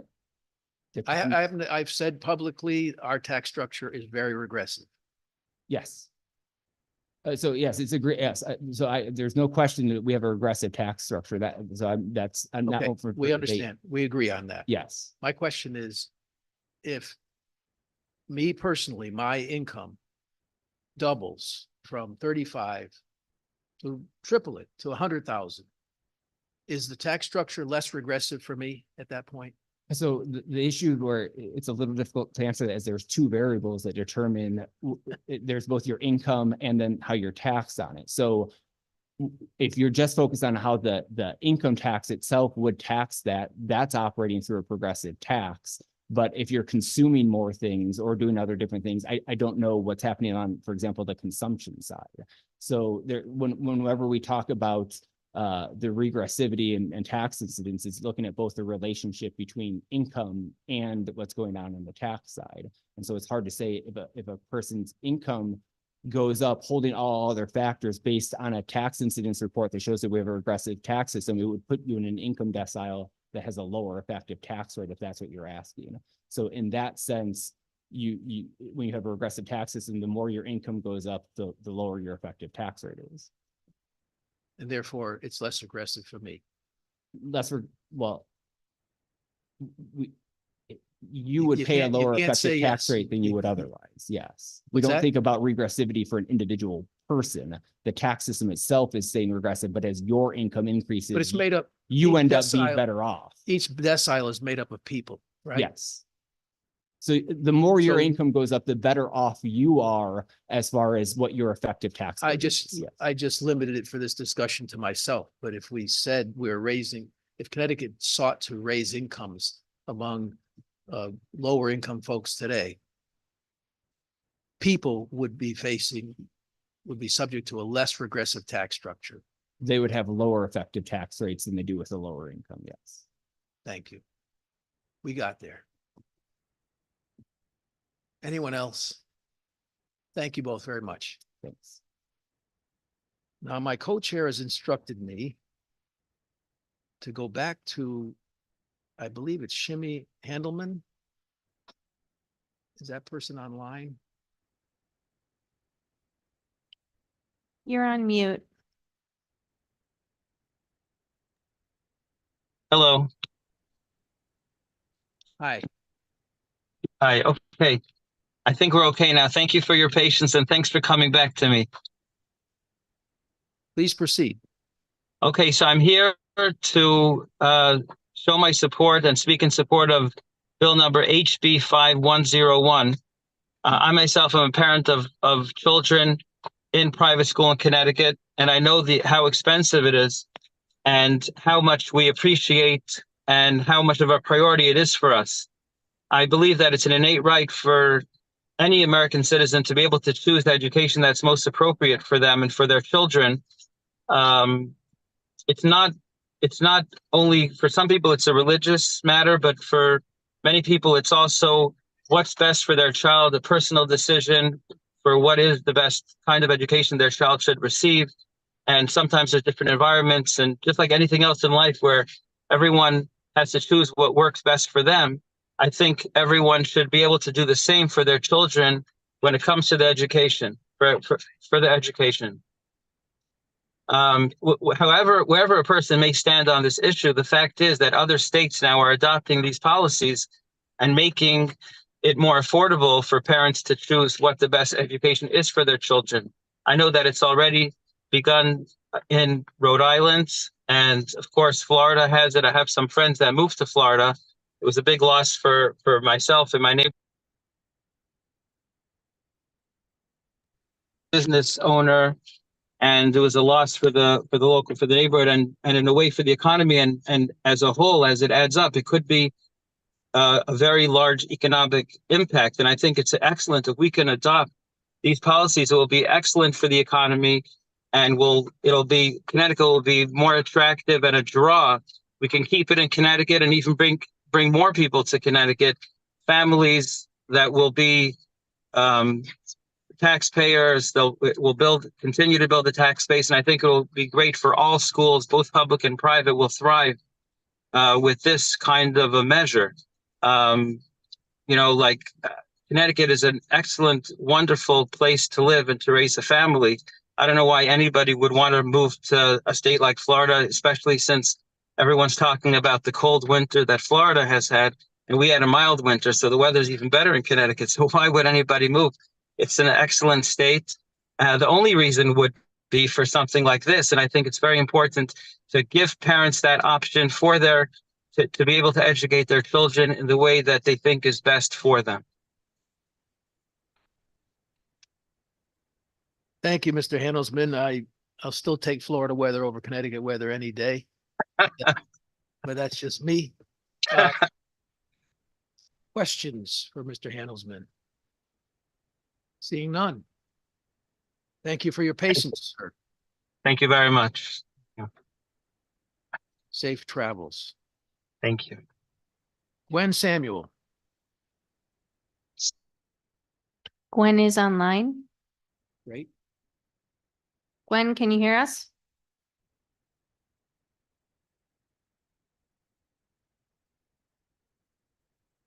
Yes. Can you hear me? We hear you, Yes. Gwen. So, yeah. Hey, good afternoon, everyone, on this rainy day.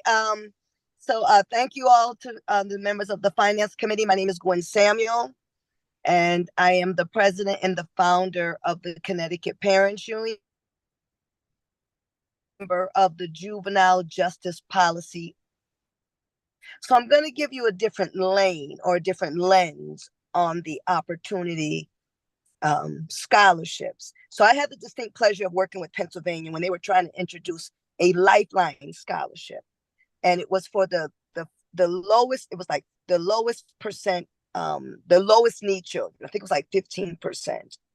So the commissioner Charlene Russell Tucker did a presentation before the JPOT committee, I believe it was last month or in January, where we identified 5,000 homeless children, right? So that means we as a state know there's a very specific number of children, give or take, right? Especially with the migrant crisis. I don't even know what that does to Connecticut, but we know we have children in need.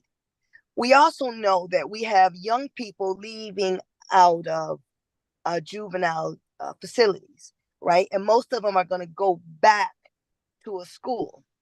But if we are honest, thinking about what the gentleman said before, that we have children with different needs, some more than others. So I'm looking at the opportunity scholarship just for what it is, to give your most vulnerable children an opportunity to get back on track. I'm looking at opportunity scholarship as it relates to post-pandemic recovery efforts and what it could do, because some of these children we know are not going to go back into the classroom, or if we put them in there for whatever life challenges that may occur, you know, I mean, they may not last. But with opportunity scholarships, we can look at individual needs, and that's what I appreciated about Pennsylvania.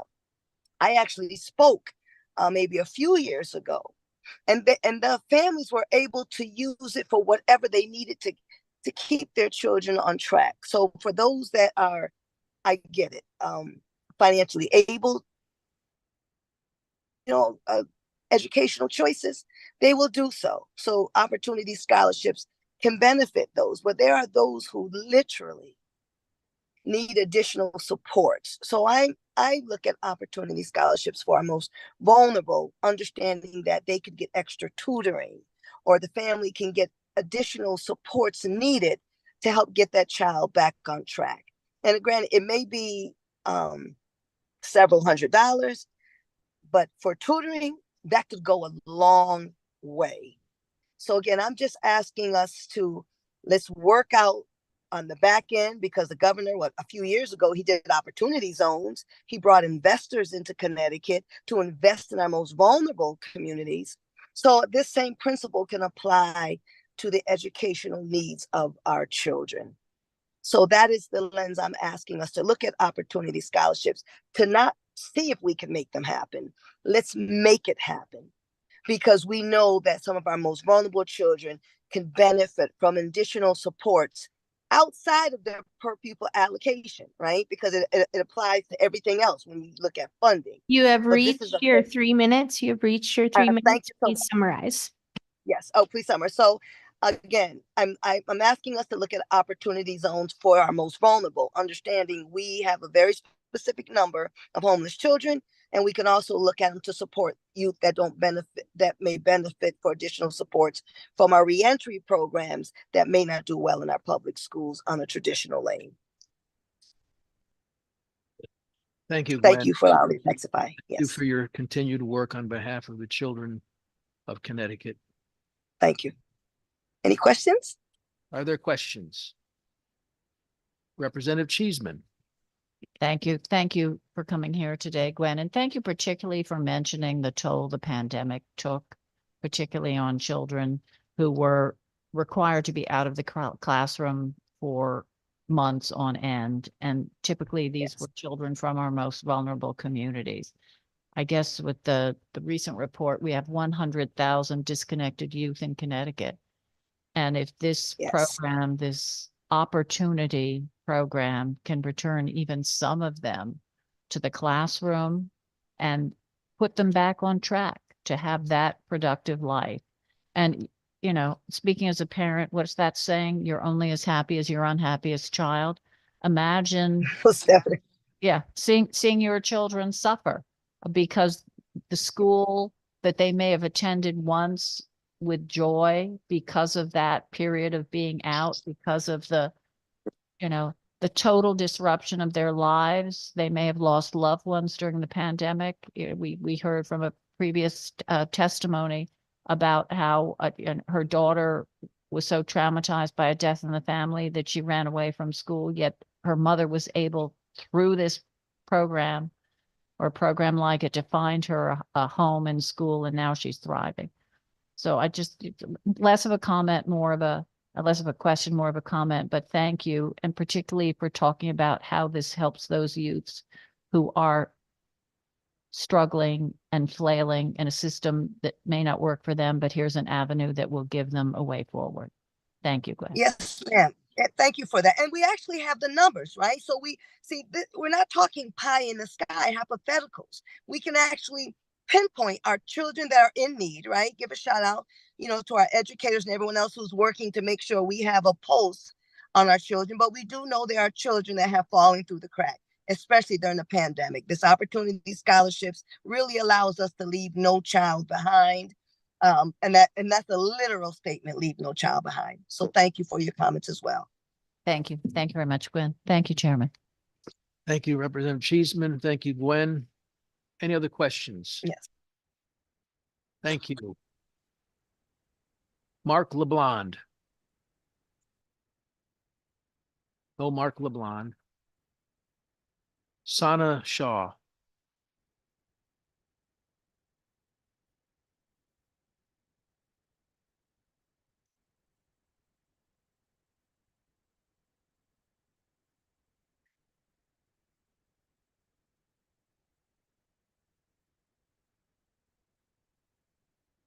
Good afternoon, co-chairs Horn and Fanfara, ranking members Cheeseman and Martin, and honorable members of the Finance, Revenue, and Bonding Committee. My name is Sana Shah, and I'm the Director of Policy and Advocacy for the Connecticut Project Action Fund. We urge the committee to support SB 36, an act establishing a refundable child tax credit. Implementing a permanent child tax credit in Connecticut would provide families with children, particularly those experiencing hardships, with some reliable and flexible financial help. In Connecticut, nearly 40% of households live at or below the ALICE threshold, struggling with the high cost of living and meeting basic needs. Moreover, families are contending with the most significant 3-year increase in the cost of living since the 1980s. Given these circumstances, Connecticut's families are in dire need of support. A permanent state-level child tax credit would aid in improving the economic well-being of low-income families with children in Connecticut. We know the effectiveness of the child tax credit. In 2021, the federal child tax credit lifted 5.3 million people out of poverty, including 2.9 million children. Establishing a state-level child tax credit is crucial to counteracting the reduction in federal support, which has played a role in the alarming rise in child poverty rates, increasing from 3.8% in 2021 to 11.1% in 2022.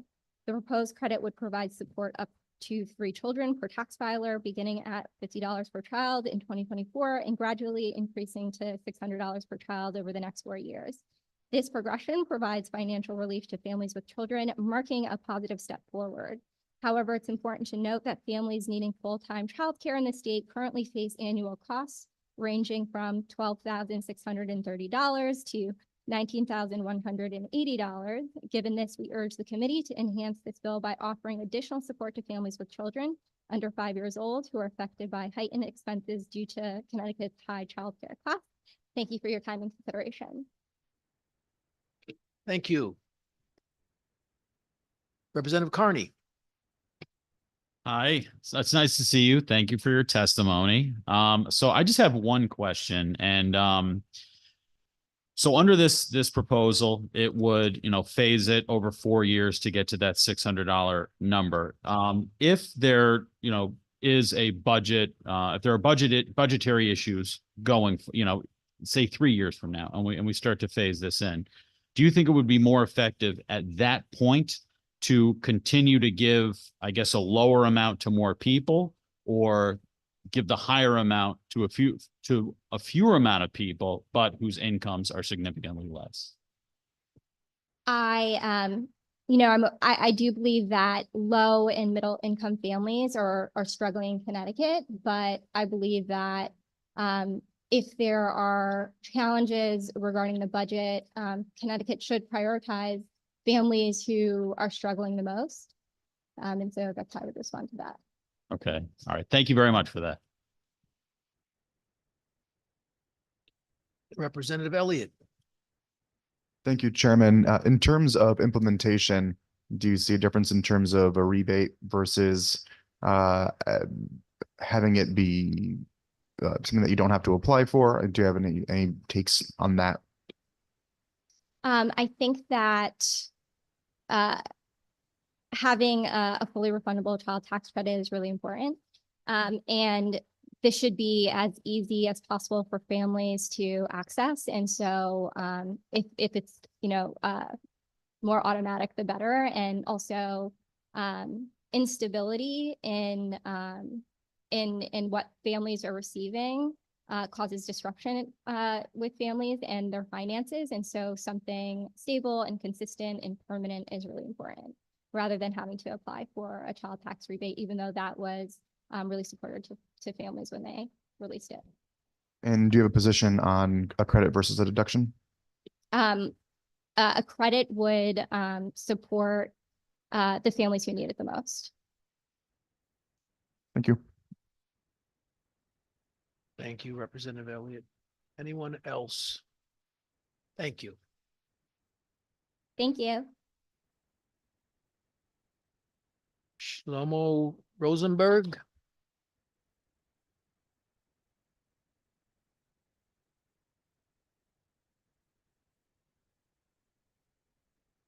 If anybody wants to come up together, certainly save you time and save us time, but that's just a helpful nudge. Hopefully helpful.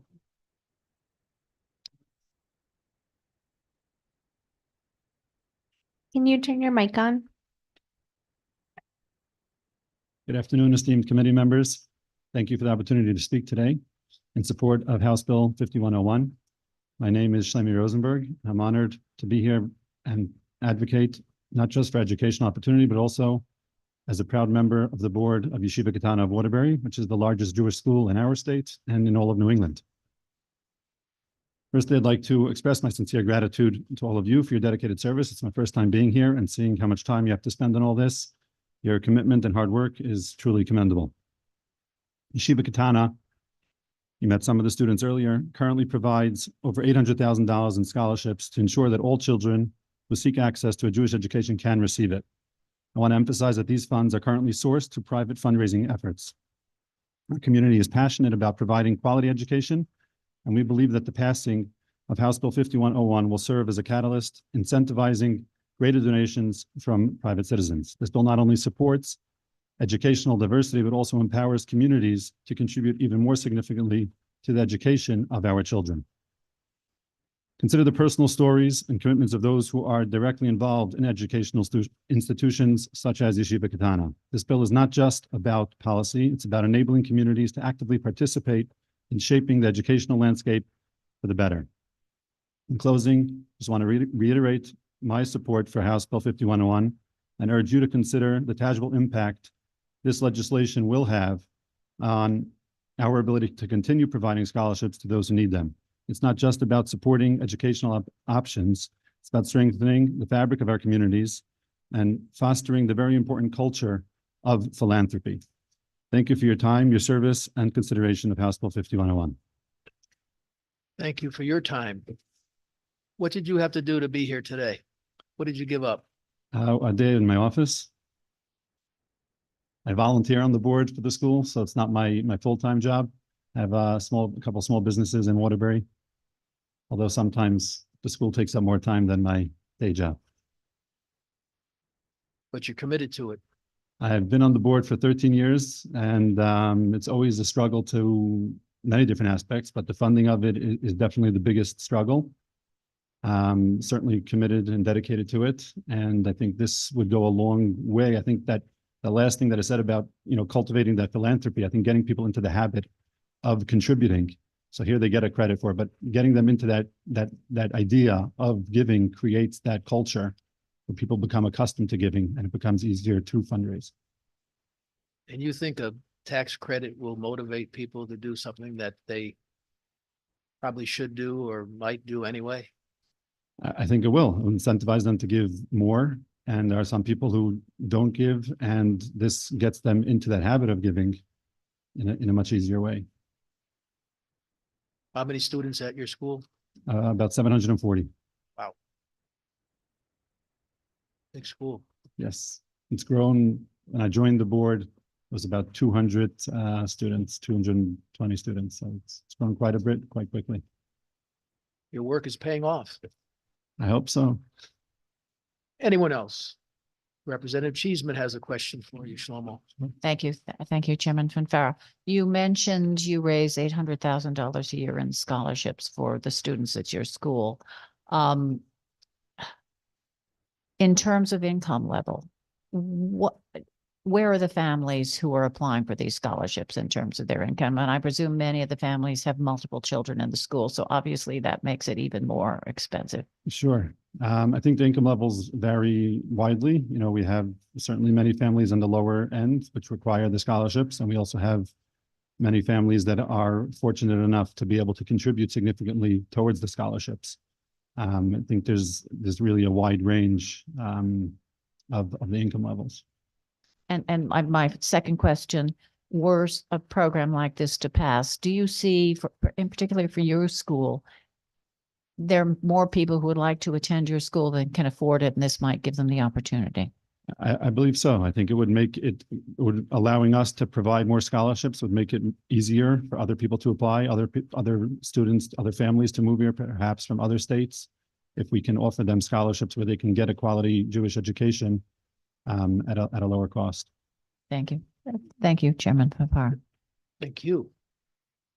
Any other questions for Mr. Rosenberg? Thank you, sir. Thank you so much. Kimona Sanson.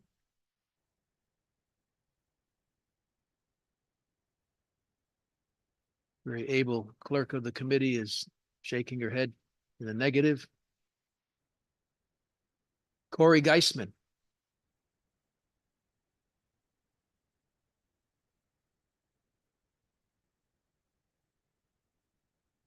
Nikki Arell. Nikki is online. Good afternoon. Thank you, Chairman Fanfara, ranking members Martin and Cheeseman, vice chairs, and the distinguished members of the Finance, Revenue, and Bonding Committee. My name is Nikki Arell, and I am a licensed massage therapist in Connecticut since February of 2006, and I am requesting your support for SB 74, an act eliminating application review fees, and capping licensure fees for healthcare professionals licensed by the Department of Public Health. As a licensed massage therapist, I am self-employed small business owner, and I am also the American Massage Therapy Association's Government Relations Chair for the Connecticut chapter. I represent approximately half of Connecticut's just over 4,000 massage therapists. Since late 2022, I've also held my license as a Master of Social Work in Connecticut. I have submitted written testimony, so I won't review that. But my verbal testimony does also support some of what Senator Gordon had said earlier in his comments. As the current licensing fee structure stands, it feels arbitrary and presents a barrier to professionals who are educated as massage therapists and are entering the field. After approximately 2 years of education, the candidate for licensure must take the $265 MBLEX exam and then pay the state $375 for their initial license. There is then a month or more wait for that license to become valid, all while the new graduate is not earning income as a massage therapist. I suggest that the licensing fee feels almost punitive when the Connecticut Department of Public Health charges physicians, chiropractors, and dentists $565, but a registered nurse pays only $180 and an acupuncturist pays $200. All these professions require far more education than a massage therapist and require advanced degrees. And these professions can expect a greater earnings and career longevity than a licensed massage therapist. Our massage fee of $375 is also triple that of the $125 that I paid for my LMSW. Neighboring states for a massage therapist license charge from $40 to $225 initially, and then $37.50 up to $150 annually at renewal. By capping the initial licensing fee at $200, Connecticut is able to make licensure more affordable for massage therapists. We are a growing, in-demand healthcare field. We often attract people who are called to serve, who look to relieve others' pain, and to improve client wellness. The joke is that no one becomes a massage therapist to get rich. We are passionate about our work and we care deeply about our clients, but charging an unfair initial license fee is a barrier to some. Once licensed, a massage therapist then pays $255 every 2 years, which is also one of the higher renewal rates. Again, these arbitrary fees are not consistent with our anticipated lifetime earnings, which I highlighted in my written testimony. Capping the fee at $200 lowers the massage license by almost half and would be very helpful when new therapists are entering the field. This benefits the state's residents by ensuring that this in-demand sector of healthcare continues to be well represented within Connecticut. We work in private practice, massage clinics or franchises, in physical therapy and chiropractic offices, in association with naturopaths and physicians, through hospice care, at rehab facilities, and in hospitals. We can be either employees or self-employed small and medium-sized business owners. In conclusion, I do request your support for SB 74 to cap the initial license fee and help ease entry into valuable healthcare fields such as massage therapy. Thank you so much for your time and consideration. Thank you very much. Seeing no questions, thank you for your testimony. Avi Wasowski. Good afternoon, everyone. My name is Avi Wasowski. I'm a resident of Waterbury, Connecticut, and I'm here today to express my support for HB 5101, which aims to establish a tax credit scholarship program. To provide some background on myself, professionally, I'm a credentialed actuary. I'm an associate of the Casualty Actuarial Society and a member of the American Academy of Actuaries. Additionally, I hold a Bachelor of Science degree in mathematics from Touro University, graduating with high honors, summa cum laude. Currently, I'm an actuary at PwC, one of the big four audit firms. And prior to PwC, I worked at the Hartford in Hartford, Connecticut, which is one of the largest insurance companies in the US. The reason why I'm giving you this background is because I was lucky enough to receive a private school education growing up throughout my educational journey. And it really set me up for my educational and career success to this point. But unfortunately, it came with a very high price. I watched my parents struggle financially, living paycheck to paycheck for many, many years to invest into my education. And I'm lucky enough that I was able to receive that education, and I certainly want to pay that forward. As an actuary, I'm very heavily involved in the diversity, equity, and inclusion space, really focusing on helping minorities come into the actuarial industry. Unfortunately, even though we've been working on this for many years already, about 10 years, the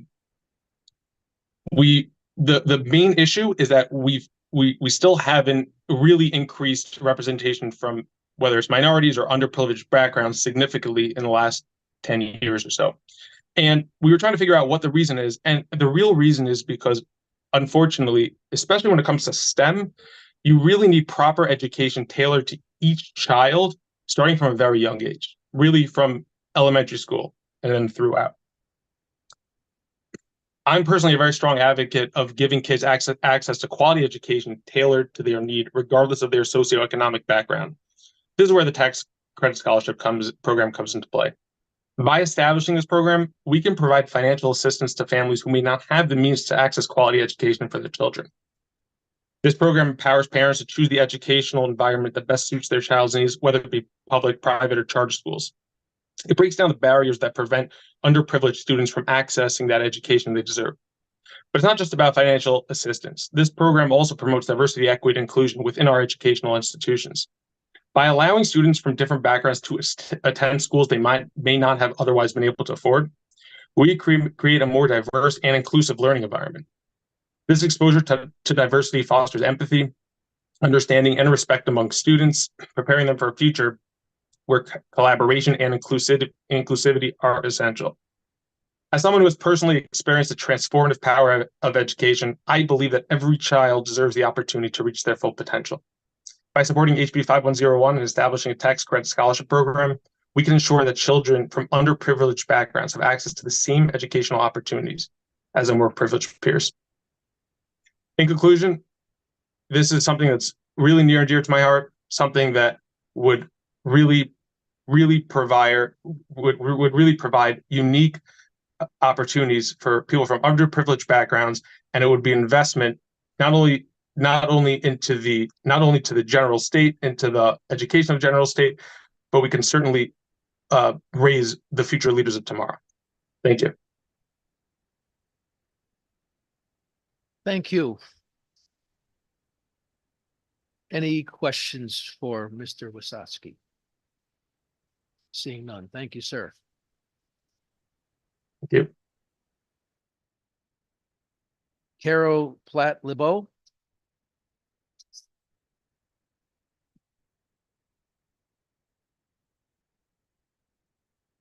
Abigail Flasik.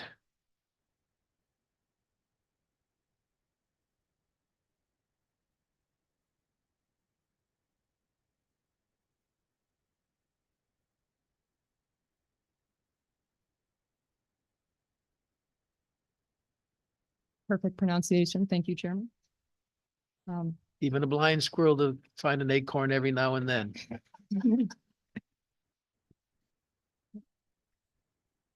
Thank you for giving me this opportunity to provide testimony regarding the HB 5101 to establish a tax credit for opportunity scholarship. My name is Abigail Fleisig, and I am a graduate student at the University of New Haven. At UNH, our student-led public interest research team, of which I am a part of, has completed over the past year 2 thorough reviews of some key issues relating to this legislation, which I would like to discuss with you today. The data we have summarized indicates that, first, while Connecticut is a generally wealthy state, we rank 49th, next to last, in income disparity. Second, this income disparity manifests in genuinely distressing levels of what specialists in this field refer to as the education gap. Our source is the U.S. Department of Education National Assessment of Educational Progress, or the NAEP, which presents assessment results of student performance. When measuring student eligibility for school lunch programs versus those who are not for 2022, Connecticut's gap in education's achievement ranked frighteningly low on multiple measures. First, Connecticut ranked 35th on reading grade 4 gap, 42nd on the reading grade 8 gap, 43rd on the mathematics grade 4 gap, and worst of all, 48th on the biggest mathematics grade 8 gap. That is correct. Connecticut, one of the richest, best educated states in the Union, nonetheless ranks almost dead last in assuring that high education achievement is widespread for all our students. To repeat, this wealthy, educated state ranks 45th in 8th grade education gap between its advantaged and disadvantaged students in terms of familial wealth. Third, scholarships such as these contemplated in this legislation today could play a crucial role in shrinking that gap by providing at-risk K-8 students with access to better and brighter futures. In answer to the question, how are you defining better schools? Our further research indicates what I would hope to be obvious. Schools with more positive peer interaction, higher teacher quality and lower teacher turnover, more extensive extracurricular activities, resources, technology, and courses all contribute to much improved educational results. Absent continuous improvement across all the above in all schools, a dispiriting poverty cycle only deepens and broadens throughout society. While other legislation is perhaps necessary to achieve improved school, this legislation can make a real impact on reducing Connecticut's education gap by providing more students with more educational opportunities. Thank you so much. Yeah, Abigail, I appreciate, as I'm sure my fellow committee members appreciate, your passion on this and your willingness to sit here all day to testify. Have you submitted written testimony to what you just testified to? I have, very similar to what I just said. Yes. Great. I'd like your opinion. I don't want to belabor it because folks have been here a lot longer than I have today. But I don't hear you talking about the start of a child's life, which has more impact on how they succeed in their educational experience than anything else. You know, we do pretty well with once the plane crashes, but not before then. Absolutely. So I'd like your thoughts, if you have any, on this. I know you said that there are other things that could be done or are proposed to be done, but somehow we don't seem to rally the forces regarding all the wealth in our state, as you have spoken about, to target that child from the day they're born. And if they grow up in a certain neighborhood, their chances are slim to none of either getting out of that neighborhood physically or opportunity-wise. To respond, apologies for interrupting you there. I do agree more preventative measures is important, but now as the students are in dire situations and in, those communities now that they can't get out of, this, this bill will help them get out of those, at least get into better schools. So, as I do agree that that is extremely important, what we can do now is help the students that are in need now. But if we're continuing to fill the pipeline of need, if the child that's born today in part of my district right here in Hartford and goes to a school, if they go to preschool, chances are they're not starting kindergarten unready, in third grade not reading, we've doomed that child in many respects. Well, we are focusing on K through 8 students here, so that is pretty early on in the in their life. Additionally, again, it is extremely important to get those people out of those situations. But right now, and I will gladly do that research and get that back to you. What can we do for that? I know what we can do for it. It's a matter of a will to do it. But again, as a solution for the immediate problem, I support this bill fully. Thank you, Abigail. Thank you. Questions? Representative Cheeseman. Thank you. Thank you for coming, Abigail, and for submitting your testimony. So you said your research.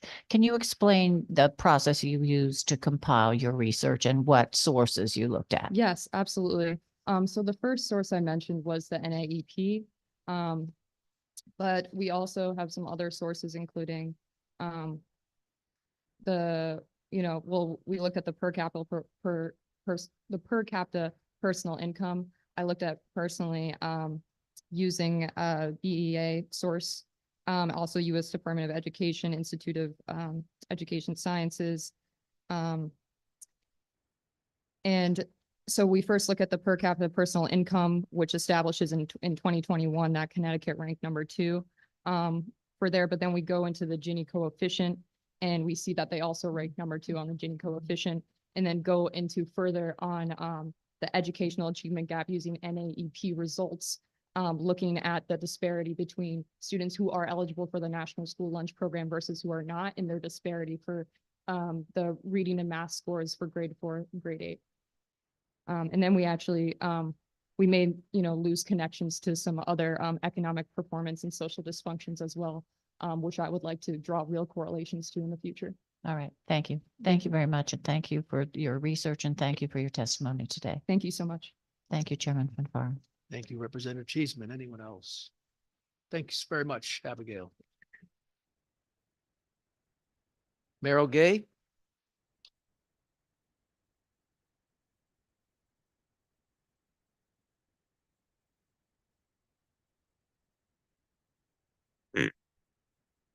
Senator Fanfara, Representative Cheeseman, members of the committee. My name is Merrill Gay. I'm the Executive Director of the Connecticut Early Childhood Alliance. Thank you for this opportunity to testify this morning or this afternoon on Senate Bill SB 36 and House Bill 5113. The Early Childhood Alliance is a statewide organization that brings together organizations ranging from individual child care programs to statewide associations and service organizations to advocate for policy change to support young children. We strongly support the idea of creating a state refundable tax credit. We saw during the pandemic how that made a difference, reducing poverty. Obviously, a state tax credit wouldn't be as large as the federal tax credit, but it would help.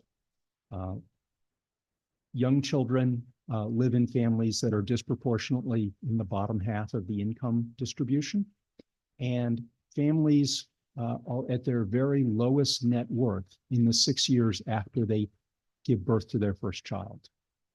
That's the very time when we, by not having a robust early childhood system, force them to pay for childcare in order to go to work.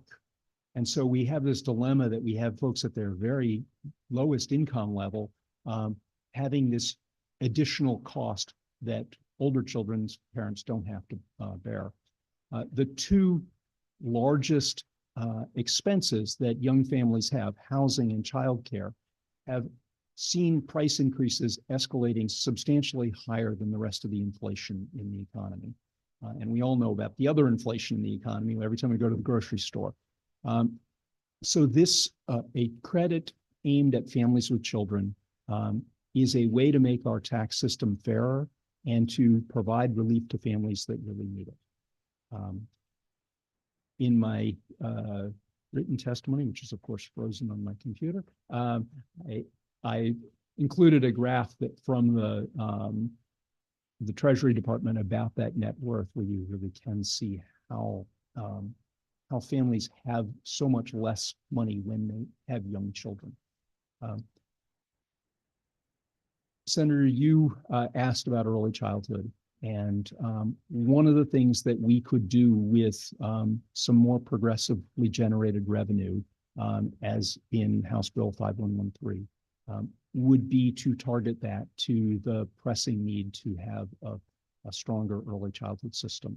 Right now, about a quarter of the licensed childcare spaces in the state are offline because programs can't hire staff. They can't hire staff because they can't charge parents enough to be able to pay staff better. So, you know, in the Education Committee where I was just testifying, there was a lot of talk about paraprofessionals from leaving the school system because they— You've reached your 3 minutes. Please summarize. We lose early educators to the public schools to be paras. We're 4,000 early educators short right now. That is, that's one of the places where we have a big hole in our state budget, that we're not funding something that is really needed to support families with children. Thank you for this opportunity to testify. Thank you, Merrill. I know that this is as much a part of your life as it is anyone's. It has been for many years, and we're not going to give up. But every year that we don't succeed, it's more children who we've said basically you're going to have a second-class lifestyle compared to, or abilities, or a decent living compared to the vast majority of people in this state. And I think that's criminal. I agree. Thank you. I know you agree. Questions? Representative Cheeseman. Thank you, Chairman Fanfare. Good to see you, Merrill. So we're seeing obviously, you know, lots of requests for funding and obviously finding those revenue streams. Given the cost of the child tax credit and also the need you talked about, the, you know, workers in the child care sector, where do you think the monies are best applied? Would it be towards, you know, subsidizing? We talk about the high cost of child care centers, so that the cost for a parent, I guess the amount ranges between $12,000 and $20,000 a year, is significantly reduced. Given that we do not have an unlimited pot and our ability to generate revenue will be constrained, where do you think the investment is most worthwhile? Both are important. Families that can't put food on the table could really use that extra $50 a month per child of a $600 tax credit. And families that can't work because they don't have childcare, or are opting out of the workforce when they have a second child because they can't afford care for two children. Those we pay a price economically when we lose the tax revenue from that parent who opts out of the workforce. And so early childhood is a good investment. A dollar invested at the in early childhood by the state pays back 7 to 13%. 7 to 13% based on how far out you look. I mean, if you are looking at children not ending up in prison because they got a good, solid early education and succeeded in school and had opportunities, that adds up to be a much higher rate of return than if you were just looking at, okay, so for the 5 years that they're in care and the payback based on their parent working and contributing to the tax revenues and not requiring social services to get by. So it is a good investment, and there's a lot of good economic research to show that I would be happy to provide. Thank you. And I appreciate that. I think, everyone on this panel may not agree on everything, but I think certainly our tax code needs to do more to recognize family size, which it currently doesn't. How we go about that is obviously a matter for debate. But I look forward to further discussions going forward. And as ever, I want to thank you for your work and the important things you do for the families in Connecticut. Thank you, Meryl. Thank you, Chairman Fanfara. Thank you. Anyone else? Meryl, before you go, just quickly, the irony here of this discussion is if a child gets a quality education and they're more productive in their life, they're a taxpayer, paying income tax, paying sales tax, paying all kinds of taxes. That it creates more revenue to spend. Mm-hmm. So whether you're on the progressive side or the more conservative side of the ledger in this building, we all benefit from, as the governor likes to say, more taxpayers, not more taxes. And the more productive a person is, the more they're able to generate revenue or income for themselves. That means there's more revenue being generated for us. I don't know why that concept is such a challenging thing for people in this building, but I stirred up the hornet's nest. Representative Mashinsky. Sorry, folks. No, I'm not. This is not a hornet's nest question. No, I just want to know if the 4,000 has a geographical location. Should we prioritize certain areas? You said we're 4,000 positions short. Yeah. Or do you know where they all are? Can we concentrate on certain areas that need it the most? I'd be happy to refer you to the recent United Way 211 interactive map that you can look at each town and see how much of the licensed childcare capacity is offline. Okay, I'm not going to be able to do that. We're in such long hearings that So- there's no way I can get to that. Can you help me? So Focus on the where we shortages need are to go. distributed across the state, where obviously we have childcare deserts in a large swath of Eastern Connecticut where there just isn't a childcare. But those places, it's not missing staff because there isn't a licensed spot there. Our cities have the most childcare because that's where the most children are. And that's obviously where we have the most licensed spots or where we're going to have the most vacancies. You will see it also more in the lower income communities as opposed to wealthier communities. In a wealthy community, a family might be able to pay $20,000 a year for an infant toddler slot. And with that much revenue, you can pay what you need to pay to get a staff person there. If you are in a lower income community where you're relying on the Care for Kids payment levels, it's much harder to be able to pay competitive wages. Okay, and then in the areas of the state that are barren, that don't have enough early childhood, can we piggyback onto a regional school to offer this service? That's a possibility, particularly at the preschool level. Schools are not particularly well set up to deal with infant toddler care. And so that'll be a bigger challenge for those younger children. Okay, thank you. Thanks, Mr. Chairman. Thank you, Representative Mashinsky. Anyone else? Thank you, Merrill. Just close with, there's a recent report that shows that not having enough infant toddler care in the state costs the state $1.5 billion in economic activity. So there's a real cost to not having a robust early childhood system. Thank you. Thank you.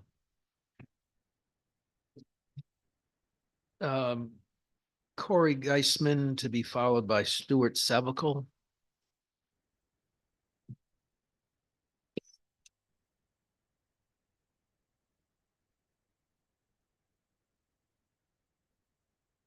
Good afternoon, Senator Fonfara, Representative Horn, and distinguished members of the Finance Committee. My name is Corey Geisman. I live in Manchester, Connecticut, and I'm the Executive Director of the SEIU State Council.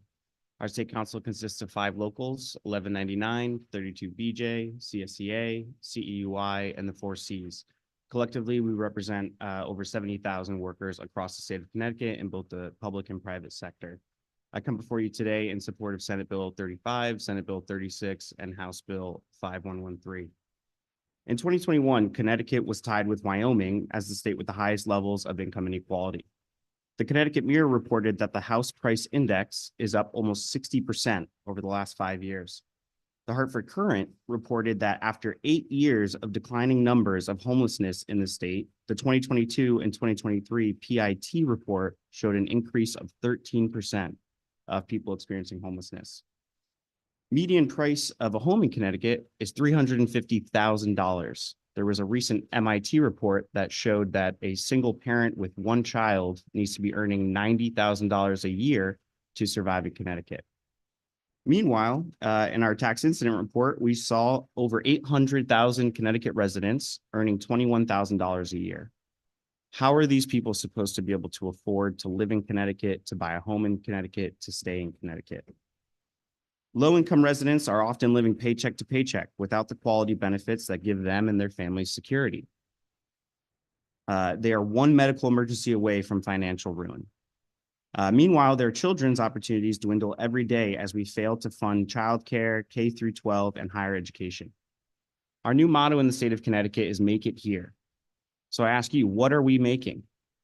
Are we making a state where its residents can thrive?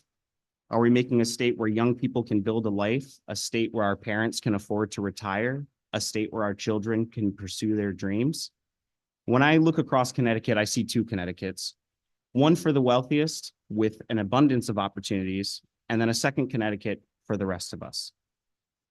The state that we are making is up to us. It is our choice, and it is those of you on this committee's choice to pursue policies that will allow us to raise the revenue to fully fund and expand the services that our residents and their communities rely on. We can pass policies like a 5% capital gains tax. We can reform our income tax structure. We can have a child tax credit of $600. We can close carried interest loopholes. I would also add, we should consider a 10% digital ad tax on companies making more than $10 billion a year in profit, as well as including worldwide combined reporting and some of the work that we're doing here in this committee. These are not punitive policies. Nobody gets rich on their own. Let's say you're an individual in Connecticut who is wealthy and you have a massively successful business. You are shipping your goods to market on the roads that are maintained and paid for by taxpayer dollars. You are hiring workers who are educated with taxpayer dollars. Your company is protected and kept safe by our police. If your company, lights on fire, our fire services come to aid them. And so when we're talking about these policies, you've made it, you've succeeded in Connecticut. And part of the social contract that we have here in the state is that some of that wealth, you will get to keep the vast share of that wealth and that success. You've But it is reached 3 incumbent- minutes. Please Thank you. summarize. It is incumbent upon you to pay your fair share and ensure that the next individual, the next person has a chance to try to make it here in Connecticut. These three bills, Senate Bill 35, Senate Bill 36, and House Bill 5113 have really important provisions in them that will allow us as a state to raise the revenue we need to fund critical services. Please pass these bills. Thank you. Thank you, Corey.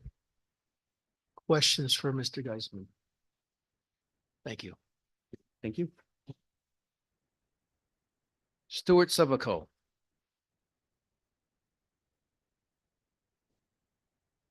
I did my best, my friend. I mean, now you're just a squirrel with a slight astigmatism or something. I pronounce it Savacle. I have no idea if that's correct. I feel better. Yeah. Good afternoon, Senator Fonfara, Representative Horn, and Representative Cheeseman, other members of the committee. My name is Stuart Savacle. I'm Chief of Staff for AFT Connecticut. That's been talked about ad nauseum today, but we do live in one of the wealthiest, if not the wealthiest state in the country, in the wealthiest country in the world. Despite this, we do not fund education in our state in a manner that could possibly be considered equitable. Unfortunately, as long as we continue to rely upon local property taxes to be the primary source of funding for our public schools, the resources available to our students will still depend heavily upon the zip code in which they live, a problem that has been echoed several times today by the ranking member. The reality is that many of our local school districts need significantly more financial support from the state in order to provide the kind of resources that are available to public students in other districts. To that end, this proposed legislation, and I'm talking about House Bill 5101, would appear to be a step in the wrong direction. This bill represents little more than a voucher scheme, plain and simple. Our public schools have public oversight and are accountable to the people living in their towns through their boards of education. The private schools that would benefit from the scholarships lack the same level of oversight and accountability. While AFT Connecticut has always supported a parent's right to choose where they send their children to school, we also believe that public dollars should be used in public schools so that the teachers and students receive the resources they need. There's been a fair amount of discussion today about how, while this bill has been proposed in previous sessions, what makes it different now is looking at the success that we've seen in other states. I want to particularly call out Pennsylvania because we had a representative here from the Cato Institute and another organization that talked about all the good stuff that was happening in Pennsylvania. But a recent study by the Education Voters of Pennsylvania in 2023 found that 100% of the randomly chosen voucher schools they examined engaged in some form of discrimination, be that based on LGBTQ status, disability, academic ability, religion, and even pregnancy. I provided the clerk with a copy of this report, which is entitled Public Schooling in America. It was produced by the Network for Public Education. Connecticut, I'm proud to report, finished second in terms of how we're doing in not privatizing education, behind the liberal bastion that is North Dakota. South Dakota was also lifted up as an example of a state that's doing quite well, but I don't know how their voucher scheme would work because South Dakota doesn't have a state income tax. So I am very curious as to what kind of successes they're seeing through any kind of program that would be similar to the one proposed here. The ranking member mentioned that the goal here is to make sure that every student in our state, every parent in our state have a choice over where to send their student. She went on to say that this bill only represents 5/10,000ths of what the state pays in education. So I guess my question is this: either this bill doesn't solve the problem it's claiming to solve, which is giving every parent a choice, or this bill is the camel's nose under the tent in the further defunding of public education that we're seeing across the country. And frankly, this death by 1,000 cuts is not what's in the best interest of Connecticut's kids. It's certainly not what's in the best interest of Connecticut's families. And if we're going to improve Connecticut's education system as a whole, we need to start by fixing public education, not by siphoning money away from public education to private entities that operate under different sets of rules. Thank you. Thank you, Stuart. Questions? Representative Cheeseman. Thank you. And thank you for coming today and for your impassioned testimony. I'd be curious to see that and certainly the sources of the information. I suppose that gets back to my point. Who better than a parent to decide what education is best for his or her child? And if you don't have the financial resources to move to another zip code, if you do not have the financial resources to write out a full tuition check, if you are a parent, and we have heard compelling testimony today of the lives, not only of the children, but the parents who have been transformed by this proposal to allow them to supplement their income with donations from scholarship granting organizations. Why should those children not have that opportunity? We can talk about the need to fund our public schools. We can talk about the state meeting its commitment to fully fund special education funds, to increase education cost sharing. I believe last year we proposed putting 300 million toward increased funding for our public schools. It was 150 million, and now there is concern that the governor is cutting that. But absent the creation today of the perfect school placement for every child in Connecticut in the public school system, why, given our ability to take a tiny amount of money and apply that to allow parents who are seeing their children suffer have the opportunity to attend a school which is going to help them to thrive, to Senator Fanfara's point, to create individuals who will grow up, who will be successful, who will pay taxes in Connecticut, who will grow that revenue, who will become taxpayers absent greater taxes. Why should we deny those parents and those children? Oh, no. Why should we not offer those parents and those children that opportunity? Mr. Chair and Representative Cheeseman, my answer to that would be because this bill doesn't solve the very problem that you've identified. This bill might address the problem for certain families that, can't afford to pay all the tuition of a private education, but can afford to pay some. And so what I would say is it is not the duty of the legislature to look out for each and every individual circumstance that they could possibly solve, but rather, I contend, on behalf of AFT Connecticut, that it is the duty of the Connecticut General Assembly to provide a high-class education to every student in the state. And the only way we can do that is to ensure that every available resource that can be put into public education ought to be put into public education until we've achieved that goal. And bills like this take from the potential pool of monies that could go into public education and divert it elsewhere. And my answer, and then I will be quiet because I know we still have many speakers. If the only legislation we passed in this building was geared toward not addressing problems that individuals face, as opposed to addressing things that only affect every person in Connecticut, we would not be here very long. We pass bills because of one crime, one incident, 2 or 3 children in Connecticut that get a rare disease. And yet we mandate that hospitals must test for that very rare disease because we will save the lives of 3 children. We pass laws because of crimes committed against women, one woman, that we may have application to only a few women in Connecticut, but we do it because it's the right thing to do. And I would contend, yes, we must find a way to equitably fund our schools in Connecticut. But until that day arrives, until we can agree on how to do that, until we can replicate the best practices and have teachers who know how to get the best out of every single child, not to offer this opportunity, given the tiny amount of money it will take, we would not be doing what I feel is best. And this will be argued in this committee. I have no idea how it's going to come out, but I want to thank you. People feel strongly about this. What we share is the belief that every child should have the education that suits him or her.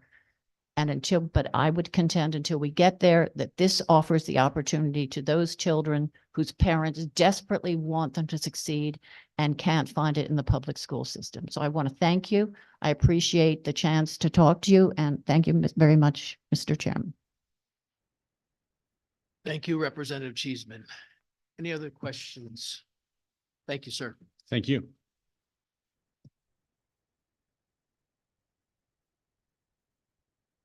Got it. Alex Chivone. Hi, you got it. Thank you. I got my name. My name, Alex Chivone, as mentioned, Senator Fonfara, Representative Horn, ranking members Martin and Cheeseman, and members of the committee. The childcare system in Connecticut is broken. We've been talking a lot about this. We know that parents pay too much, educators make too little. And I'm really here to ask you to support SB 36, an act establishing a refundable childcare tax credit, and HB 5113. My name is Alex, as I said, and I've been an educator for over 33 years in Connecticut. I'm the executive director of Friends Center for Children in New Haven. We serve 122 children ages 3 months to 5 years. I'm also the co-chair of Child Care for Connecticut's Future. So in my role as director, I've really seen firsthand how expensive Connecticut is for families. In order to provide opportunities for a wide array of families to attend the Friends Center for Children, I do a lot of philanthropic work and work with organizations to partner and leverage the minimal dollars that we have. We don't have enough municipal or state support yet, and I'm really interested in ensuring that that moves forward. And a lot of our families, because we don't have that, really are forced into poverty in order for their children to be educated. The same thing shows up for my staff, except in their case, they are working full-time to receive an income that is below a livable wage. So the average salary for the childcare teacher is $29,500. Imagine being a single mom and trying to support your family on that income. Parents also, as we said, are just paying outrageous amounts. Right now, they're paying up to 20% of their household income on childcare. So the SB 36 really seeks to establish a refundable childcare tax credit. At the same time, HB 5113 proposes increasing the highest marginal rate of the personal tax, income tax, and establishing a capital gains surcharge to fund various child-related municipal and higher education initiatives. These two bills complement each other. And really as mechanisms to support families. So I think it's important also to mention that Child Care for Connecticut's Future supports the creation of a refundable state child tax credit. Families with young children, particularly those in the low income brackets, face significant financial burdens, which are just been exacerbated by the rising housing and childcare costs in our state. So please consider supporting these initiatives. We really require a robust early care and education system to be our best selves as a state, and we must view quality early care as a public good and allocate more funding to it accordingly. Thank you for the opportunity to testify, and I look forward to seeing what we do to move Connecticut forward. Thank you, Alex, for your testimony. Sure. As I look across the vast expanse here, see no hands raised. Thank you very much for your patience. Thank you. Thanks for having me. Edward Timmons. Ari Weisenfeld.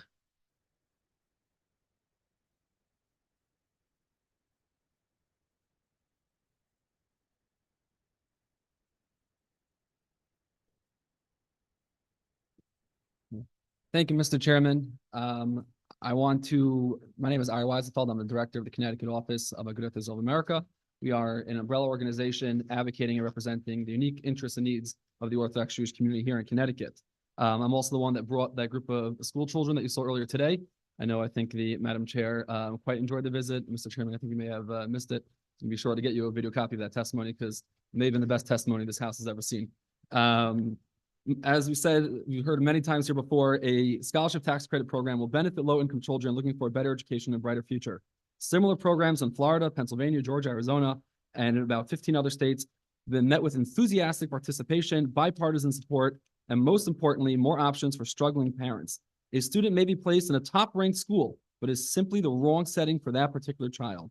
As every educator knows, every child learns differently with different skills and challenges, and not every school will be an ideal learning environment. Those low-income students deserve help to find an appropriate educational setting where they can thrive. The program supports two of the highest ideals in Judaism, education and charity. One of the keys to educational excellence is parental involvement. There is no better way to encourage such involvement and to ensure educational accountability than to develop policies that help parents choose the school that is best suited for their child, whether public or non-public, secular or sectarian. In recent years, existing scholarship organizations have seen a dramatic increase in requests, leaving many students on waiting lists. Tax credits will spur the philanthropic spirit of the Connecticut taxpayer and corporations and help parents fund an appropriate education for their children. Tax credits encourage increased charitable giving and in conversations with Jewish business owners, community leaders, and taxpayers, we have heard an overwhelming support for such a program. Our community looks forward to contributing to the education of Connecticut's children. Tax credit programs enjoy bipartisan support across the country. Just a few months ago, the Democrat-controlled House in Pennsylvania overwhelmingly passed an expansion to their tax credit program, a bill that was quickly signed by Democrat Governor Shapiro. Next door to us, the low-income students of the Democrat-controlled Rhode Island are able to participate in the tax credit scholarship program. Scholarship programs can help stabilize neighborhoods and provide an incentive for families to remain in their communities rather than buying a better education by moving elsewhere. This in turn increases the local tax base and helps support the local public schools. There is no wiser investment the state of Connecticut can make than an investment in the education of its youth. Agudath Israel of Connecticut respectfully encourages you to support HB 5101 and a scholarship tax credit program. And if I have any remaining time, I'd love to just counter some of the points that were made by the excellent representative for AFT.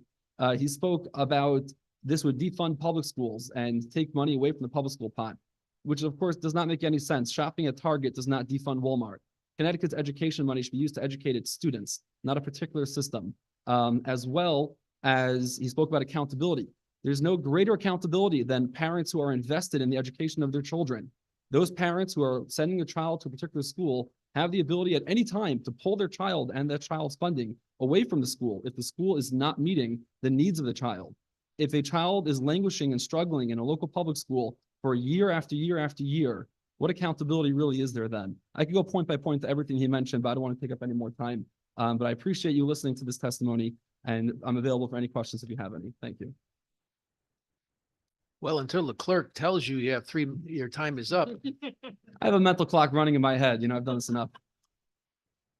The next time you come back, you'll know that until she speaks, that you can speak. So, any questions for Ari?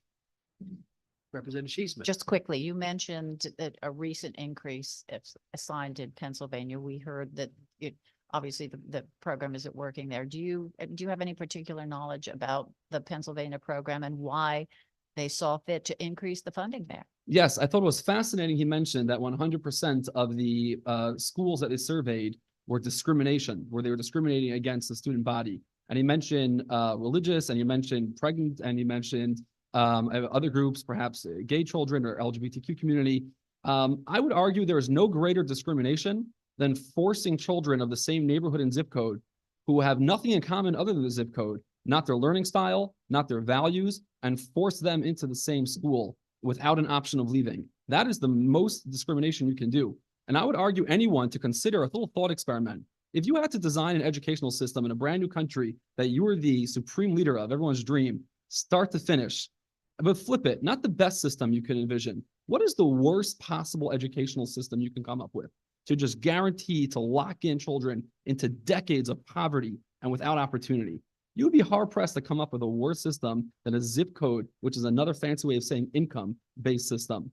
So those schools can discriminate on religion. A religious school should be allowed to say, you have to adhere to our religious tenets in order to attend our school. If you have a school that is designed to help children, like my son, who is a better handyman than I am, and if there was a school that would teach 5, 6, 7, 8-year-olds to be a plumber, an electrician, and woodworking, a school should be allowed to discriminate against a student who has 2 left feet or 2 left hands and has no ability to know which way a Phillips screwdriver from a regular screwdriver.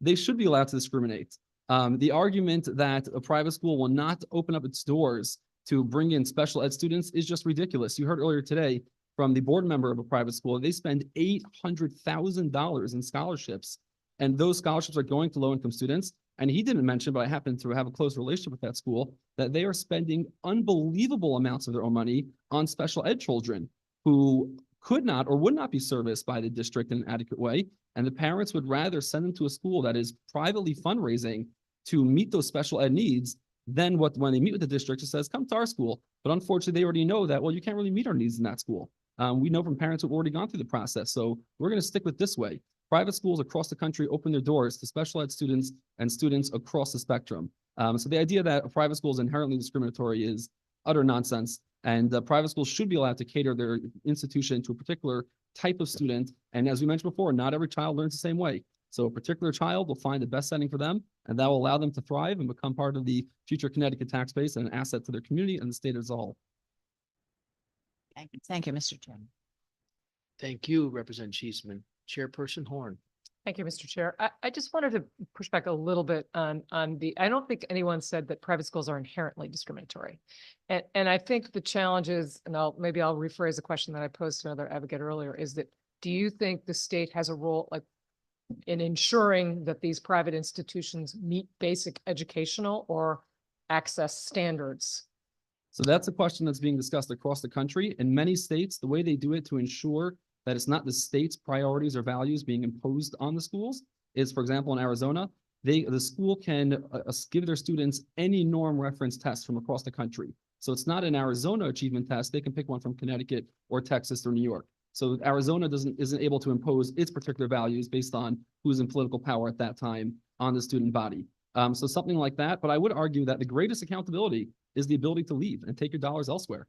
If my school that I send my son to is not educating him appropriately, I will yank my kid out of that school and we'll find a different setting for him. So there is no higher level of ensuring that any private school educating private children is accountable and is maintaining a certain minimum standard of education than trusting the parents to find the appropriate setting for their child. So that we could still have a long conversation about academic standards and which ones to use, but I get that point. What if it were racial? What about like schools that are entirely white in So I otherwise believe integrated communities? I believe that schools are not allowed to discriminate on the basis of race, ethnicity, or place of origin. I think those are protected classes under, again, I'm not a lawyer, but I believe those are protected classes under the United States federal law. So a school could not discriminate on that basis. They are allowed to discriminate. And again, discriminate is just, it sounds like a scary word, but it just means we have a particular set of values here on the basis of religion, right? Which the federal government and the state government gives a wide leeway to. That, okay, if you're attending a Catholic school or a Jewish school, then you have to adhere to the tenets of the faith of the school's preaching in order to attend. And if you're no longer doing so, we're not the best fit for that school, but there are many non-public schools that are not sectarian in nature. You could have a private school that is all about woodworking and all about taking a young kid and teaching him a trade and teaching him to be the best woodworker he can be. So he's not a failure just because he can't sit behind a desk. He can still, thrive and be of value to the state and the community at large. And you can have a private school that's atheist in nature, or, people are talking about from right wing to left wing. I mean, across the spectrum, the whole idea is putting parents in charge. So if parents find the market and say, we want a school that teaches, these particular set of values, they'll find it and they'll fund it and they'll thrive and the children will thrive. There's certainly those, I hear you and the arguments, and I hear kids ought to have access to the education that's best suited for them. I also think kids benefit from being in a diverse environment where they get to meet and hang out with kids who are different from them. And so it just seems to me that there are a number of goals at stake here that I personally would want to keep an eye on. I would agree with that. And I would say that you should come visit our schools and you'll see, I don't know if you saw the students here before, which ones were giggling, whispering to each other, which ones are able to stay perfectly still. In any private school, there's gonna be a wide range of, personalities and values, even with the overarching structure of, hey, this is a Jewish school, so there's still plenty of opportunity to foster community and create I'm connections. not with going to people. argue with you about those wonderful girls that you brought in today. They were great. And I think they were all girls, but I'm not sure. But That was the girls' division of the school. We trusted girls to behave in public a little more than the boys. they did an excellent job. They represented you very well. Thank you, Mr. Chair. Thank you, Madam Chair. Any other questions for Ari? Seeing none, thank you, sir. Thank you. Lisa Tepper Bates.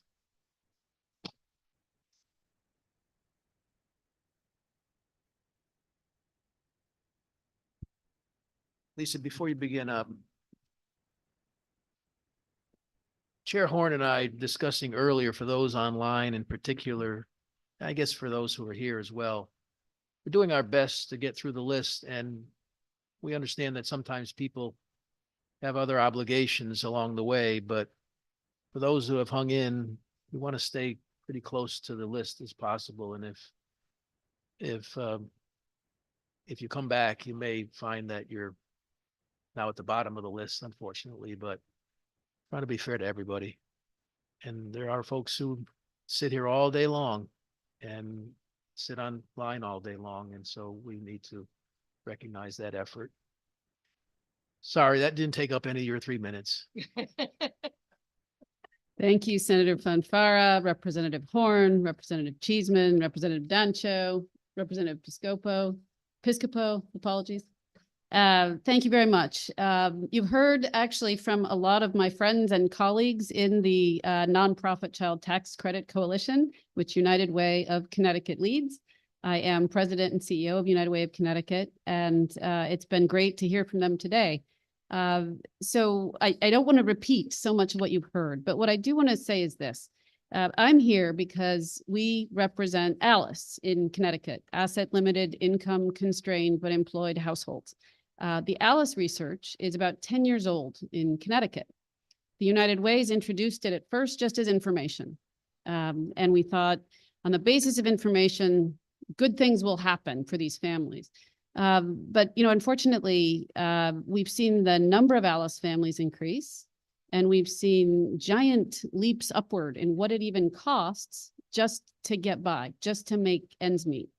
And for that reason, the United Ways came together and said, we actually now want to be part of addressing what solutions there could be. And so that's what brought us here originally as advocates for the child tax credit. But now we are in coalition with 35 other organizations and a number of citizens who have joined us, and some of whom you heard from today. Because I think it is just really the awareness of the power of a child tax credit as a proven solution, a doable solution to help families is so clear to so many people that that's really what brings us here. We are, again, as the United Ways of Connecticut in coalition with the 35 other organizations. We are in favor of SB 36 and HB 5113. And recent polls suggest that about 73% of Connecticut residents, whether they have children or not, also favor a state level child tax credit. So it's our hope that that's something that you can view favorably. And, just to reiterate just a little bit of what you've heard, and you already know this, we love Connecticut. It is not about not loving the state we live in, but it is about acknowledging that raising a child here is exceedingly expensive. About $17,000 a year is the cost. And while we say that, it's important to acknowledge that the cost of basics for a family have increased by 18% in the last 2 years, according to our ALICE Essentials Index. At the same time, a number of federal benefits from the pandemic have phased out. That's thousands of dollars for families to help them meet the costs of childcare, as my colleague Meryl Gay talked about, or food, or gas, or the heating fuel they need in their home, or rent. We're seeing unprecedented levels of homelessness, higher levels of food insecurity. A child tax credit at $600 a child puts money into the wallet of the family who needs to make their own decisions about the bills they have to pay, whether that's reached 3 minutes, please summarize. past due rent, or extra money for food, or a new set of tires for their car. So it's a sort of multi-purpose tool that in these difficult times for so many families in Connecticut could really make a meaningful difference. So our hope is that you'll be able to move that forward, and I'd be glad to answer any questions. Lisa, have you done a count of how many individuals or families are Alice qualified?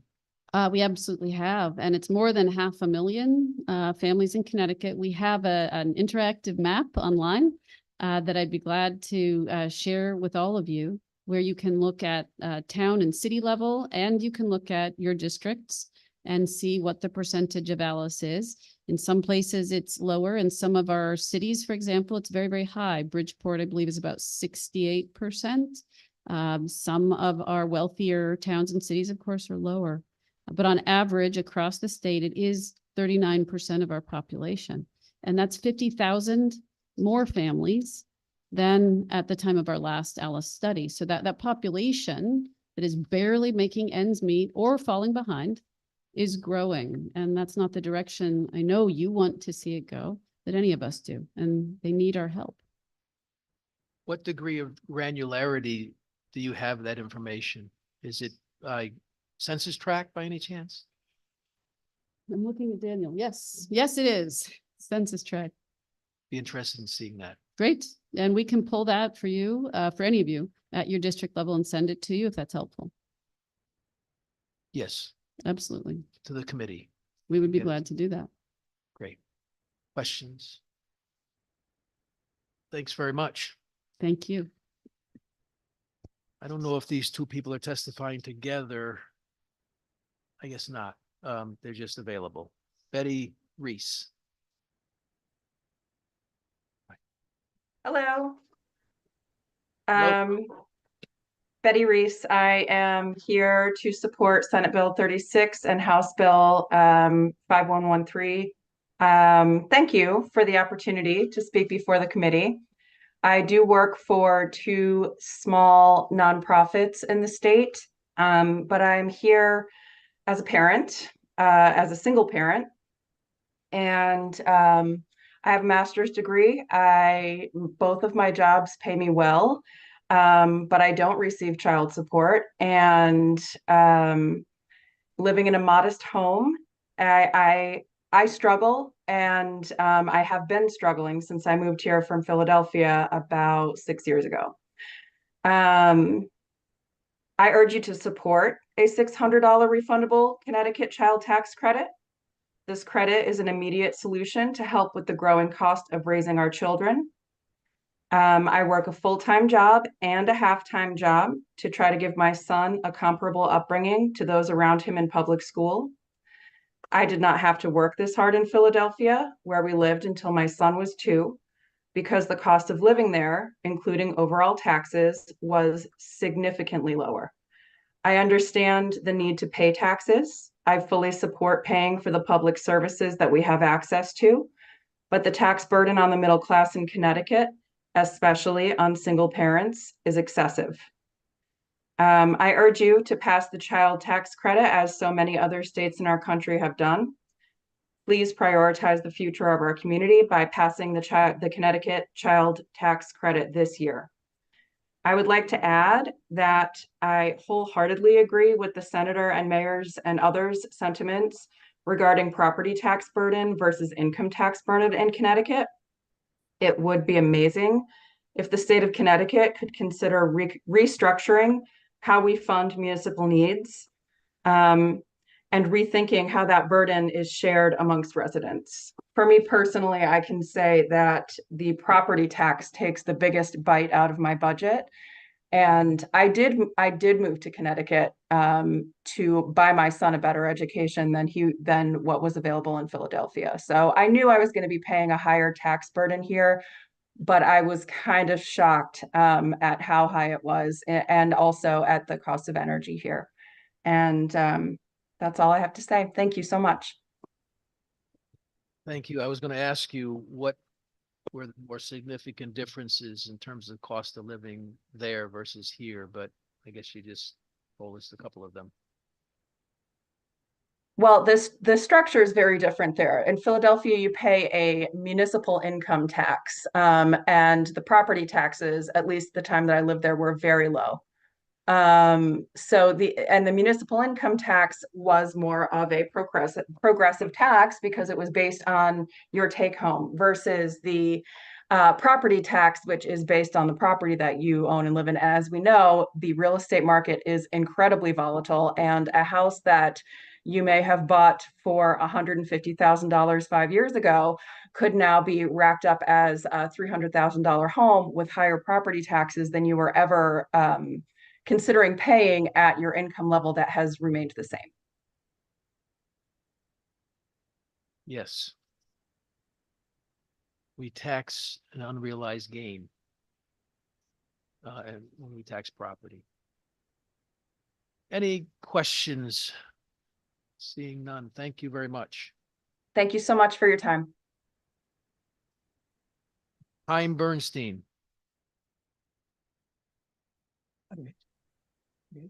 Hello? How do I do that?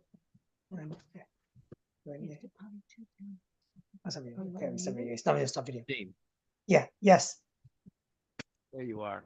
Yeah. Hello, good afternoon, everyone. Honorable members of the committee. Thank you for having me here this afternoon. I'm here in support of HB 5101, the tax scholarship credit for private school education.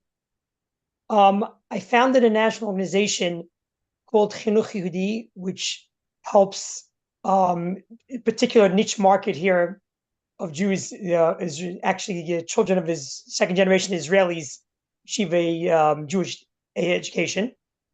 So I've traveled a little bit around the United States, seeing different schools and different models. And if I can, with your permission, I'd like to mention one point that this fine representative from the American Federal Teachers Union spoke about, the fact that if you would create in Connecticut, this beautiful state of ours, a tax credit, then it would harm the public schools. The United States was founded on competition. Whenever usually there's competition, everybody benefits. Because if let's say there is no competition and you have, let's say, just one school, then you're not as incentivized to make improvements and just follow along.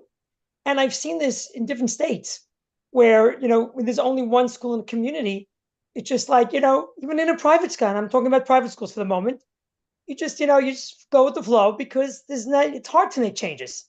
They're costly. And sometimes, there are always personalities in the mix.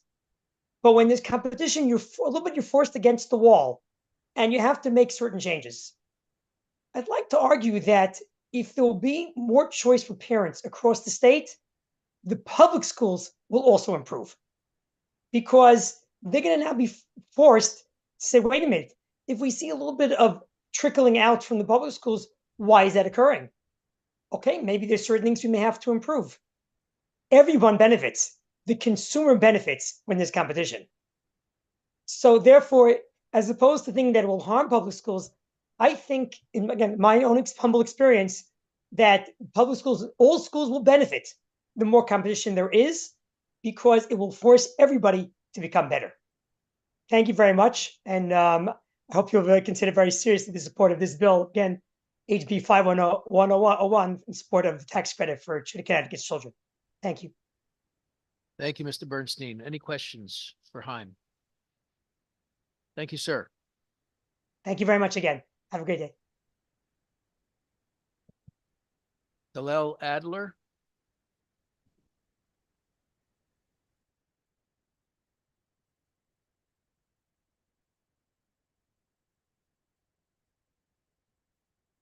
Looks like they're just joining now. Next several are online.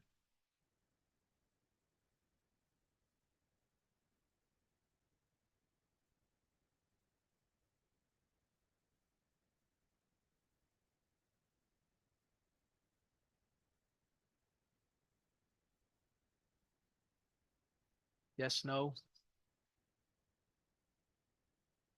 Hillel Adler, are you there? .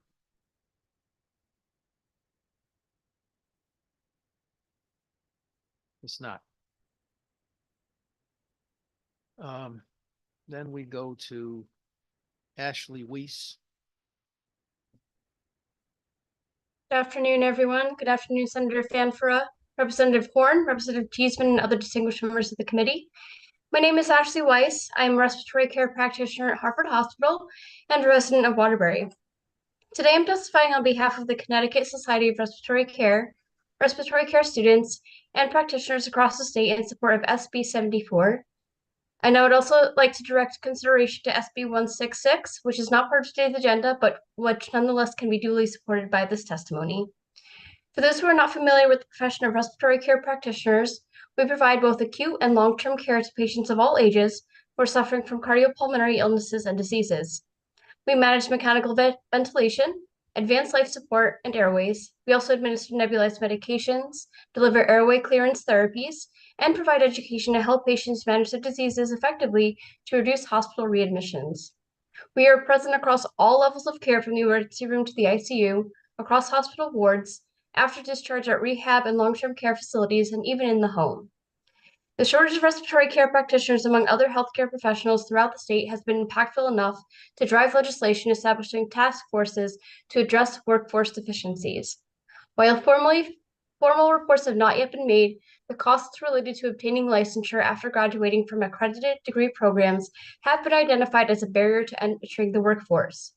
Even without the state licensure fee, graduates of respiratory care programs can expect to pay upwards of $300 for test preparations and $400 for the exams themselves. The current initial licensure fee is $190.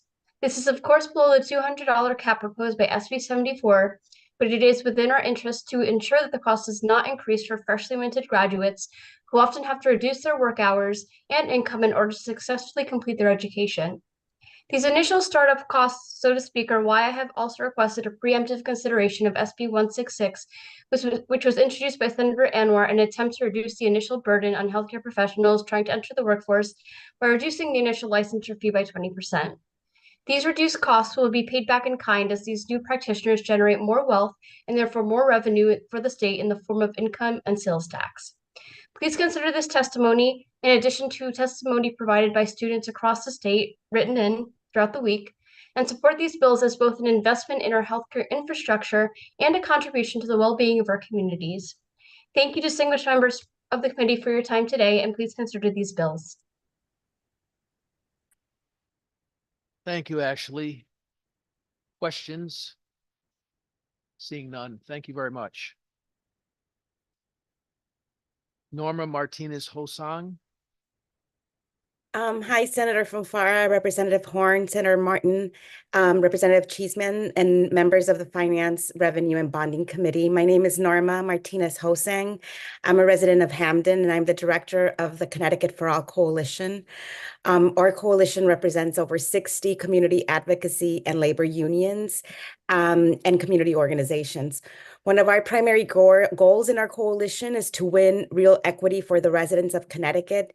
And that means having well-funded public services like public K through 12, public higher education, and healthcare. A well-funded and accessible public education is an issue that is front and center for our coalition, and this is why I'm testifying in opposition of HB 5101, an act establishing a child tax credit for educational access and opportunity scholarships. Over the last couple of years, our coalition has been working to stop privatization of public schools through expansion of charter schools. This proposal is a step towards privatization. Tax credit scholarships are private school voucher programs masquerading as a tax credit. Whether it's called a voucher, a tax credit, or a scholarship, or an education savings account, programs like this are handouts to mostly wealthy taxpayers and private schools. Programs like this strain resources from the public schools by reducing the amount of revenue that is available to fund the ECS formula, special education, and other key programs that support our local schools. As a state, we should instead fully fund the ACS formula to make sure that our existing public schools are working for all of our students. The continual starvation of funds to some schools in Connecticut feed into the narrative that public schools are failing, and therefore we need to support forms of privatizing our schools using public dollars.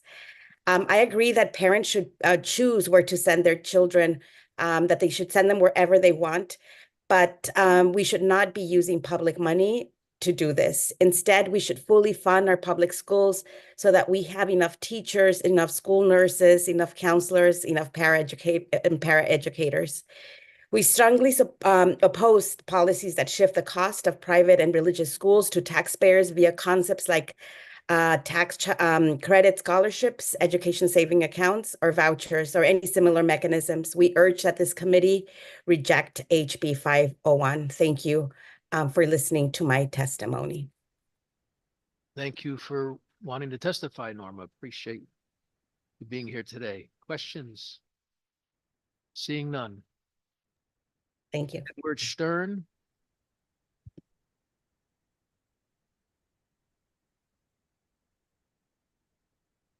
Is Edward ready? I'm ready.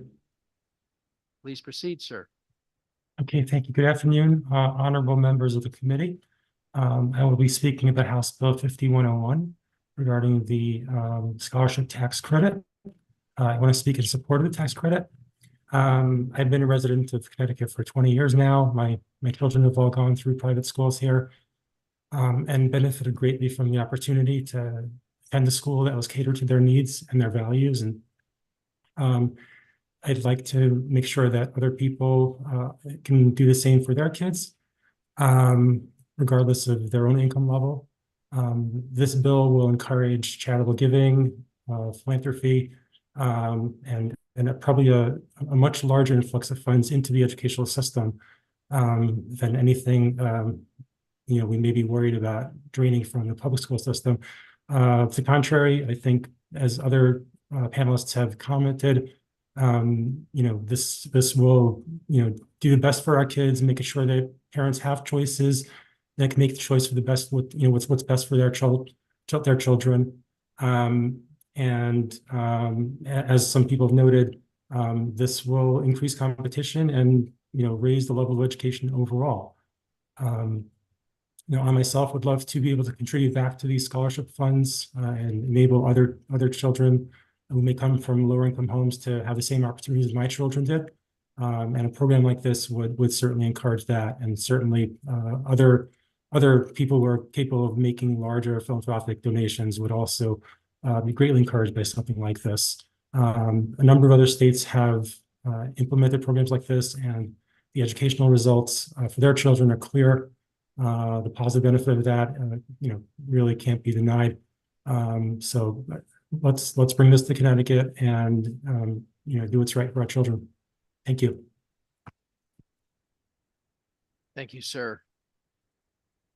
Questions for Mr. Stern? Thank you for your testimony. Bryce Chenault.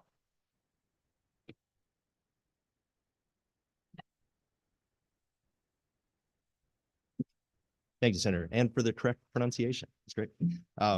Thank you for the opportunity to testify today before the Finance Committee. My name is Bryce Chenault. I'm the Director of External Affairs at Yankee Institute, and I am here to testify in support of HB 5101. I've submitted written testimony that I'm happy to receive questions about, but I'd like to spend my time here addressing some of the points in opposition to the bill and sharing what inspired me to be engaged in this topic. First and foremost, this legislation takes $0 from public schools. It takes $0 from education funding in the state, period. A tax credit is revenue foregone for the state, to be sure, but the return on investment is clear and decisive. And there are a number of less effective tax credits that could be repealed or lessened to easily offset that expenditure.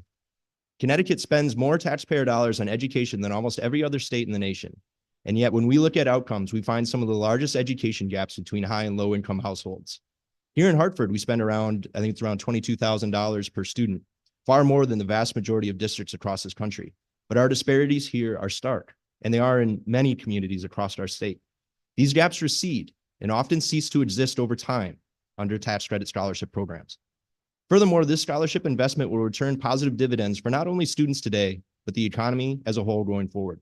A study linked in my written testimony finds that $100 million in tax credit scholarships would result in $3 billion in economic benefits from higher lifetime earnings and additional benefits in terms of tax revenue and reductions in criminal activity. Enacting this program will have a positive fiscal effect in Connecticut, and accountability concerns are unfounded. These programs are a success across the country, and they can and will be here in Connecticut. To not belabor points made earlier, I'll share the story that inspired me. Some of you may recognize the name of Marva Collins. There was a 60-minute special done on her years ago that helped make her a household name, along with a Hollywood movie, and hundreds of students who shared her story and the impact she had on their lives. On the west side of Chicago, and after an early career in local public schools, she opened an independent school with her own money in her own home.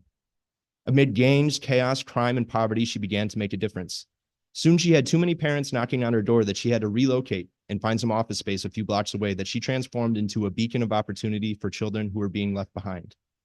Many of her students were considered unteachable by officials in the public school system. Yet after entering Mrs. Collins' classroom, students could quote Shakespeare and Chaucer. One student had attended 14 other schools and was told by all of them that she could not learn. However, Ms. Collins told her, "Welcome to success. Say goodbye to failure. You are here to stay. You are going to learn." 60 Minutes interviewed Ms. Collins' students years after they attended Westside Preparatory School in a Where Are They Now segment.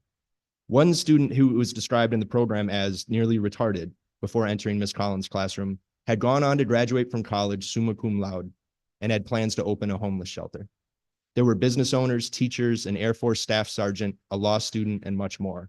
Every story a success. Passing a tax credit scholarship program here in Connecticut, especially one tailored to low-income households, will help make more stories like those connected to Ms. Collins a reality, and it will help make more dreams come true. Thank you. You're not going to like this question, but did Ms. Collins have a tax credit to achieve the success she did? Great question. I believe at the time in Illinois, there was not. I would have to go check, but the point being with that is that a tax credit scholarship program like this would help encourage more Marva Collinses to come into existence. Illinois has previously had a tax credit scholarship program. Yes, they recently made a change there. They didn't renew theirs, not because of a lack of success. The program was immensely successful. There was just a change in political wills. They moved in the opposite direction as Pennsylvania did just at the end in December to expand their program. When did they eliminate the tax credit? There was not a vote to renew their program during this past session. I'd have to look the date up specifically, but this past year. And do you know if there has been a decrease in the funding of individuals who prior to now got the tax credit, but no longer are? Yes, there were a number of schools actually that early reports were that there were schools that were going to have to close because of so many schools had opened up their doors to these children. And they're currently trying to find ways that they can offset the decrease in opportunities that they have through the scholarship program because there were fewer donations coming in. So there was an immediate negative effect. A number of schools, families, and students are in limbo. That's disappointing that if people saw the effect of their contribution, that the purpose behind it was solely to get a tax credit. So some of that might be, I see your point. Some of that may be because they maybe had like an automatic structure and they target their philanthropic giving where it can have the most effect, a positive effect for them. To your point though, yes, it would be great if they were to continue it. I think they ought to have done it. You shouldn't do it just for the tax credit point, but the point being that the existence of it had the positive effect and the removal of it had a negative effect. And I appreciate your sentiment though on it. Yes. Representative Cheeseman.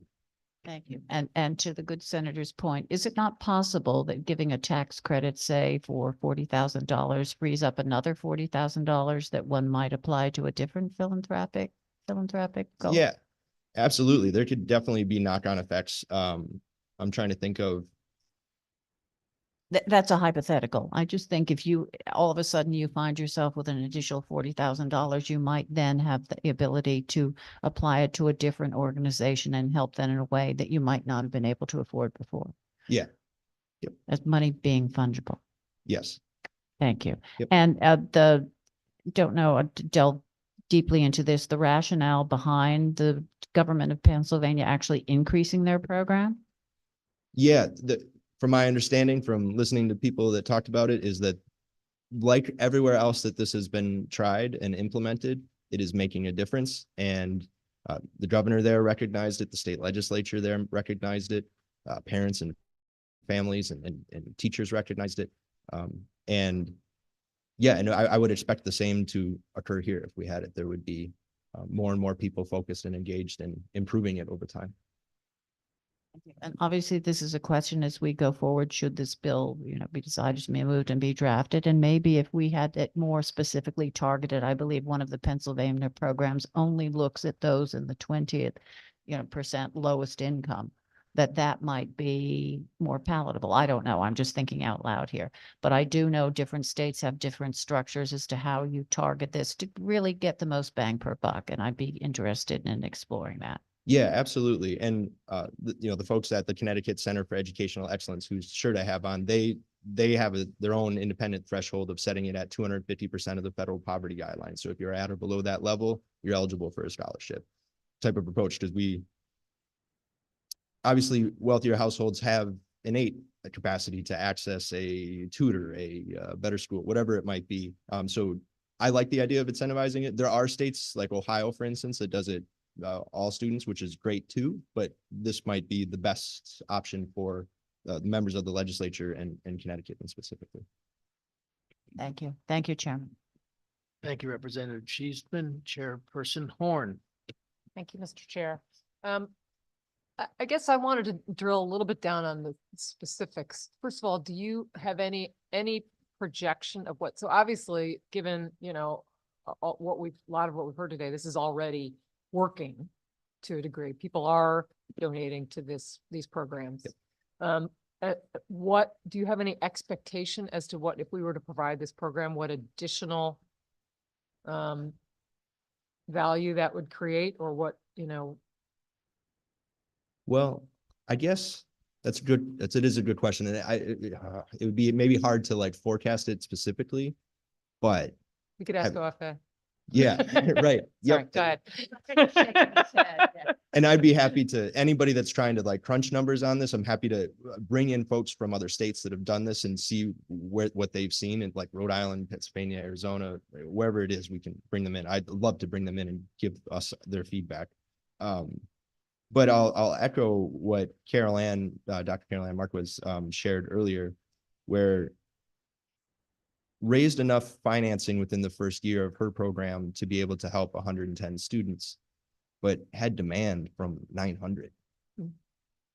Now, would this perfectly solve this? Would that, is that the optimal allocation of resources? Those 900 students, I was looking up. Well, sorry, let me just pose it. I'm not so much questioning the demand. I'm sure the demand, you could find demand for people who wish to have tuition assistance for these educational experiences. It's does the tax credit generate enough additional donations to get it? And I know you can't really answer this question. I want to set us up for a realistic expectation over what we're talking about here. And the other part of it is, if you're talking, people who are itemizing their deductions are already getting, they're getting it not a credit, they're getting a deduction. Yep. So there is some impact. Anyway, yeah. And to what might, how to maybe make an expectation on that would be how we would make that tax credit. Would we make it 100% dollar for dollar kind of thing? Would we make it a 90%? Would we make it 75%? There's different approaches to those things. I love the dollar for dollar approach. You could set a cap on it for the individual or the business donating or that type of thing. But I like the dollar for dollar, in part to get at your point. If you do that, that's as a person that's making that donation, that makes it more likely that I'm going to choose that option over maybe say a different type of deduction. The tax credit is going to be more fulfilling to me on my philanthropic giving, and obviously the return for them. I'm not too concerned about like wealthier folks being able to keep money. I'm more concerned about the effect that it's going to have on the low income families that I know this money is going to go towards. So I would do the dollar for dollar, but if there's like a different of opinion on that, that would help indicate how much uptick I think there was going to be. I think if you make it a dollar for dollar, there'd be a lot of uptick on it. Thank you. Yep. Thank you, Mr. Chair. Thank you, Madam Chair. Any other questions for Bryce? Seeing none, thank you. Thank you.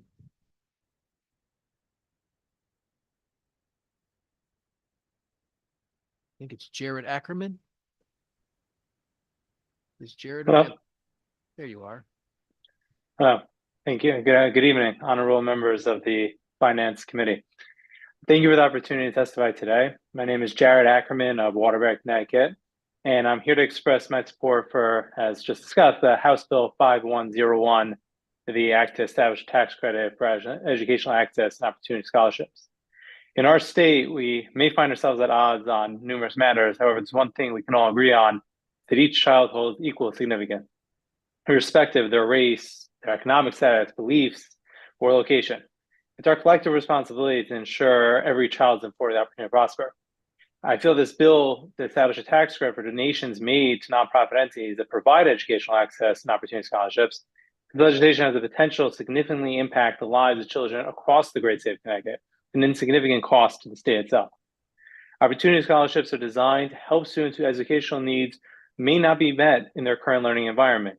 They would offer families opportunity to pay for approved schools, courses, programs, services of their choice, enabling them to focus on the unique needs of their children and their individual strengths and challenges.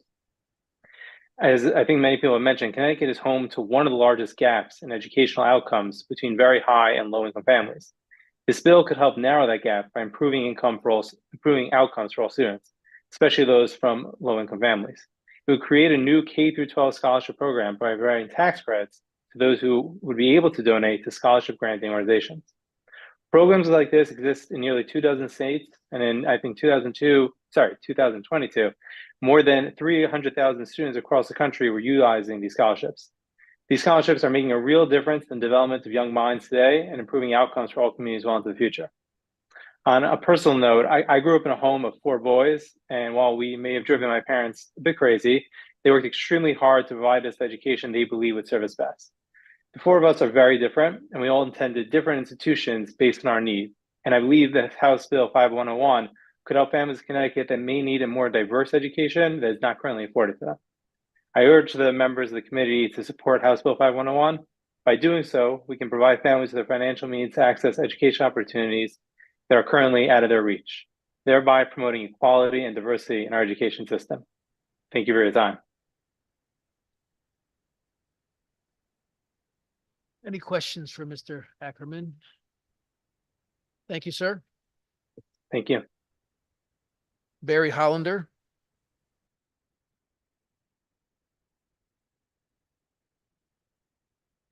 You hear me? Please proceed. Thank you. Thank you, all members of the committee, for giving me this opportunity to speak. Education is an extremely important topic to me. Both of my paternal grandparents were teachers for their entire careers, as was my maternal grandmother and both my parents-in-law. I've been raised to value the significance of education and therefore want to speak in support of HB 5101. This bill would help incentivize scholarships for underprivileged families and those who would otherwise be out of reach of private education. While public school systems are available in every neighborhood, every parent knows that children are not a one-size-fits-all. For a variety of factors, a child may not be best served for his or her public school, and moving to a different district is generally out of reach of most families, particularly those who are struggling for day-to-day expenses, as we all know. This leaves those children stuck in a system which will not position them for success. Scholarships can be a game changer for them, allowing the students to transcend their circumstances and seek other opportunities. Sometimes this can be their only opportunity to escape and get ahead. A private school that can better suit their specific needs, whether it be cultural, academic, or otherwise, can give them a leg up during their critical formative years and set them on the career path that will change their circumstances. This is previously an opportunity only reserved for wealthier families. Single parents or struggling families could not hope for that. I firmly believe that if we provide incentives for philanthropic donations to scholarship funds, These underprivileged families will benefit the most, leveling the playing field so they too can benefit, moving beyond their conditions and increasing the value to all residents of the entire state with their success. Educational mobility would be crucial in allowing parents to provide the best education for their children, regardless of what zip code they live in. This will not take money away from public education dollars. It's funded by tax credits, of which the state dispenses an enormous amount for many other reasons. This should not be any less of a need than that. There's no return on investment as lucrative as children's education. If we can provide these children and their families with proper opportunities, they can thrive and become an asset to the state ultimately. I strongly encourage everyone, if you can, to support the HB 5101. Questions for Mr. Hollander?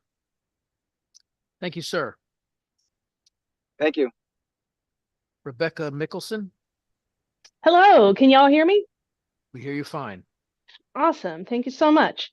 So Senator Funfara, Representative Horn, Senator Martin, Representative Cheeseman, and members of the Finance, Revenue, and Bonding Committee. My name is Rebecca Michelson. I'm a resident of East Haven, and I work as a preschool art teacher in New Haven. I'm a member of NHFT 933, and we are part of Connecticut for All Coalition, and I am testifying in opposition to HB 5101. In a February 2nd article from this year, the NEA goes over the travesty of justice that some public schools are having to struggle with after adopting voucher programs. The key takeaways from the article are stated as follows. Since the enactment of universal school voucher programs, states are struggling with the program's cost and lack of transparency and accountability. Overwhelmingly, school vouchers are being used by families with children already in private schools to subsidize their tuition.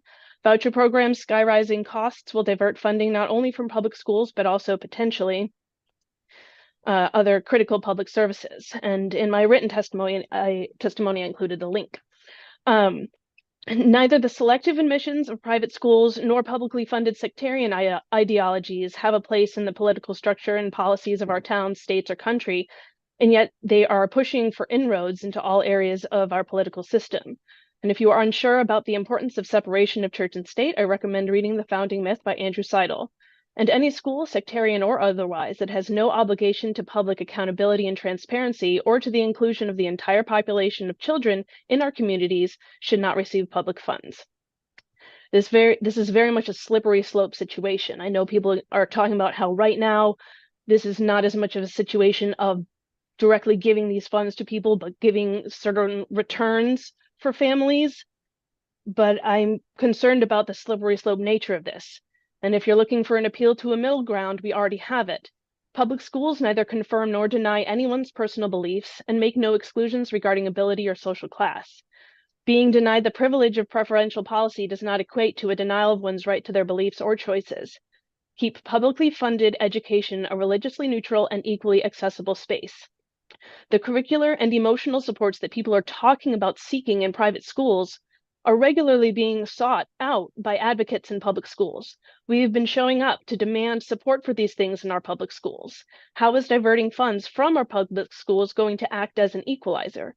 We need to make our public schools places that don't need escaping. We need to make all of our zip codes places that don't need escaping. If we fully and thoroughly fund public schools, people won't feel like their only choice for a quality school is a private one. We as a publicly funded and publicly accountable institution will be providing those schools. So as I have testified now 3 times this month, I will repeat, fully fund our schools, please. Thank you. Any questions for Ms. Michelson? Seeing none, thank you. Nora Nizelski. Thank you very much. I really appreciate the time and attention of all of the honorable committee members here. My name is Nora Nijelski-Eichner. I'm a member of the Norwalk Common Council. I am here today solely on my own account. I'm speaking not for the city or for the rest of the council members, but I wanted to speak on House Bill 5113 and the related proposals for increasing capital gains tax, and more generally for doing our best to find ways to make our property tax funding of our municipalities less regressive. Norwalk is in the middle of our reevaluation. The initial results are stunning. Given nationwide trends of rising residential property, we're going to be shifting somewhere in the neighborhood of 7% burden onto our residential homeowners. Value properties, we are looking at increasing increases. These are going to be devastating to our low-income homeowners, to our seniors. And yet at the same time, we as a municipality are constrained by state law in our attempts to find more equitable ways to raise revenues, more equitable ways to address our property tax burden and make them less aggressive. So I fully support this legislation considering options to fund municipalities in a more diverse way, in a way that shifts the burden towards our wealthiest, who are most able to afford it. And in particular, I encourage you, as you are considering these options, to also think strategically about how to give municipalities more flexibility to address their local needs based on their particular situations. So for instance, Norwalk is in an odd place of having a fairly high property values, but 50% or more of our residents being cost burdened by their housing costs. So even though we technically have a large grant list, we have 50% of our population that may be forced out of their housing by our tax burdens. So capping the mill rate is not a helpful solution to us. Helpful solutions to us, which disabled and veterans, allowing us to seek, as Mr. Patrick O'Brien from Voices for Children was describing, allowing us to make our property taxes progressive. Why is it that we charge higher tax rates for people in higher income brackets, but we cannot charge higher mill rates for properties with greater values? So municipalities, we are doing our best with the constraints we have, and we desperately want to keep people in their houses. We don't want to lose our populations. We don't want to lose our seniors. We don't want to lose the folks who have made our communities their homes for decades, because our property taxes are driving them out. Thank you so much. I very much appreciate all the work of this committee in trying to address this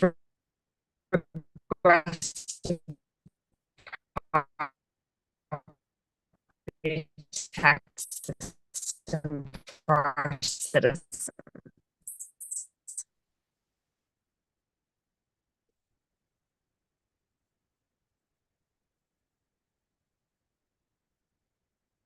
We are listening, but there's a connection problem at this point, and don't know if you can hear us anymore. Oh, thank you. My apologies.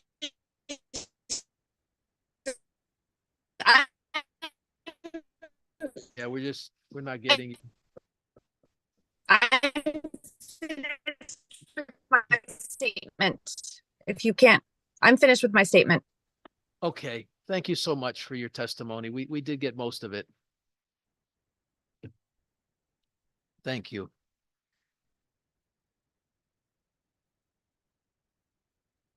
Robert Traber.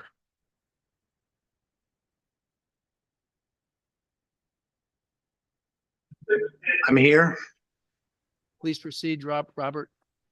Good evening. Thank you, Senator Fanfara and Representative Horn, members of the committee. I'm here to speak in opposition to House Bill 5101. I know it has a fancy name, but it's a private school voucher bill. I might as well call it that. I am a member of the Bridgeport Board of Education. I'm not speaking on behalf of the board. I am a former Bridgeport Public School parent, future Bridgeport Public School grandparent, retired Bridgeport Public School teacher and union officer. And I have spoken many times in the past few years and sessions in support of Connecticut for All and equitable educational funding for public schools. And I am opposed to public school vouchers for many of the reasons other speakers have spoken about today. There are the obvious historic reasons of public school funding versus non-public school funding, which includes religious school funding. I am a child that grew up in parochial schools as well as public schools, and I understand that distinction. But I also think that, when I read this bill, my daughter Katie Traber sent it to me a couple of weeks ago, and I read it and saw it had all kinds of loopholes for abuse in it, including allowing donors to give money to multiple different nonprofit educational institutions. And so I have grave concerns about those various loopholes. But for the bottom line is that I believe until we fix our equitable educational funding problem, we have a $750 million gap in educational funding. So I've heard about the gaps, the largest funding gap, the largest outcome gap, the largest opportunity gap. But the bottom line is until we fix that gap, we won't know if public education is the solution. And I believe it is. I firmly believe in public education. The suburban education system in our state is among the best education systems in the world. It is the urban systems that have been underfunded that need the support from the state. So I'm urging you to fully fund the urban systems in our state and the underfunded systems. And once we've done that, we can see whether or not there's other programs that ought to be looked at. So I am opposed to this. I urge you to raise the funding for the urban systems, and let's have an equitable educational funding system. I heard it earlier about parents choosing a system that's best for their children. If that's the case, let's open up the entire state and let parents send their children to any school district in the state, because we have great public districts in this state. We've had parents from Bridgeport who tried to put their kids into other districts and who have been arrested. But let them send their kids to other districts then, and then we'd have equitable funding in no time at all. So I would ask you to kill this bill. Thank you. Thank you. Oh, I should say, Senator, I'm sorry. I am at a public parent meeting in Bridgeport.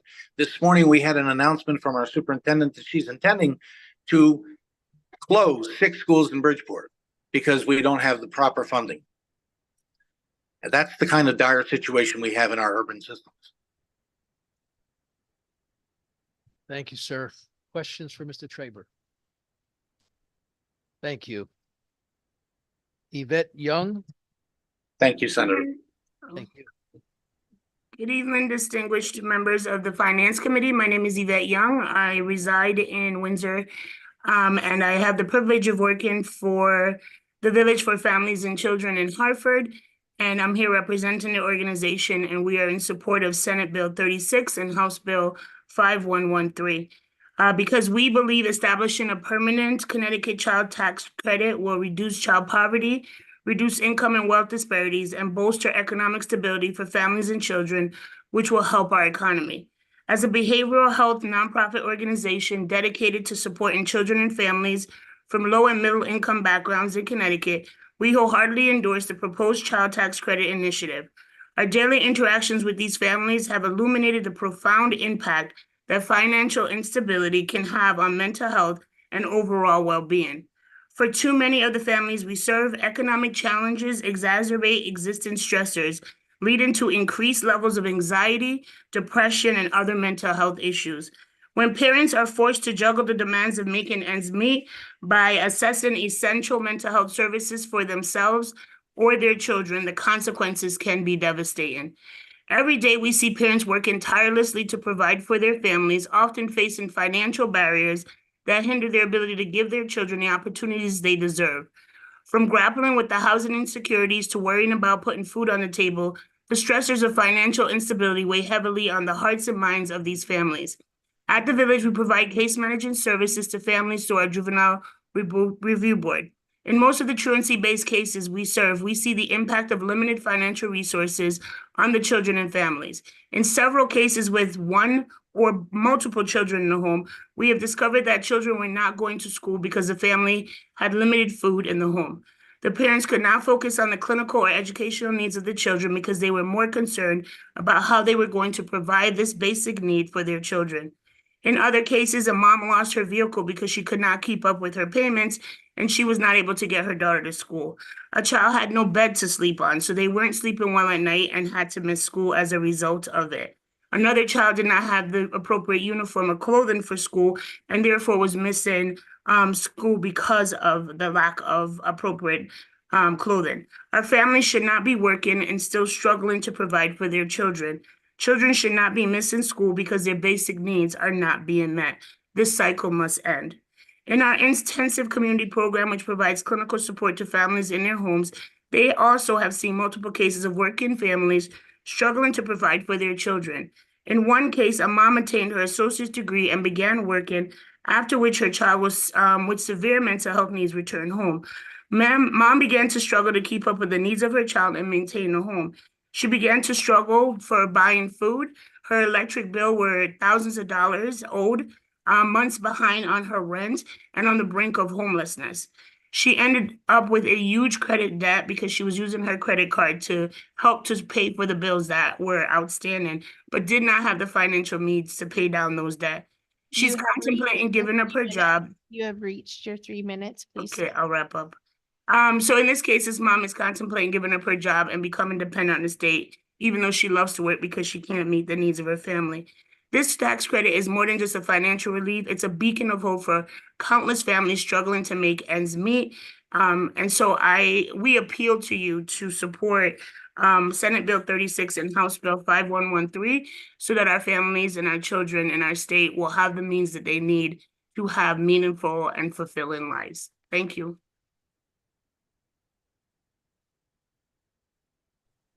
Thank you, Ms. Young.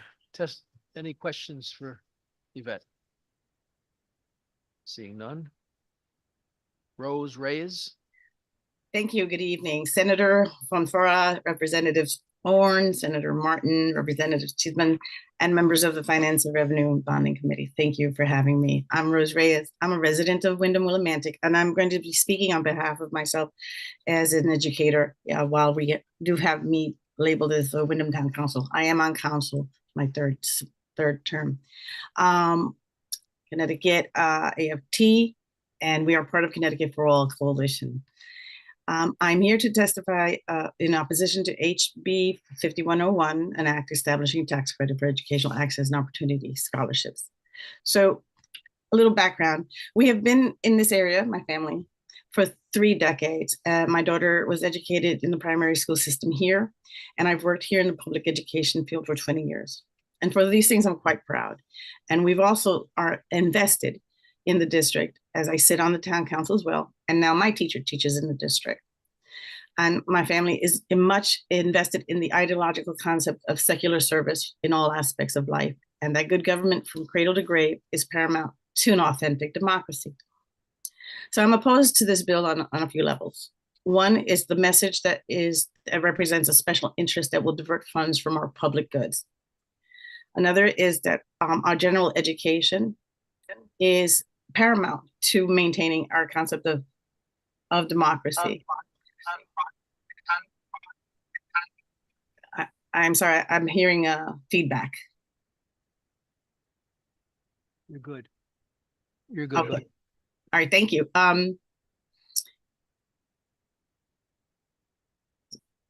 So what I'm concerned about also is this idea about there's the idea about expanding opportunity when there's really no true expansion through these scholarships, the tax credits through scholarship.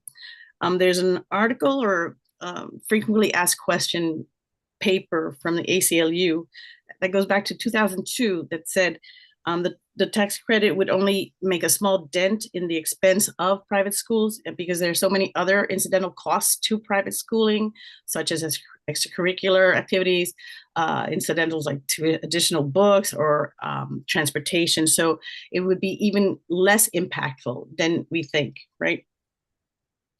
I'm also going to say that I've yet to experience a budgetary year that has been fully supportive of our public school system, and then to encounter this bill that intends to actually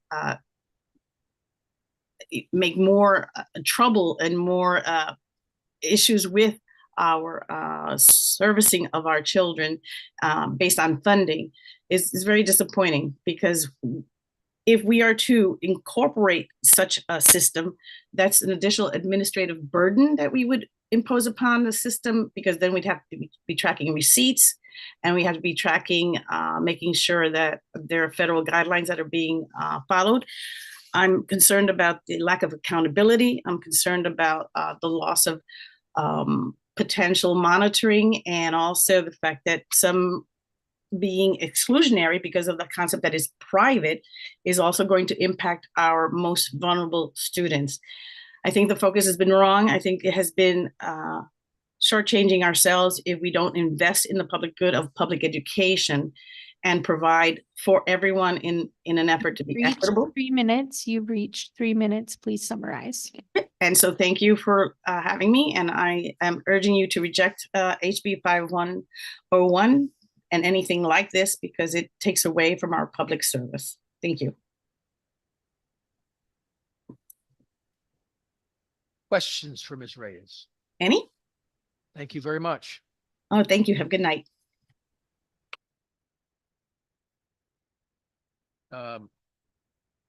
SD Vago.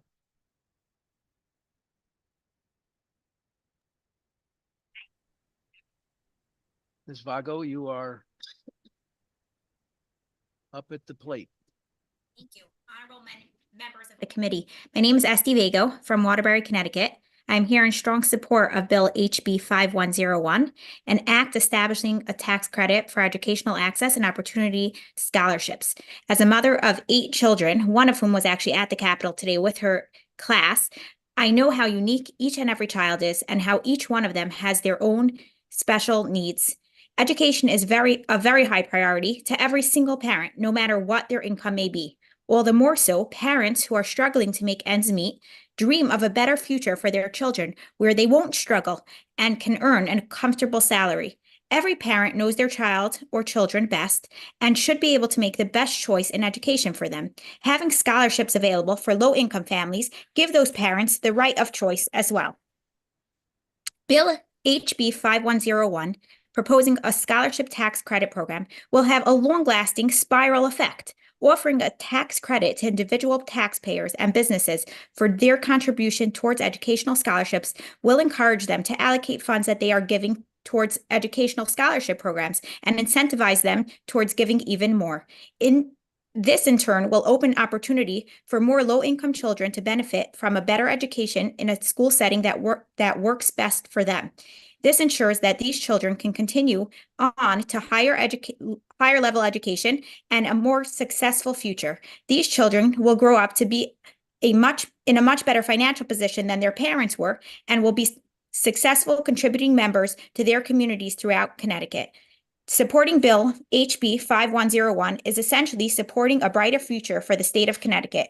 More educational opportunities lead to a more successful and financially sound adult population, with the youngest beneficiaries being our 5- and 6-year-old children just starting out in kindergarten all the way through higher education. The returns on this bill will be obvious in just a few short years. By the time these children are in their mid-20s, if not sooner, we will be proud to count them amongst the state's strong and successful workforce. Children coming from struggling homes will be able to turn their trajectory around, and instead of being stuck in a system that might not be working for them. Being given school choice via scholarship programs is being given the opportunity for a successful life. The future of our state is our children, and the state of Connecticut is investing in their own future through that of implementing the bill HB 5101.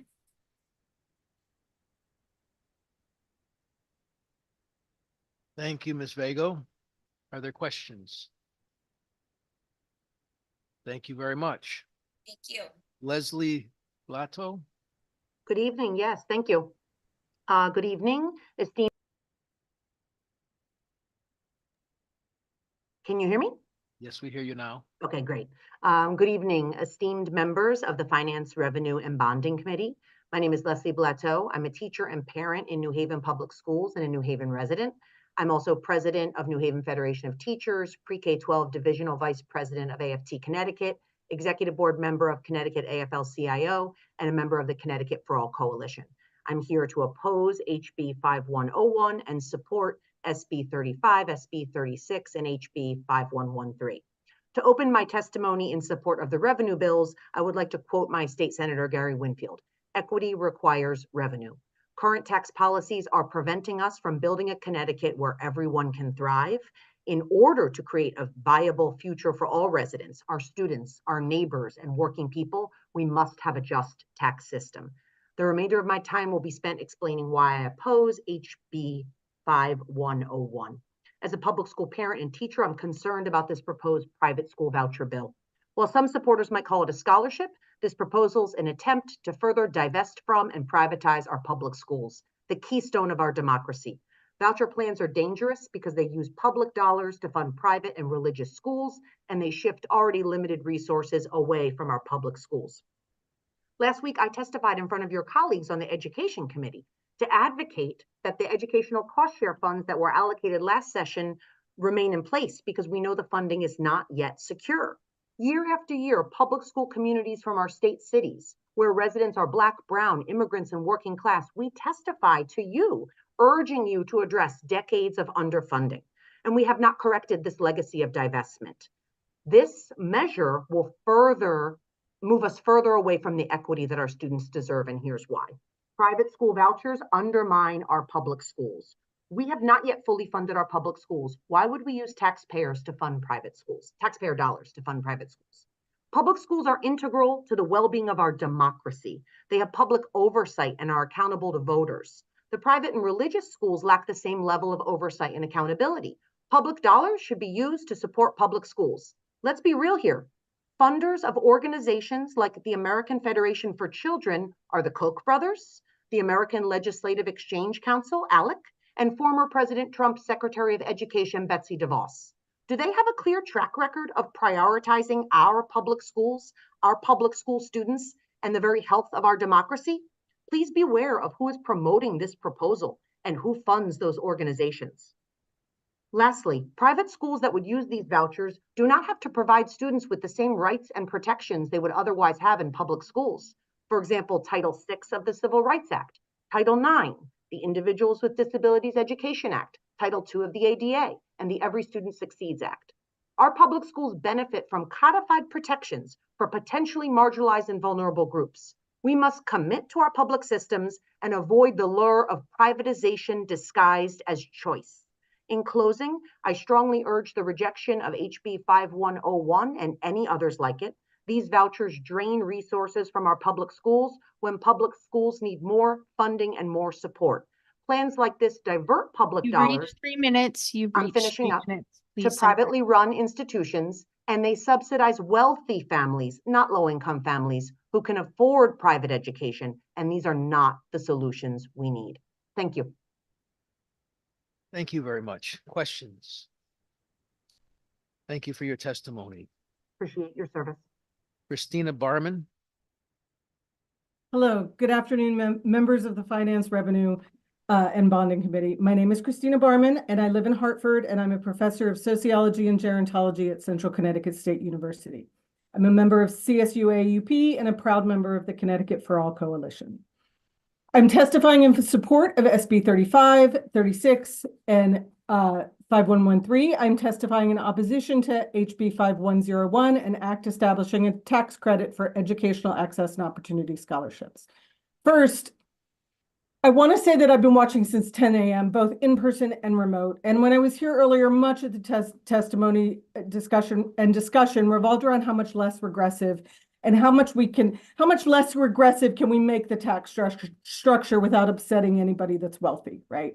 I think we're asking the wrong questions. Rather than asking the hypothetical consequences of creating a fair tax structure and what the hypothetical consequences of that would be on wealthy people, we need to be talking about the very real consequences of what is happening right now to the rest of us in our state.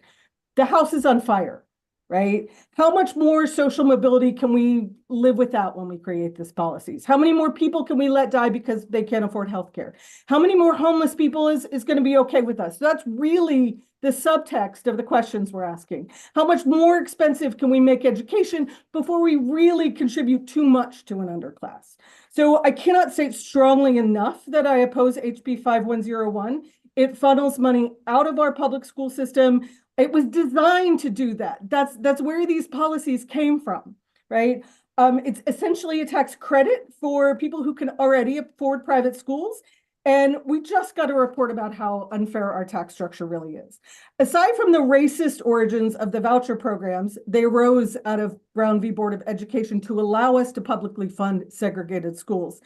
There is evidence that they don't provide any funding for parents who don't make enough to send their children to private schools. They don't serve children with disabilities. There are no protections for LGBTQ students.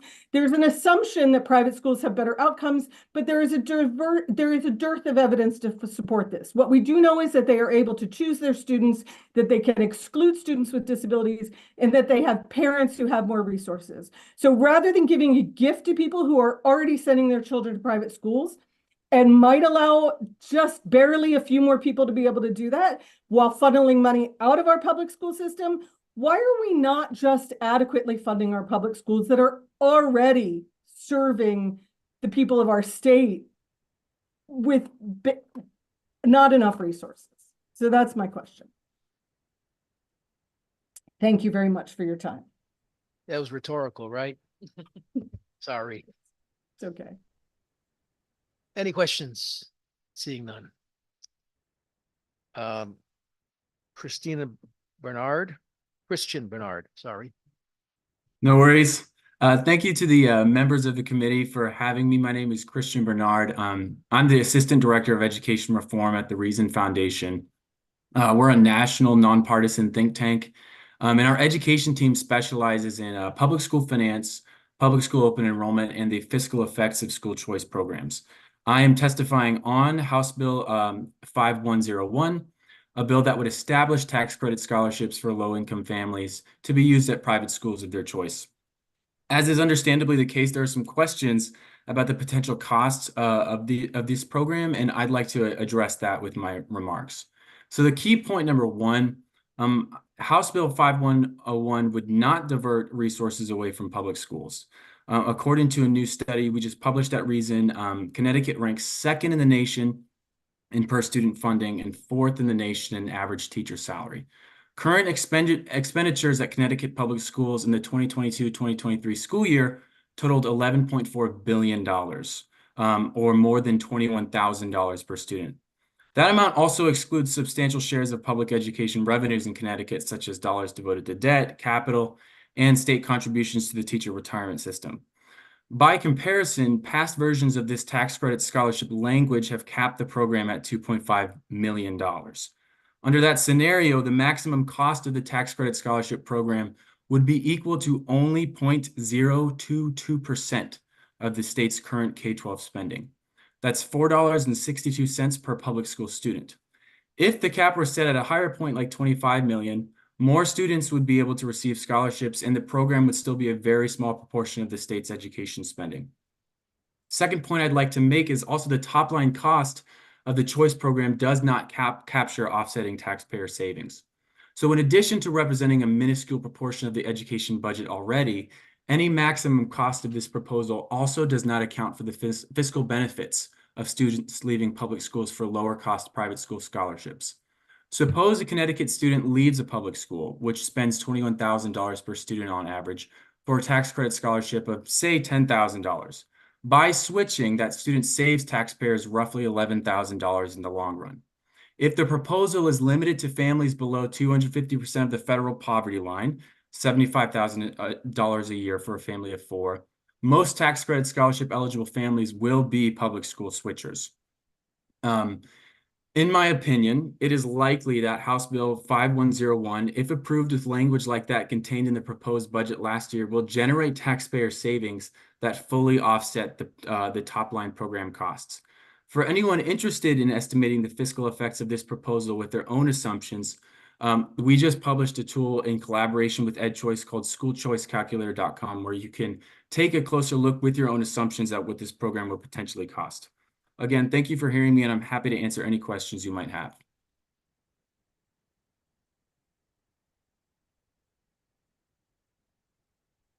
Representative Cheeseman. Thank you, Chairman Fanfara. Christian, I would ask if you could share that calculator with our clerk so we could have access to it.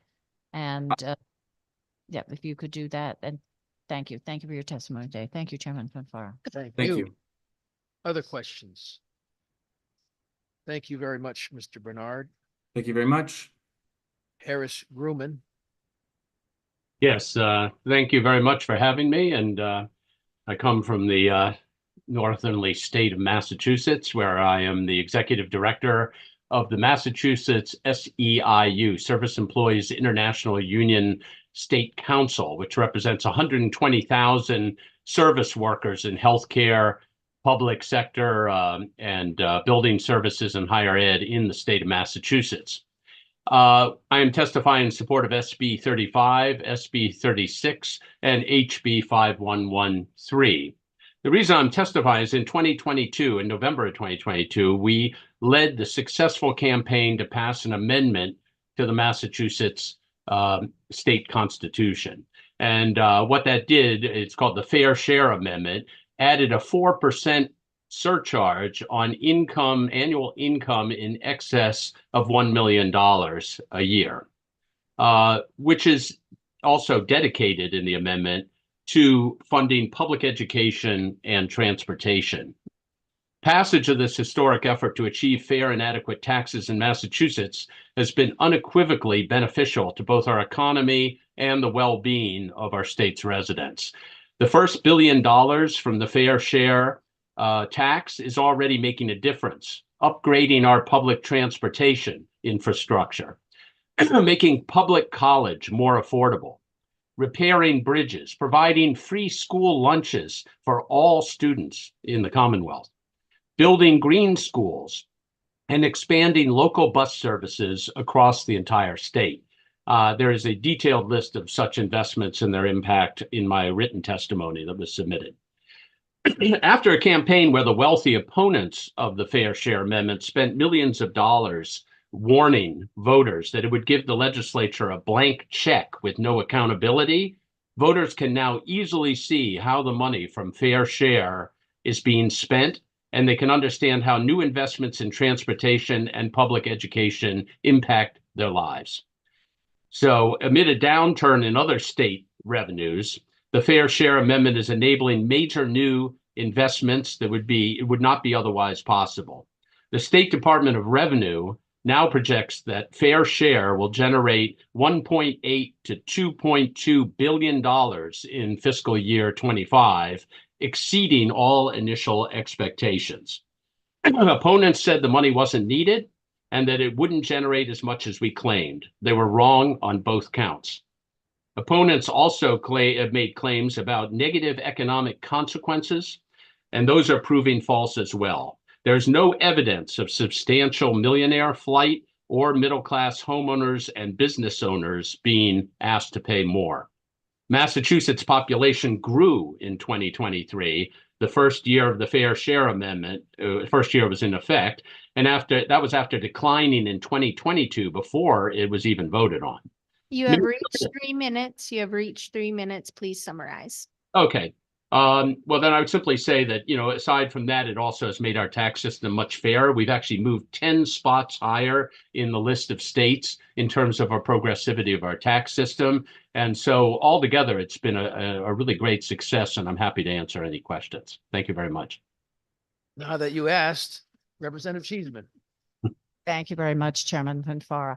Thank you for your testimony, and I'm interested in your statement that this new tax has really allowed you to spend much more money, and I don't mean to infer this, but it's cured some of the fiscal problems that you were facing. If you could explain to me why Massachusetts revenue has declined for 7 straight months, and Governor Healy was forced to, in January, to cut $375 million from the budget. I know we've seen declines in revenue in Connecticut, but we are still in budget surplus, largely because I believe of smart moves we made with our bipartisan budget, but also our tax policy. So I'd be curious if you could weigh in on that.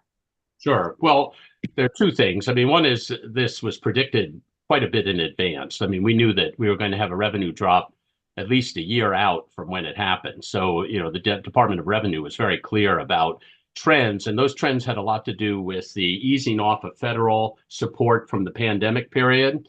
And, that was reaching its absolute end, and that would lower revenues for some time because a lot of people were getting basically unemployment from the federal government were no longer paying taxes on that money. The other was that the governor chose, for reasons we didn't agree with, to cut taxes after we passed the Fair Share Amendment by $1 billion a year. And so now we're about $1 billion behind in terms of balancing the budget. And it seems to me there is a direct connection between those tax cuts and what's happened. She has said very forthrightly that without the Fair Share Amendment tax on $1 million incomes, we would be in a much worse situation, and we would not have been able to do these new programs that have really impacted people's lives in a positive way. So I think there's other factors going on that unfortunately take some of the thunder away from our victory, but have nothing to do with the Fair Share Amendment itself, which has been an unmitigated plus for the state. And how long has the Fair Share Amendment been in? When was it passed? 2022? January 1st of 2023. It was passed in November of 2022 at the ballot. Okay, so you have had 1 year of revenue, or you'll know in April just how much revenue you're getting from that? Yeah, well, the Department of Revenue has made a very clear understanding that in the first year, the governor, I think, rightly chose to treat it as $1 billion. We knew it was more than that, but she was being cautious, and I think rightfully so, and made sure all that money was allocated to the dedications it was appropriate to allocate it to. At the same time, there was more came in than that, and that was put in a sort of surplus fund to be used in the upcoming year, which is already the plan has been laid out how to use that greater amount of money than $1 billion. And the estimates, in fact, have gone up quite a bit on what it's going to bring in, which is another indication that, people who pay that tax are not leaving the state because the revenue is actually coming in higher than the Department of Revenue had previously predicted it would. Thank you. Well, I'm sure we could all enjoy a deeper dive into Massachusetts tax policy, but I appreciate your answers. Thank you, Chairman Fanfare. Thank you, Madam. Hillel Adler, to be followed by Edward Timmons, and I pray that we're out of jail after that. Thank you very much for giving me the opportunity. I appreciate it. Sorry I wasn't able to, the sound was not working earlier. So I do want to address the tax credits for I believe it's HB 5101. So I work for a national day school organization. We help hundreds of day schools all around the country. And I just wanted to share my experience with those states. Specifically, I know I'm very familiar with Pennsylvania. We used to live there. I know that the similar law for them, it's a game changer for those schools. I know certainly in Allentown, Pennsylvania, I know in Harrisburg, that without that law, I believe that it's very doubtful if the schools would be able to exist even. So it's a real lifesaver for those types of schools, and I'm sure that it would certainly be a game changer for the schools here. I also wanted to, if I could, just address some of the issues that have been brought up against the bill. Some of them have been that we should be supporting the public schools instead, and that this is it seems that the impression is that people who send their children to private schools are wealthy, and that they certainly have, and that by doing so that they are taking away money from the public schools. I think that's absolutely untrue. And certainly as someone who is a lower income person, I was a teacher, and my father is a public school teacher. We're a family of educators, and we're certainly not the high income learners, the high income earners. However, we do feel that the Jewish schools are a necessity for our families, as do many of our others. the other people who are like me, and it is certainly not true. And what the reality is that I'm struggling to pay not only for myself, but also for my neighbors who are in public school. So I'm paying for both, paying for my own children and also for the other children. So I hope that addresses and at least, brings some light on some of the issues that have been brought up.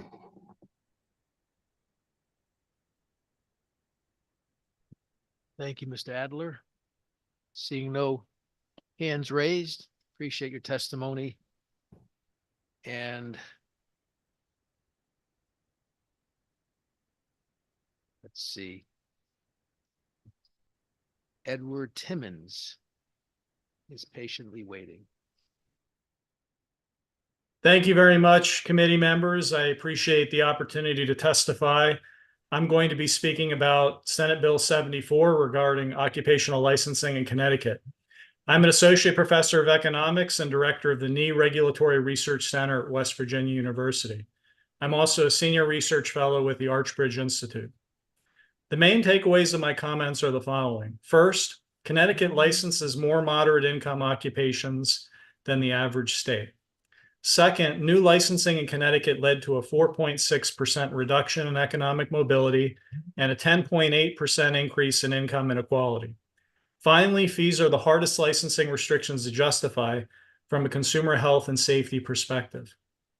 Occupational licensing is the most stringent form of professional regulation. It forbids Connecticut residents from working in a profession before meeting entry requirements. Estimates suggest that more than 21% of workers in Connecticut are licensed, and this is the 10th highest percentage nationally. By erecting barriers to entering professions in the state, licensing imposes a multitude of costs and eliminates more than 48,000 jobs annually. Focusing on lower income occupations, Connecticut is ranked 15th nationally. Average fees in Connecticut are $290 for low income occupations licensed in the state. According to my research, from 1993 to 2012, Connecticut added licensing requirements for 41 low-income occupations. This is 10 more than the national average and the highest number in New England. New York and Vermont, by contrast, added less than half this number over the same time period. By making it more difficult for aspiring workers to begin working, additional licensing requirements limited economic opportunity in the state. My research suggests that new licenses in Connecticut reduced economic mobility by 4.6% and increased income inequality by 10.7%. From a public safety standpoint, licensing fees are the hardest to justify.